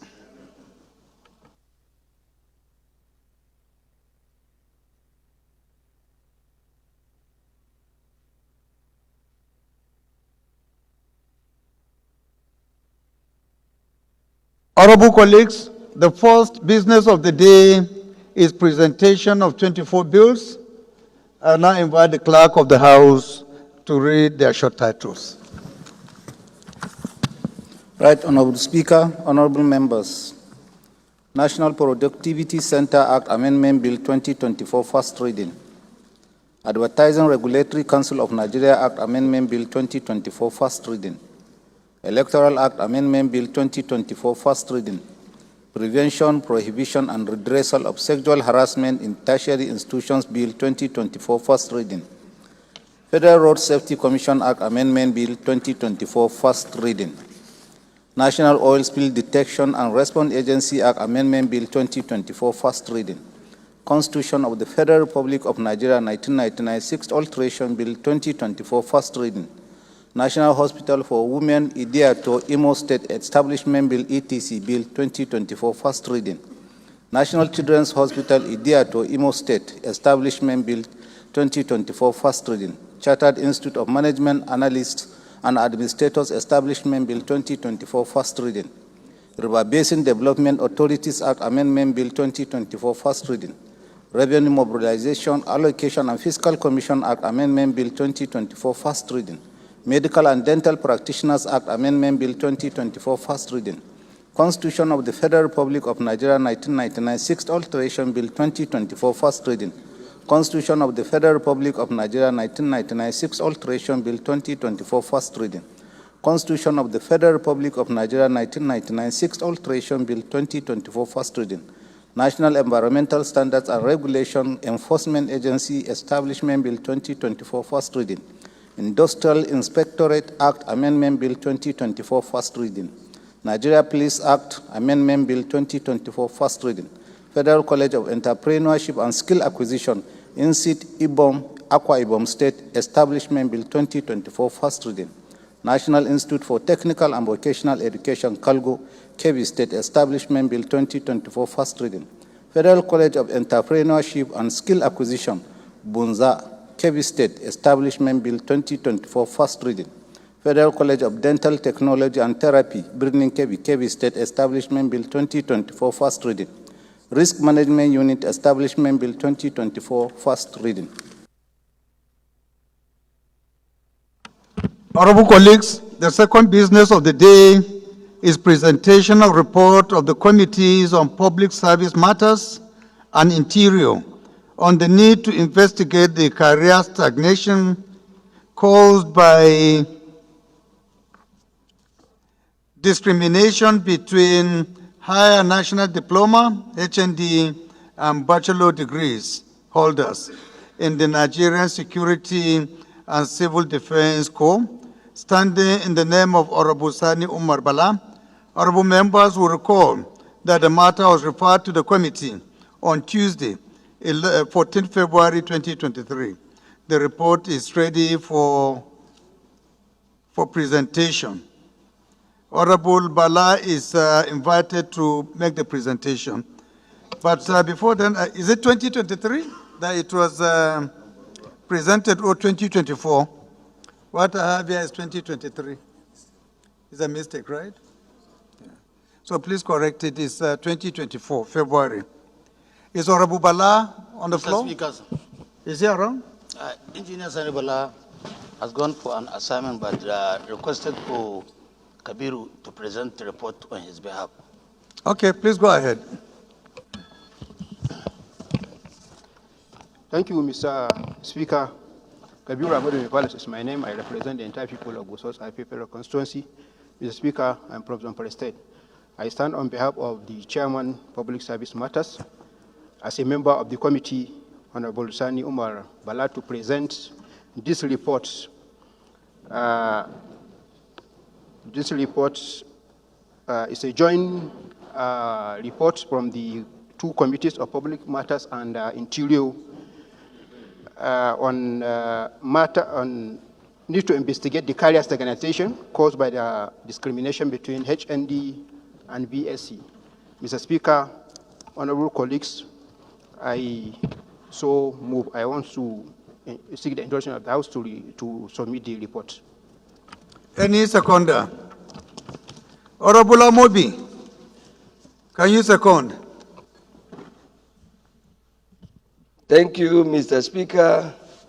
My honorable colleagues, my name remains Honorable Amobi Godwin Oga. I represent Nigeria through the good people of Isukwato and Umunochi Federal Constituency. Mr. Speaker, I'm from Abia State. Mr. Speaker, I rise to second this motion, ably moved by my colleague. Thank you, sir. Those in support of this motion should say aye. Those against should say nay. That's have it. Honorable, please proceed and lay your report. The first order of the day is commencement of debate on the general principles of a bill for an act to alter the Constitution of the Federal Republic of Nigeria 1999 as amended to provide for creation of Okura states with Igume as the proposed state capital and for related matters, standing in the name of Honorable Halims, Abdullah Ibrahim, and 8 others. Honorable members will recall that the bill was read for the first time on Tuesday, 9 July 2024. I now invite Honorable Halims to move that the bill be read for a second time. I will do it under even a brown lawyer. Thank you, Mr. Speaker. Your Excellency, the Right Honorable Speaker Ian Zozo, my distinguished honorable colleagues, I remain Honorable Abdullah Ibrahim Halims. I am from Kogi State, and I represent the wonderful people of Ankpa Omalala Federal Constituency. I rise this afternoon to lead this debate, this very important debate on the creation of Okura State as an act to alter the Constitution of the Federal Republic of Nigeria, 1999 as amended to provide for the creation of Okura State out of the present Kogi State and for related matters, HB 1565. Thank you, Mr. Speaker. I would like to start by... You just moved now. No, I've just moved. Okay, thank you, Mr. Speaker. So move. Any Kogites? How many Kogites do we have here? Eh?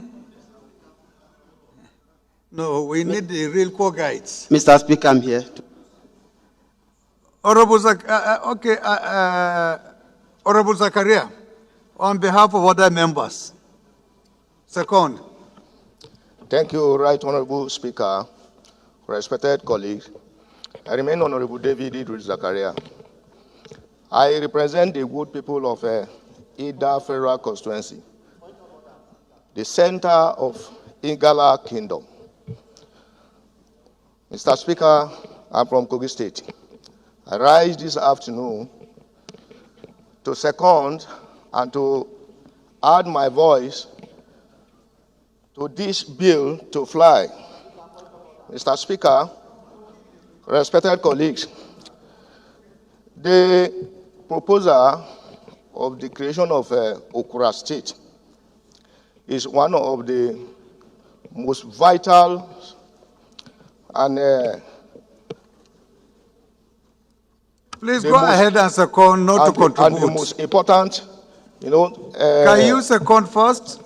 And the most important motions that we should move for our people. Mr. Speaker, I say second that the bill should be read at the second time. Okay, thank you. What's your point of order, Honorable?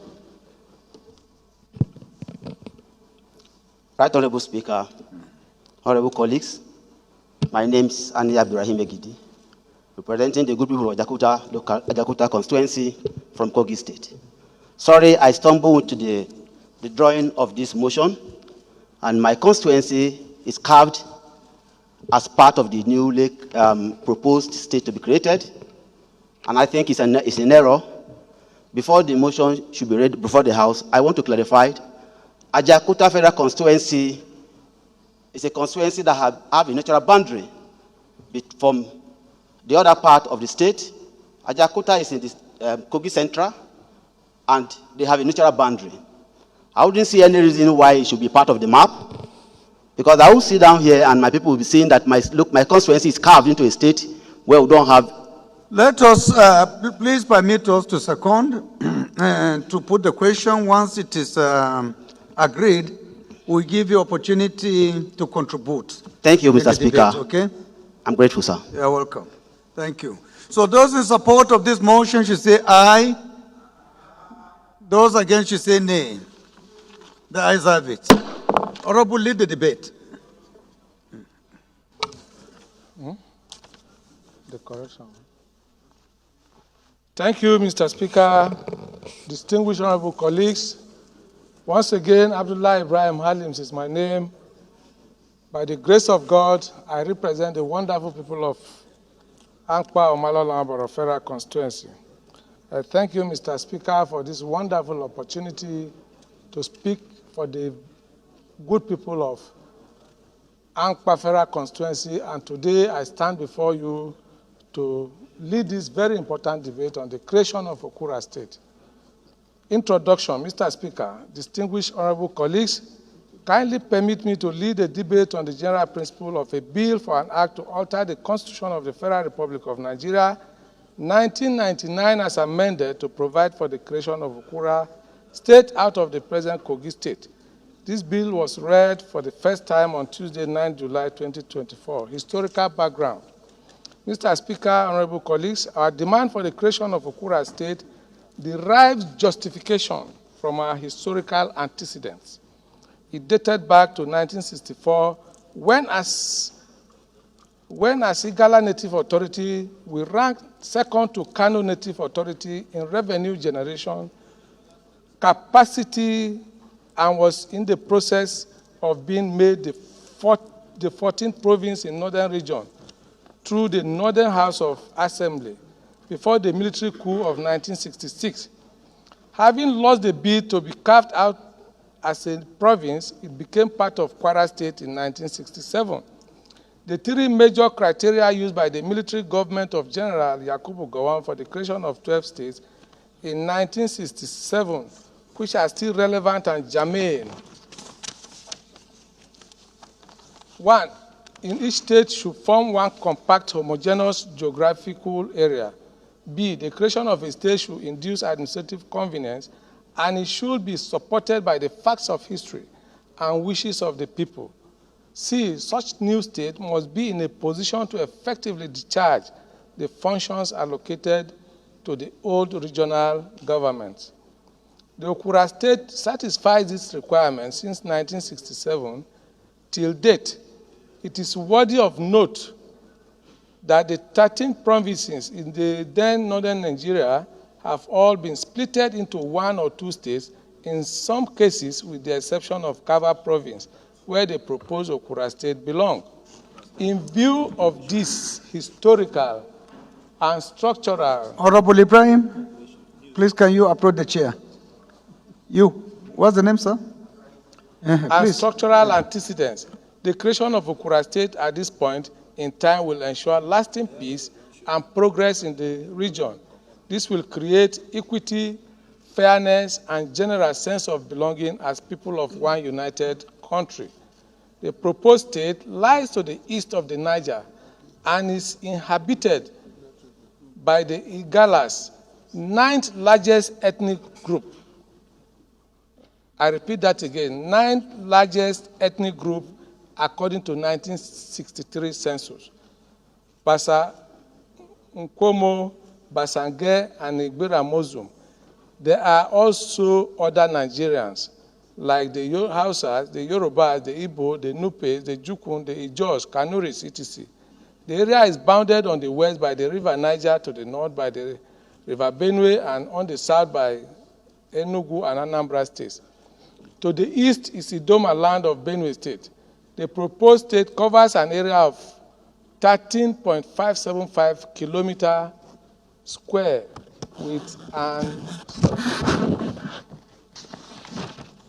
estimated population of 1,484,345 people by the 2006 census figures. Number 3, proposed alteration in the bill structure. The bill has 4 clauses. Clause 1 is referred to as the enactment clause. Clause 2 and 3 are the amendment clauses of the Principal Act, while 4 is the citation clause.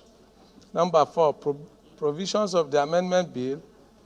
Honorable Speaker, distinguished honorable colleague, Clause 2 of the bill provide as follows. Section 3 of the Principal Act is amended by deleting the word 36 and inserting the word 37 instead thereof. There shall be 37 states in Nigeria, that is to say, Abia, Adamawa, Akwa Ibom, Anambra, Bauchi, Bayelsa, Benue, Borno, Cross River, Delta, Ebonyi, etc., Yobe, and Zamfara. Clause 3 of the bill shall provide as follows. Part 1 of the first schedule of the Principal Act is amended by inserting a new paragraph immediately after the Ondo State paragraph and before the Osun State paragraph to read as follows.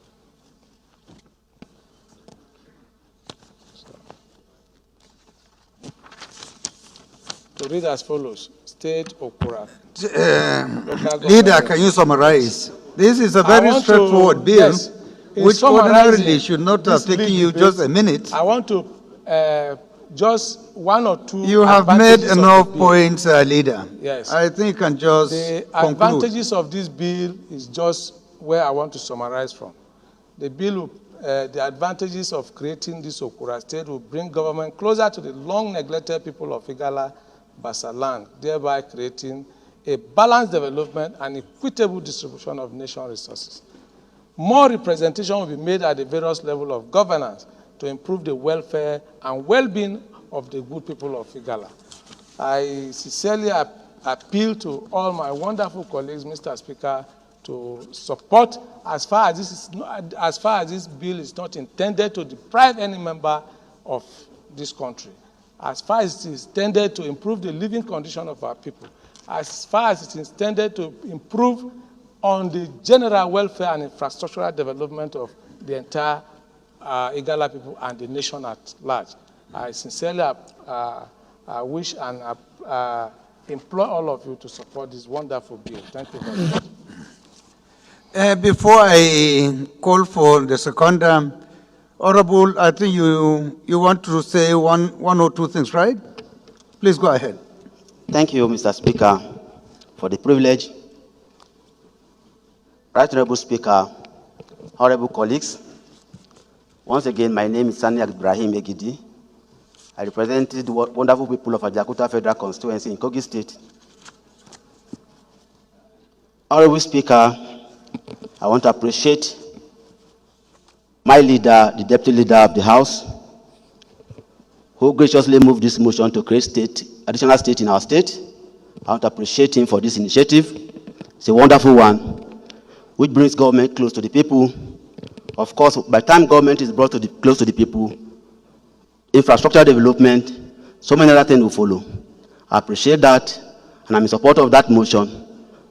However, like I've earlier said, there's a caveat This for about 2 days, I saw some map circulating in social media where my constituency, Ajakuta Federal Constituency, is part of this new state proposed by the Deputy House Leader. I want to put to the House that I believe it should be an error. I believe that it is not correct. Ajakuta Federal Constituency currently is in the Kogi State Central Senatorial District. It's not part of the East Central District. Secondly, Ajakuta have a natural boundary. River Niger divided the Ajakuta is the boundary of the East and the Central. I want to believe that, I want to oppose that map should be designed, in as much as I agree to the creation of the new state, Okura, but my constituency cannot be part of that Okura state, based on the following reasons. One, there's the natural boundary already. Two, I'm not sure that my constituency, anybody is consulted for my constituency. And on that note, I saw the map should be designed, and I support the creation, but that my constituency should be out of it. I so proposed, Mr. Speaker. Thank you, Honorable. I think it's okay to make your observation, and I just want you to be guided that the fact that there is a request of this matter at this level, there are other opportunities provided legally to address this issue of inclusion or exclusion. So I would want to seek for your indulgence to allow this to fly.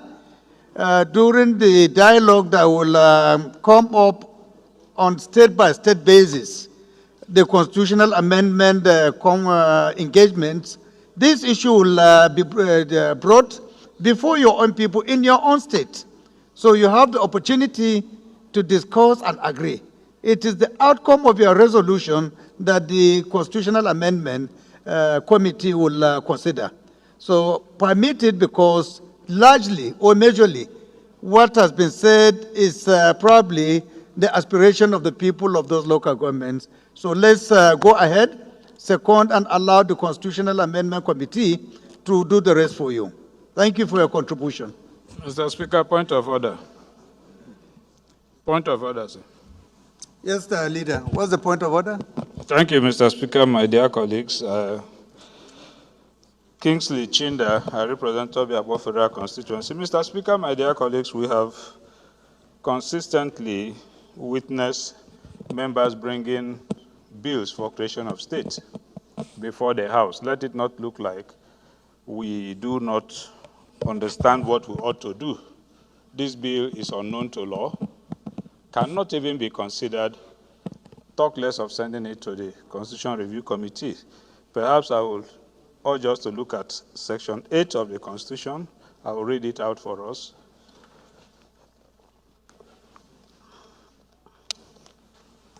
Mr. Speaker, ordinarily what should come before us is a request, not a bill. We cannot create a new state by what we are doing, by way of a bill. Section 8 provides that an act of the National Assembly for the purpose of creating a new state shall only be passed if a request supported by at least 2/3 majority of members representing the area demanding the creation of the new state in each of the following, namely, 1, the Senate and House of Representatives, that is a request, the House of Assembly in respect of the area, and 3, the local government councils in respect of the area, is received by the National Assembly. We will receive a request. And then B, a proposal for the creation of state is thereafter approved in a referendum by at least 2/3 majority of the people of the area where the demand for creation of state originated. And C, the result of the referendum is then approved by a simple majority of all states of the Federation, supported by a simple majority of members of the House of Assembly. And D, the proposal is approved by a resolution passed by 2/3 majority of members of each House of the National Assembly. It is at that point an act of the assembly for the purpose of boundary adjustment and all that. It is at that point that it will come back, sir. So bringing a bill at this stage might not be in tandem. I think we should go back home, take the necessary step at home, and bring a request to the National Assembly so that we'll do the proper thing, sir. I think that settles it. Let's see if the DS, perhaps you would like to contribute. Yeah, thank you, Your Excellency. I remain Benjamin Okezie Carlo. Your Excellency, I represent the people of Nigeria. I'm from Ben, the Federal Constituency. Honorable colleagues, the issue raised by the minority leader is to the interpretation of the word request and what it entails.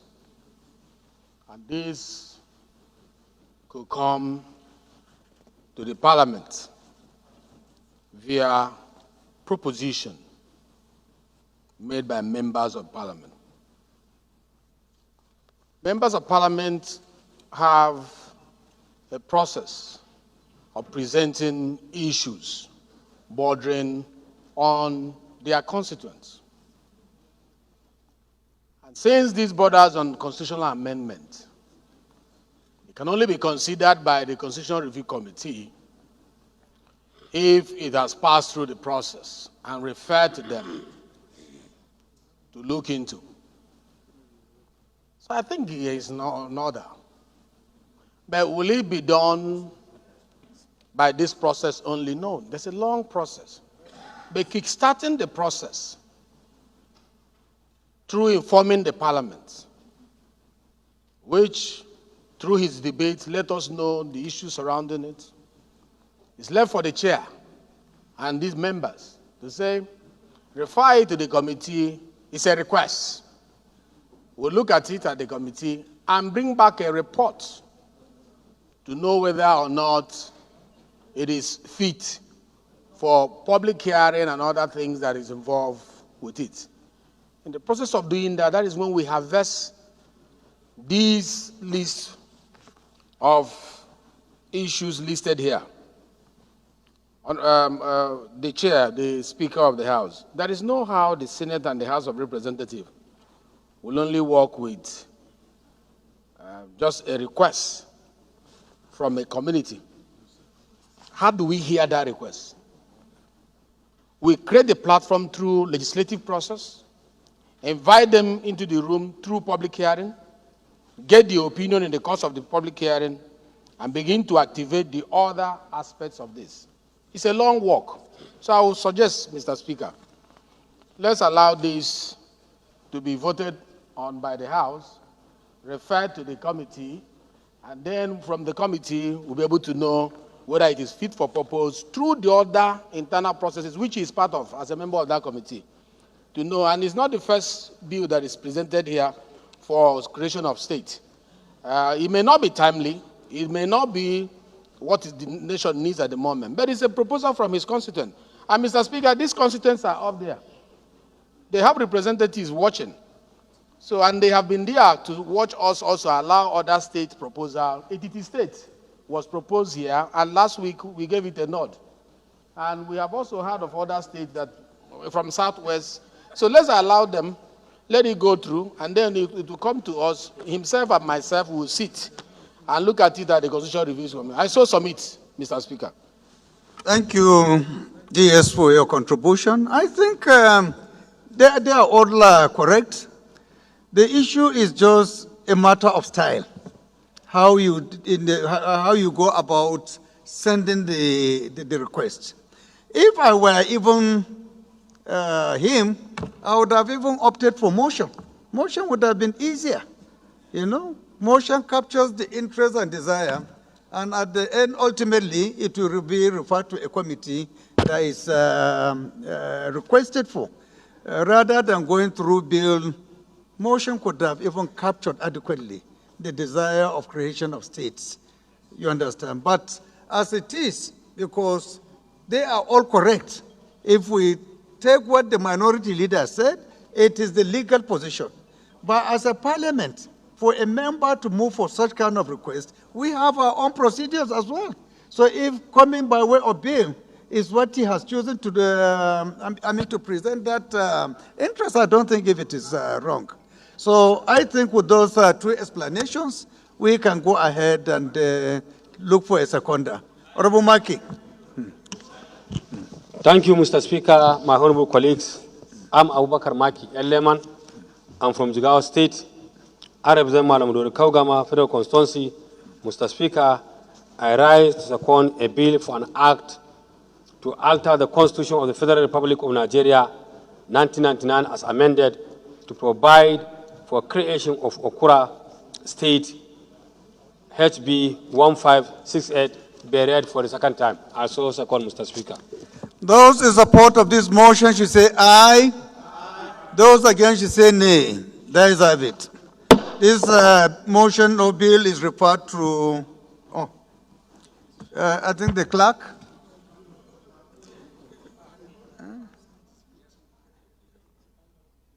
Okay, this bill is referred to the Committee on Constitutional Review for further legislative action. Thank you.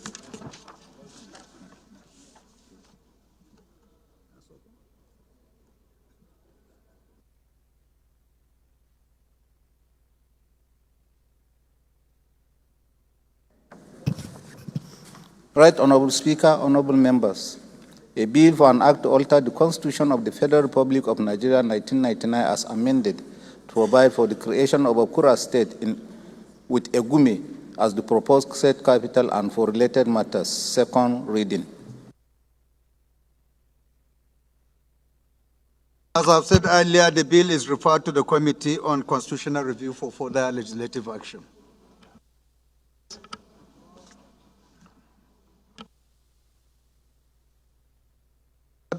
Before I hand over to the Deputy Speaker, it's my pleasure to announce the composition of the ad hoc committee to investigate non-supply of crude to Dangote Refinery.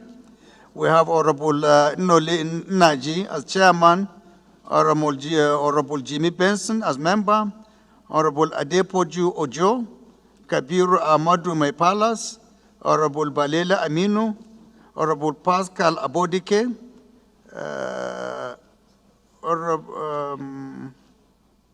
Honorable Abdul Malik A. Danga, and Professor Paul Namchi, Honorable Ali Mustafa, Honorable Gemba Zainab, Honorable Ibrahim Al-Mustafa, not Ali. It's Ibrahim Al-Mustafa, I believe. Please to get your record correct. Honorable Gemba Zainab, Honorable Chris Unkonta, Honorable Jerry Umar. These are the members of the committee.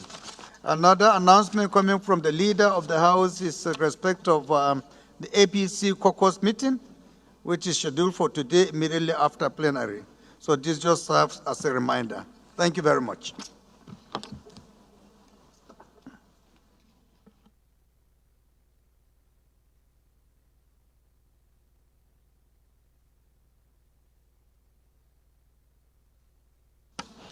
Honorable colleagues, the second order of the day is commencement of debate on the general principle of the bill for an act to order Section 33 of the Constitution of the Federal Republic of Nigeria 1999 to insert a new subsection which provides that if a pregnant woman is convicted of an offense punishable by death, the court shall sentence her to life imprisonment instead of death sentence. Standing in the name of Honorable Babajimi Benson. Honorable members will recall that the bill was read the first time on Thursday, 23rd May 2024, and I invite Honorable Benson to move that the bill be now read the second time. Thank you very much, Honorable Speaker. I remain Babajimi Benson, representing the very good people of the Ikorodu Federal Constituency. Mr. Speaker, I rise to plead that a bill for an act to alter Section 33, which provides for the right to life in the Constitution of the Federal Republic of Nigeria, to insert a new subsection which provides that if a woman who is pregnant is convicted of an offense punishable by death, the court shall sentence her to life imprisonment instead of death sentence to be read a second time. I so move, Mr. Thank you. Any seconder?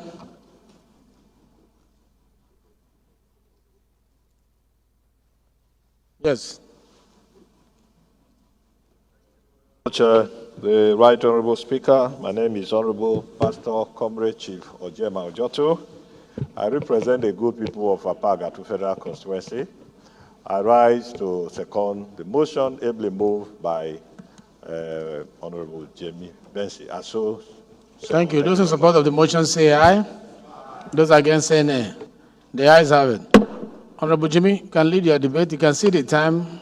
Thank you very much, Honorable Speaker. It's going to be short and precise because it's a very short amendment. I'm just requesting, Mr. Speaker, that Section 33A be amended to include a Section 1A that reads that where a woman is convicted of an offense punishable by death, is alleged to be pregnant, if it is proved to the satisfaction of the courts that she is pregnant, the court shall sentence her to life imprisonment instead of death sentence. I think that's short and precise. We're just trying to create a Section 1A to add to Section 33 in the Constitution. I so move and pray that this same is approved with the spirit of light, Mr. Speaker. Thank you very much.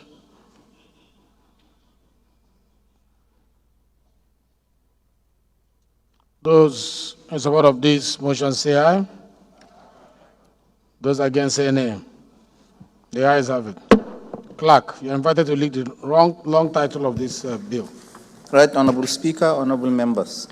A bill for an act to alter Section 33 of the Constitution of the Federal Republic of Nigeria 1999 to insert a new subsection which provides that if a pregnant woman is convicted of an offense punishable by death, the court shall sentence her to life imprisonment instead of death sentence. Second reading. This bill is referred to Committee on Constitution Review. The third order of the day is the commencement of a debate on the general principle of a bill for an act to amend the National Tobacco Control Act 2015 to cure certain defects in the Act, ensure its effective implementation in Nigeria, and address the lacuna that may be easily exploited by the tobacco industry in Nigeria, and impose stiffer penalties for smoking of tobacco in public places and for related matters, standing in the names of Honorable Pascal Abodike, Honorable Mansour Manusoro, and Honorable Osman Zana, including Honorable Aliyu Garu. Honorable members will recall that the bill was consolidated on Thursday, the 6th of June, 2024. I now invite Honorable Abodike to move that the bill be now read the second time. Honorable Abodike.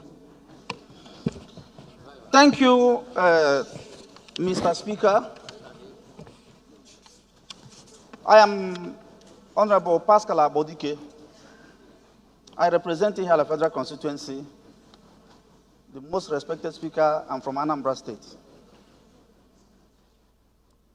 I rise to move a motion that a bill for an act to amend the National Tobacco Control Act 2015 to cure certain defects in the Act, ensure its effective implementation in Nigeria, and address the lacuna that may be exploited by the tobacco industry in Nigeria, and impose stiffer penalties for smoking of tobacco in public places and for related matters be read for the second time. I so move, Mr. Speaker. Thank you. Any seconder to this motion? Yes.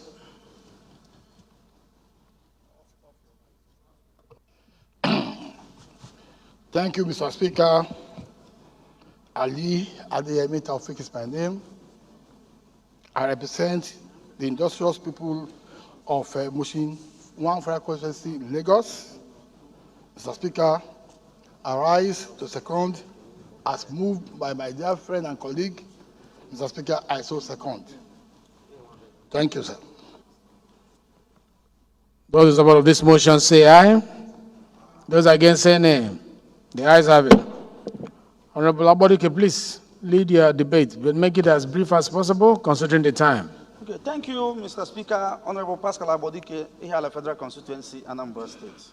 Mr. Speaker, in leading debate for a bill for an act to amend the National Tobacco Control Act 2015 to cure certain defects in the act, ensure its effective implementation in Nigeria, and address lacuna that may be exploited by the tobacco industry in Nigeria, and imposed stiffer penalties for smoking of tobacco in public places and for related matters.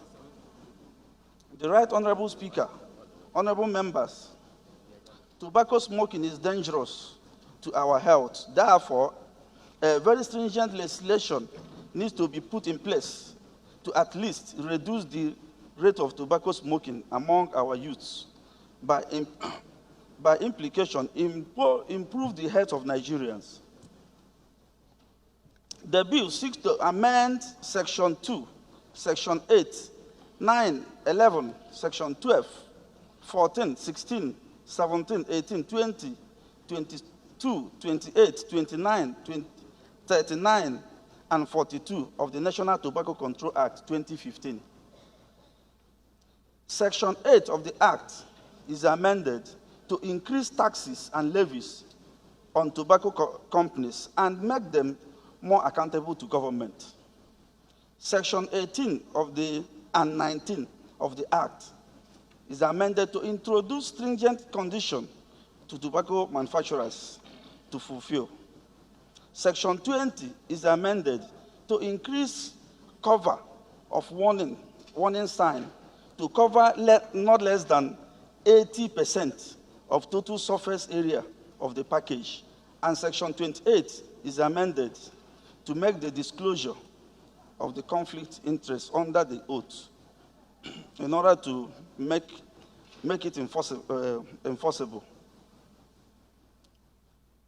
While Section 29 of the Act is amended by deleting proviso thereto to make it compulsory to secure a license before production by any tobacco company.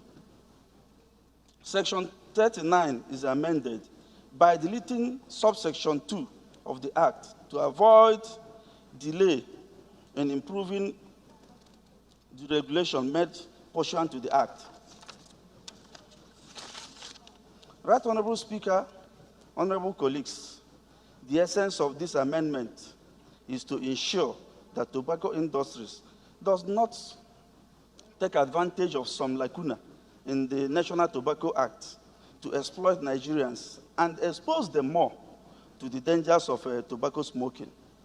Dear honorable colleagues, I seek for your support to make this bill go for the second reading. Thank you so much. Thank you very much. I will just put this question. Those in support of this motion say aye. Those against say nay. The ayes have it.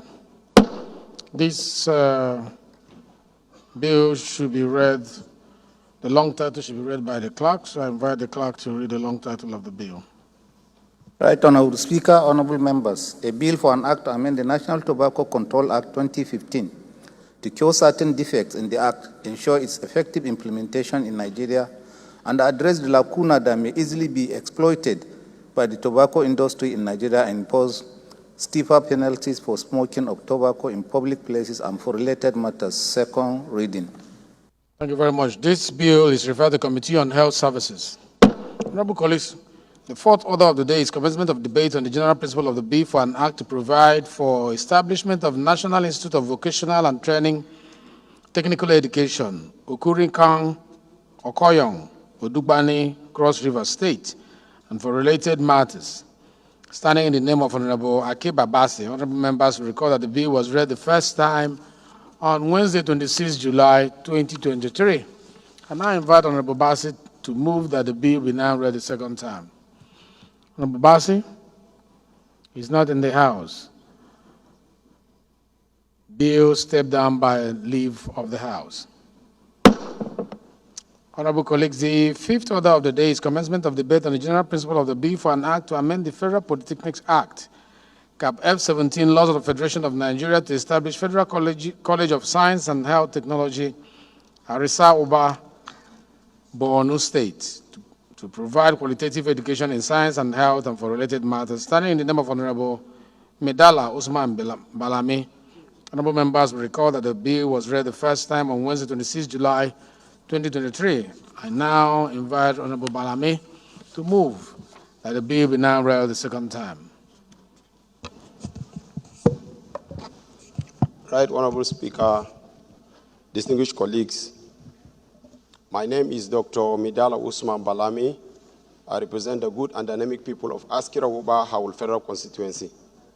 Right Honorable Speaker, I rise this afternoon to move a motion on a bill for an act to amend the Federal Polytechnic Act, CAPS F-17 law of the Federation of Nigeria to establish Federal College of Science and Health Technology, Askira Uba local government area, Borno State, to provide for qualitative education in science and health for related matter, HB 279.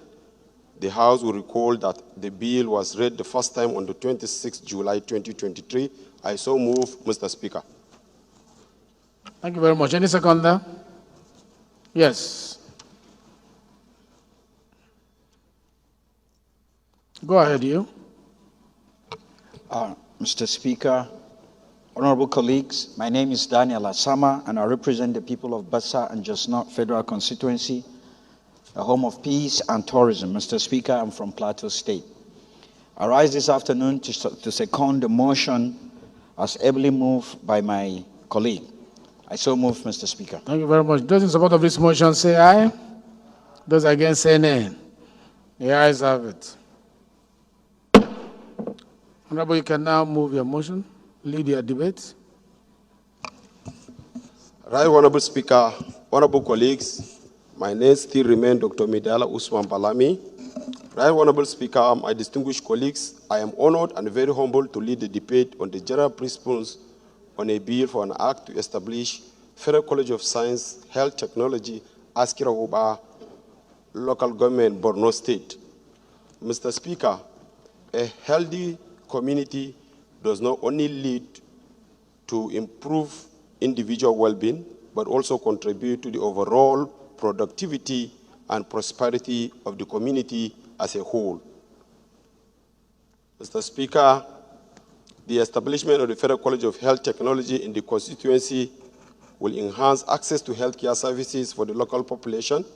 It will provide opportunities for training and producing skilled health professionals who can serve the community and address the health needs of the region, most especially as the region had suffered long insecurity situation that has affected the communities negatively. It will also enhance skills development and employment. The college will offer specialized trainings programs in various health-related fields, which can serve as a source of development and employment.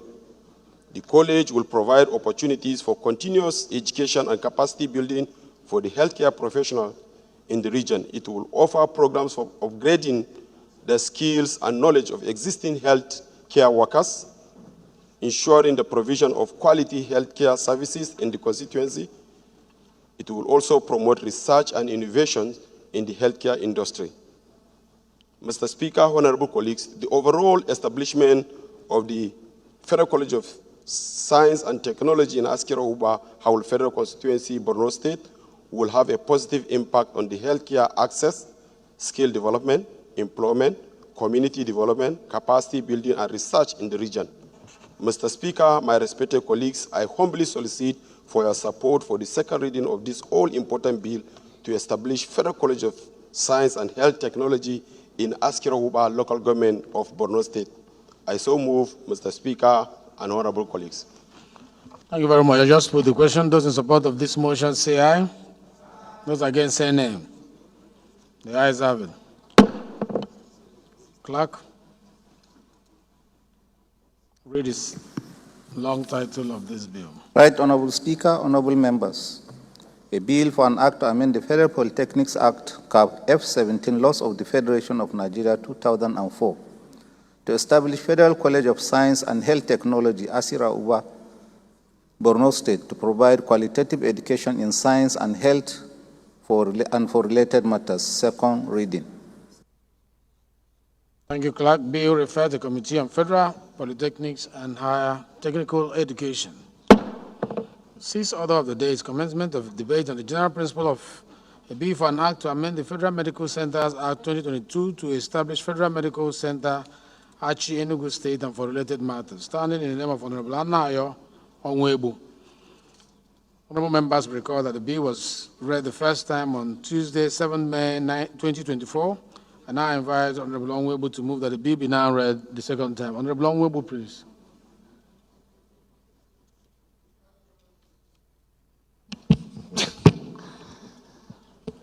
Mr. Speaker, thank you for this wonderful privilege. My name remains, honorable colleagues, my name still remains Engineer Anaya Onwebu, and I'm still representing the wonderful people of Aniri, Ogu, and Oji River Federal Constituency. Honorable colleagues, I rise this afternoon to move the motion that the bill for an act to amend the Federal Medical Center Act 2022 to establish Federal Medical Center Achi in Oji River of Enugu State and for related matters with the number HB 1220, that this bill be read for the second time. I so move, Mr. Speaker.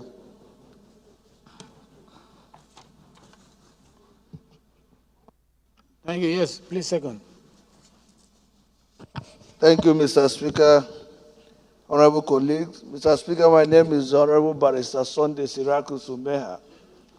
I represent the very good people of Eziago, the Federal Constituency of Enugu State. I rise to second the motion that the bill be read for the second time. I so second. Thank you very much. Those in support of this motion say aye. Those against say nay. The ayes have it.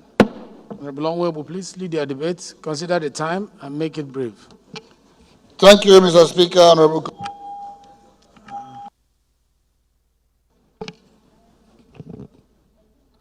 Thank you, Mr. Speaker. Honorable colleagues.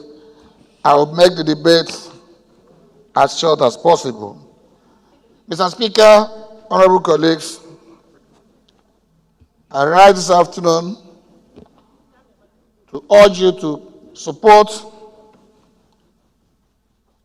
the second reading of this bill, all-important bill, which seeks to establish a federal medical center at Achi in Oji River, local government area of Enugu State. Honorable colleagues, it is on record that the entire Enugu State, as at today, had no federal medical center established in the entire state. This place in Achi, where this bill seeks to establish the federal medical center, is a place where the old Eastern region established a hospital that was opened in 1965.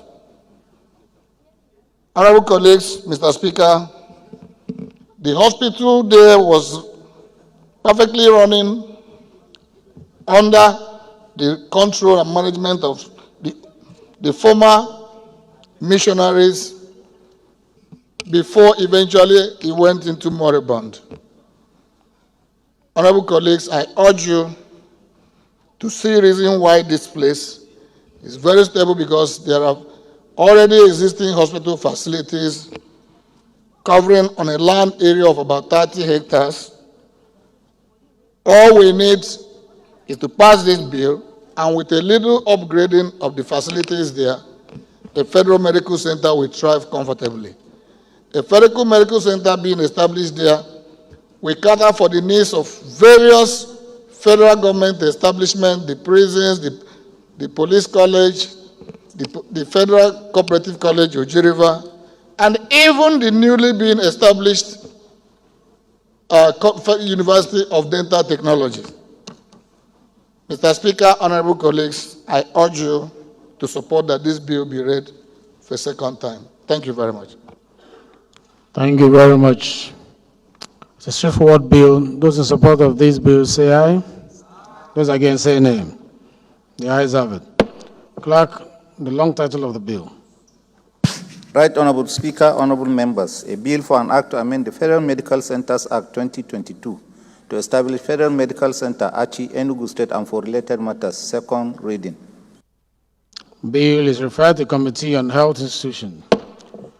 The seventh order is Honorable Waife here. Is he here? Bill stepped down by the leave of the House. The order of seventh order stepped down by order of the House. Eighth order is Honorable Waife here. Eighth order stepped down by the leave of the House.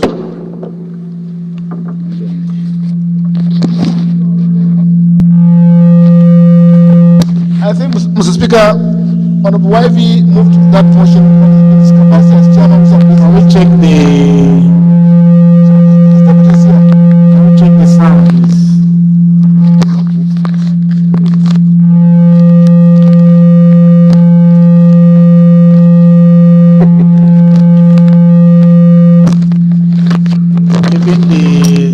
Even the mic there, even the sound system is tired.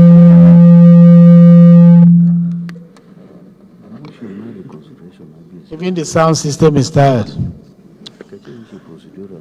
Yeah, let them release it on Tuesday when Honorable Waife is here.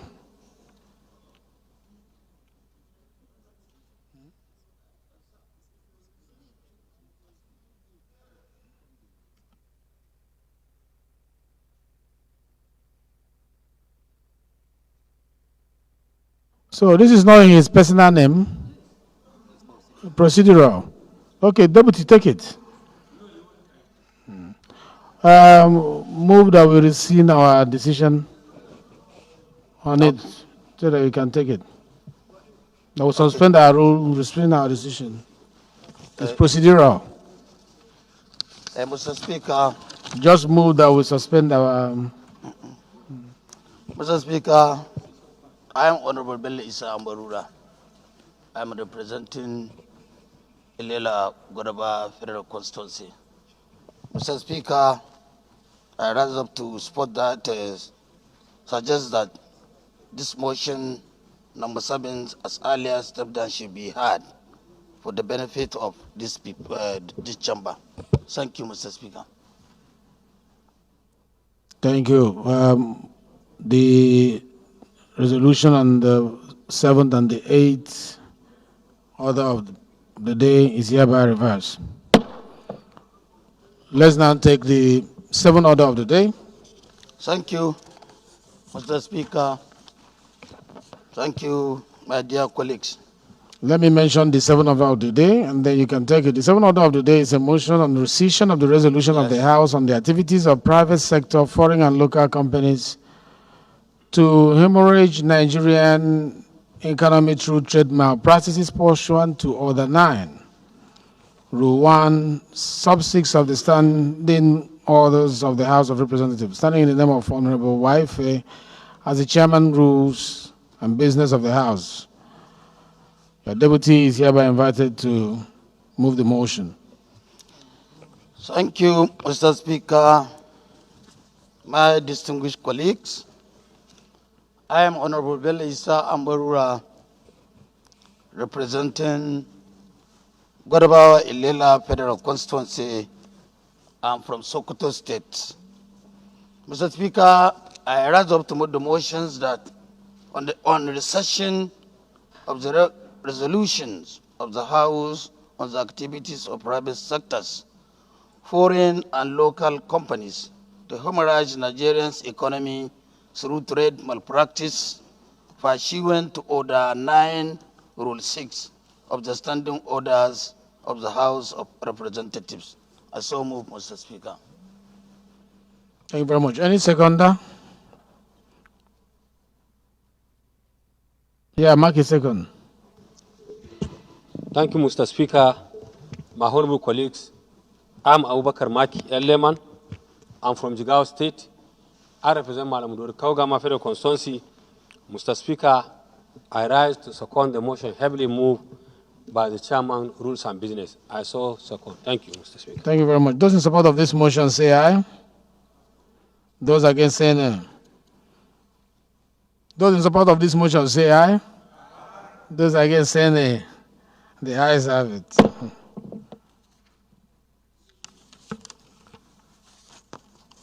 The eighth order. You want to say something on it?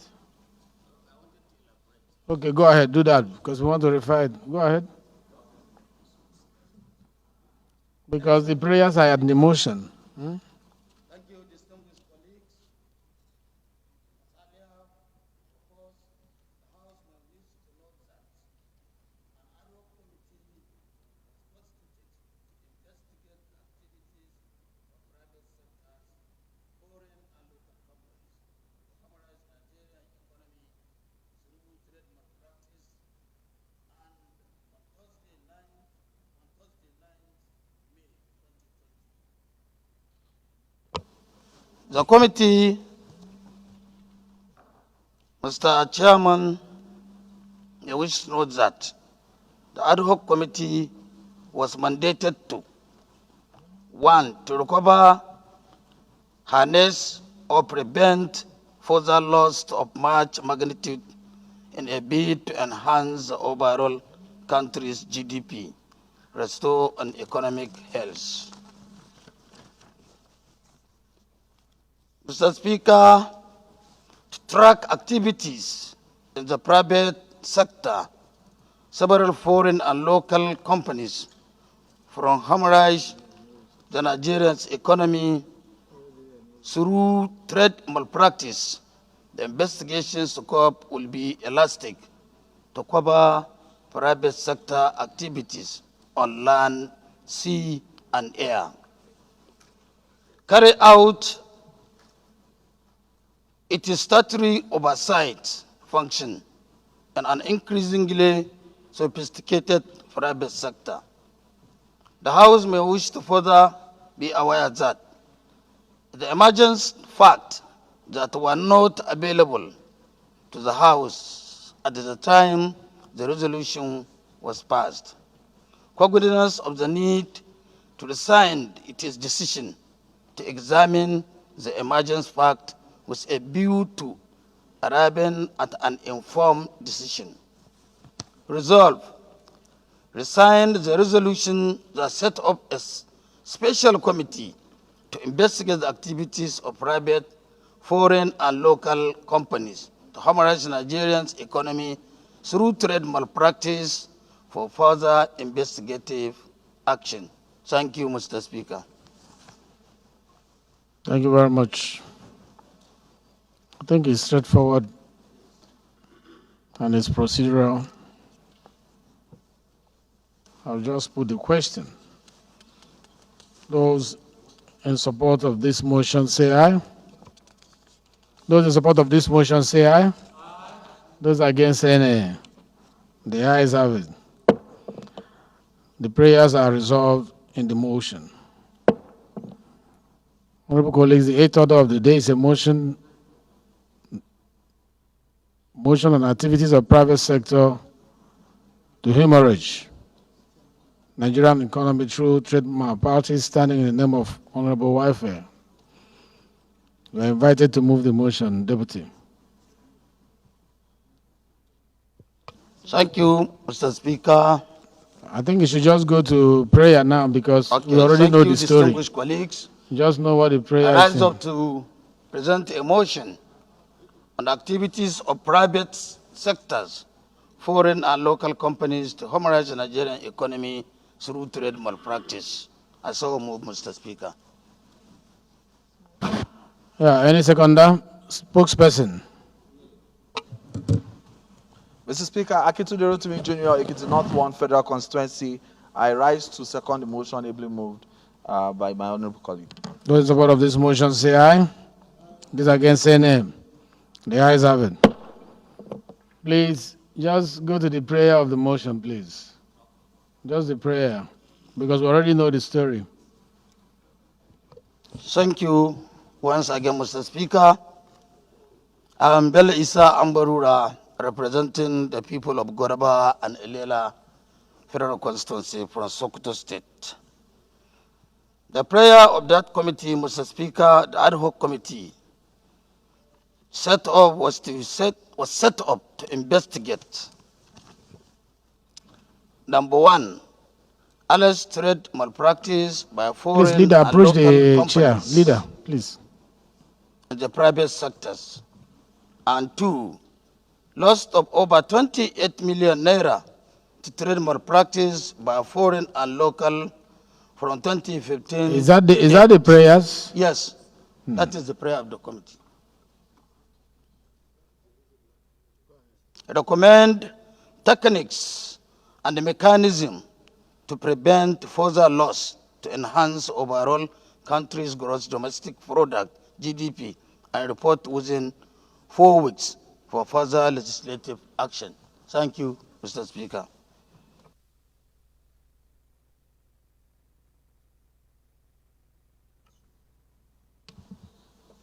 Maggie, this seems to be the same with the ad hoc committee you were asked to chair. So instead of constituting a new ad hoc committee, I think we'll refer it to the committee that you're already chairing. Please, clerk at the table, take notes. Let me just put the question first. Those in support of this motion say aye. Those against say nay. The ayes have it. This motion is referred to the already existing ad hoc committee under the chairmanship of Honorable Maki. The ninth order of the day is a motion on the reconsideration of outstanding bills from preceding assembly, standing in the name of Honorable Bello Issa Ambarura. Honorable Ambarura is invited to move the motion. Once again, thank you, Mr. Speaker. Distinguished colleagues, I am Bello Issa Ambarura, representing the people of Ilela and Godaba Federal Constituency. Mr. Speaker, I'm from Sokoto State. Mr. Speaker, distinguished colleagues, I rise up to present the motion on reconsideration of outstanding bills from preceding assembly. I so move, Mr. Speaker. Thank you. Any seconder? Yes, behind my palace. Honorable Speaker, honorable colleagues, I remain Honorable Bargaja Mohammed, member presenting good people of Isa and Sabon Birni. I read to second the motion ably given by Honorable Ambarura. Mr. Speaker, I so second. Thank you very much. Those in support of the motion say aye. Those against say nay. The ayes have it. Please, you can move your motion. Thank you, Mr. Speaker, distinguished colleagues. I am Bello Issa Ambarura, representing Goraba Ilela Federal Constituency from Sokoto State. Mr. Speaker, the bills are Federal College of Medical Laboratory Science and Technology, Eka Medim, Akwa Ibom State, Establishment Bill 2024 HB 1157. Nigeria Military Academy, Umuana Okpa, Enugu State, Establishment Bill 2024 HB 1166. Federal Universities of Agriculture Act Amendment Bill 2024 HB 1520. Chartered Institute of Capital Market Registrars HB 1406. National Board for Arabic and Islamic Studies MBAIS Bill 2024 HB 1469. Chartered Institute of Training and Development of Nigeria Establishment Bill 2024 HB 1550. Central Bank of Nigeria Act Amendment Bill 2024 HB 1579. Federal College of Education Act Amendment Bill 2024 HB 1612. And lastly, Certified Pension Institute of Nigeria Establishment Bill 2023 HB 666. The House may further wish to note that, pursuant of the Order 12, Rule 17A, B, C, and D of the standing orders, the House may, upon being regazetted or circulated, reconsider in the Committee of the Whole without commencing the number the bills.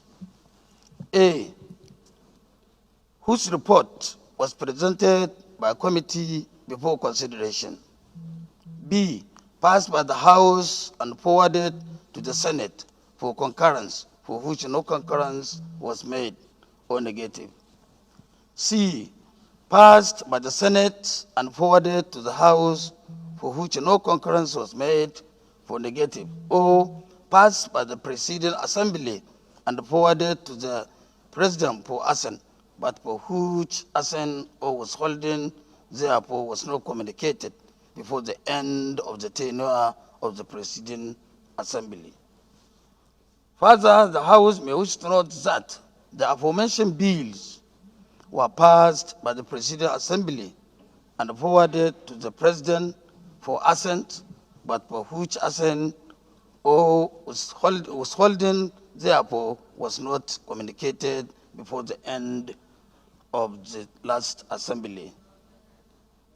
Aware that the bills were read for the first time as HB 1157, 1166, 1520, 1460, 1469, 1550, 1579, 1612, and 616 respectively.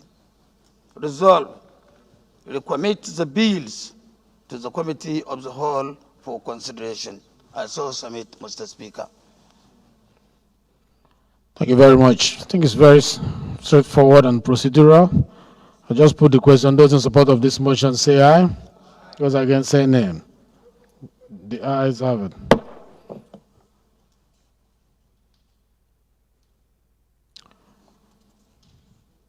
These bills are referred to the Committee of the Whole. The 10th order of the day is a motion on rehabilitation of Jerry Kumin Jebri and Kwai Kafanchan Road at Kaduna State, standing in the name of Honorable Gabriel Zok. Honorable Zok is invited to move the motion. It's an infrastructure motion. Honorable Zok, considering the time we have, I think you just mentioned the title and the prayers, since it's infrastructure. Thank you, Mr. Speaker. My name is Honorable Gabriel Saleh Zok, member representing Kachia Kagarko Federal Constituency. As you said, Mr. Speaker, it's a very straightforward motion, and considering that Jere Kwai Kafanchan is one of the major routes that link the whole of northeast. Note that the Jere Kurmin Jibrin and Kwai Kafanchan route were constructed during the administration of late President Shehu Shagari in 1983. And since then, no maintenance has been carried out on this road, leaving it in a deplorable state. Also note that Jere Kurmin Jibrin Kwai Kafanchan Road in Kaduna State play a vital role in the economic development of the cities, and as they are the major link between the state and other states.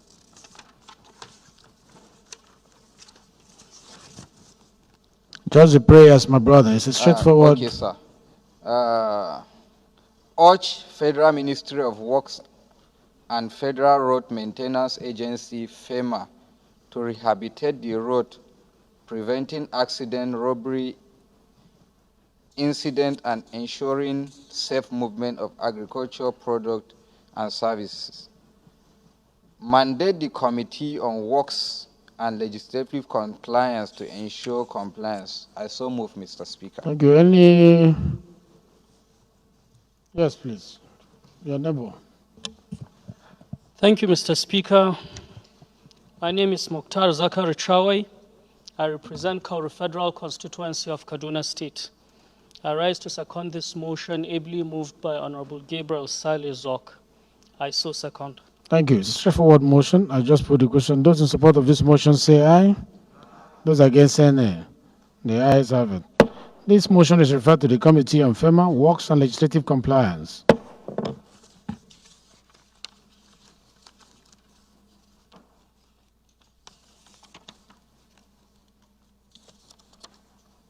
The 11th order of the day is a motion on a call for completion of Maraban Jos Pambegua Saminaka Jos Road, construction under the Nigerian National Petroleum Corporation Tax Credit Scheme and ensuring efficiency in project execution, standing in the name of Honorable Ahmed Mohammed Monia.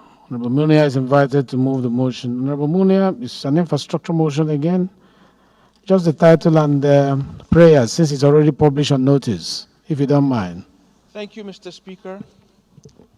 Honorable colleagues, my name is Honorable Ahmed Munir, and I represent the awesome people of Lere Federal Constituency. Mr. Speaker, I am from Kaduna State, and I hereby rise to move a motion on the call for completion of Maraban Jos Pambegwa Samnaka Jos Road construction under the NNPC tax credit scheme and ensuring efficiency in project execution. The House resolves to urge the contractor responsible for the Maraban Jos Pambegwa Samnaka Jos Road to immediately return to site, adhering strictly to agreed timelines and quality standards as stipulated in the contract. Also urge the Federal Ministry of Works, in collaboration with NNPC and FIRS, to expedite the resolution of all outstanding issues causing the delay in the construction of the Maraban Jos Pambegwa Samnaka Jos Road, ensuring swift action to address any bureaucratic hurdles for funding challenges. Further urge the Federal Ministry of Works to conduct a thorough review and assessment of all projects under the NNPC tax credit scheme, focusing on identifying bottlenecks, enhancing project management practices, and recommending measures to improve efficiency and timely delivery. And mandate the Committee on Works, Finance, and Legislative Compliance to ensure compliance. Mr. Speaker, I so move. Thank you very much. Any seconder? Yes, Honorable Noli. Mr. Speaker, Nole Munaj is my name. I represent in Kano East West Federal Constituency. I'm from Enugu State. Mr. Speaker, please permit me, distinguished colleagues, before seconding this motion, I want to speak on, I wanted to come on as amendment on this issue, but the prayer 3 has taken care of it on the issue of NNPC tax credit. So second first. Second first. So or you can sit, let another person second, then I'll come back to you. I rise. No, sit, you second, okay. You amen. Thank you. So second. Thank you, Mr. Speaker. My fellow colleagues, I'm Taufik Abimbola Agilesoro, another member representing IFE, Federal Constituency in Osun State. I'm from the source. I hereby second the motions heavily moved by my fellow colleagues as so second. Those in support of this, okay, before that, there is an amendment, right? Yes, let's have, before we put the question. Mr. Speaker, thank you for giving me the opportunity. I'm still Nole Munajin, Kano East West Federal Constituency. I'm from Enugu State. Mr. Speaker, I have a similar issue with a project in my place being handled by NNPC, it's under NNPC tax credit scheme. This project has been abandoned because of the issues they are having at the Federal Ministry of Works. I'm aware that at some point there was a meeting between the stakeholders, and the minister was advised that they should, instead of doing new ones, because at some point the minister insisted that there won't be any other new project of such, and he was advised that they should allow the existing ones to be completed instead of allowing it to waste. So I'm asking that the minister should complete all other ongoing tax credit schemes, both NNPC, whether it's MTN and the rest of them, because a lot of money has been invested in this project, and it's bad if they allow it, if they abandon it. So please, that's my prayer is to include Udi Ozala, Abwani, Amagunze Road as part of the NNPC tax credit scheme. So moved. So you're adding prayer 6 or 5. You Prayer are 1 adding and 2 to include. prayer 1. Prayer 1, I'm asking prayer 1 and 2 to include Udi Ozala Abani Amagunze Road under NNPC tax credit scheme. I so moved. I think the subject matter, the description of the location is clear for Jos, but we can come under there and say complete all outstanding NNPC tax credit scheme. Like, yes, like then you put here. Because this is Jos, and so but let's use that NNPC credit in and put it there. That is his amendment. Any seconder to that amendment?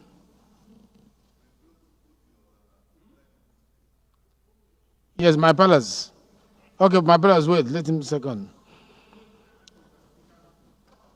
Colleagues, my name is Atigwe Simon Chukwemeka, presenting the Ways and Odds within Federal Constituency.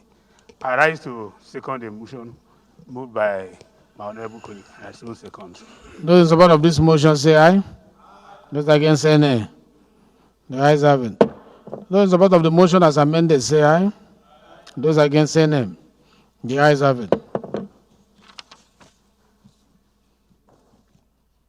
This motion is referred to House Committee on Works, FEMA, Finance, and Legislative Compliance. Leader, please move that the House do adjourn till next week, Tuesday, same time, same place. Mr. Speaker, ordinarily, I would have preferred that we remain to discuss the contradictions of growth and development and compare Nigeria, Mexico, and Brazil 1930 to 2023. But, left to me, that would be a robust conversation. But Maki has been encouraging me not to push this, my luck too far. Please don't push it. That it has to adjourn to next week, Tuesday, same time, same venue. I so move, Mr. Speaker. Thank you very much. Minority Leader, please. Thank you, Mr. Speaker. My dear colleagues, I rise to second the motion that the House do adjourn. I so second. Those in support of the motion say aye. Those against say nay. The ayes have it. The House is adjourned till Tuesday next week, same time, same place.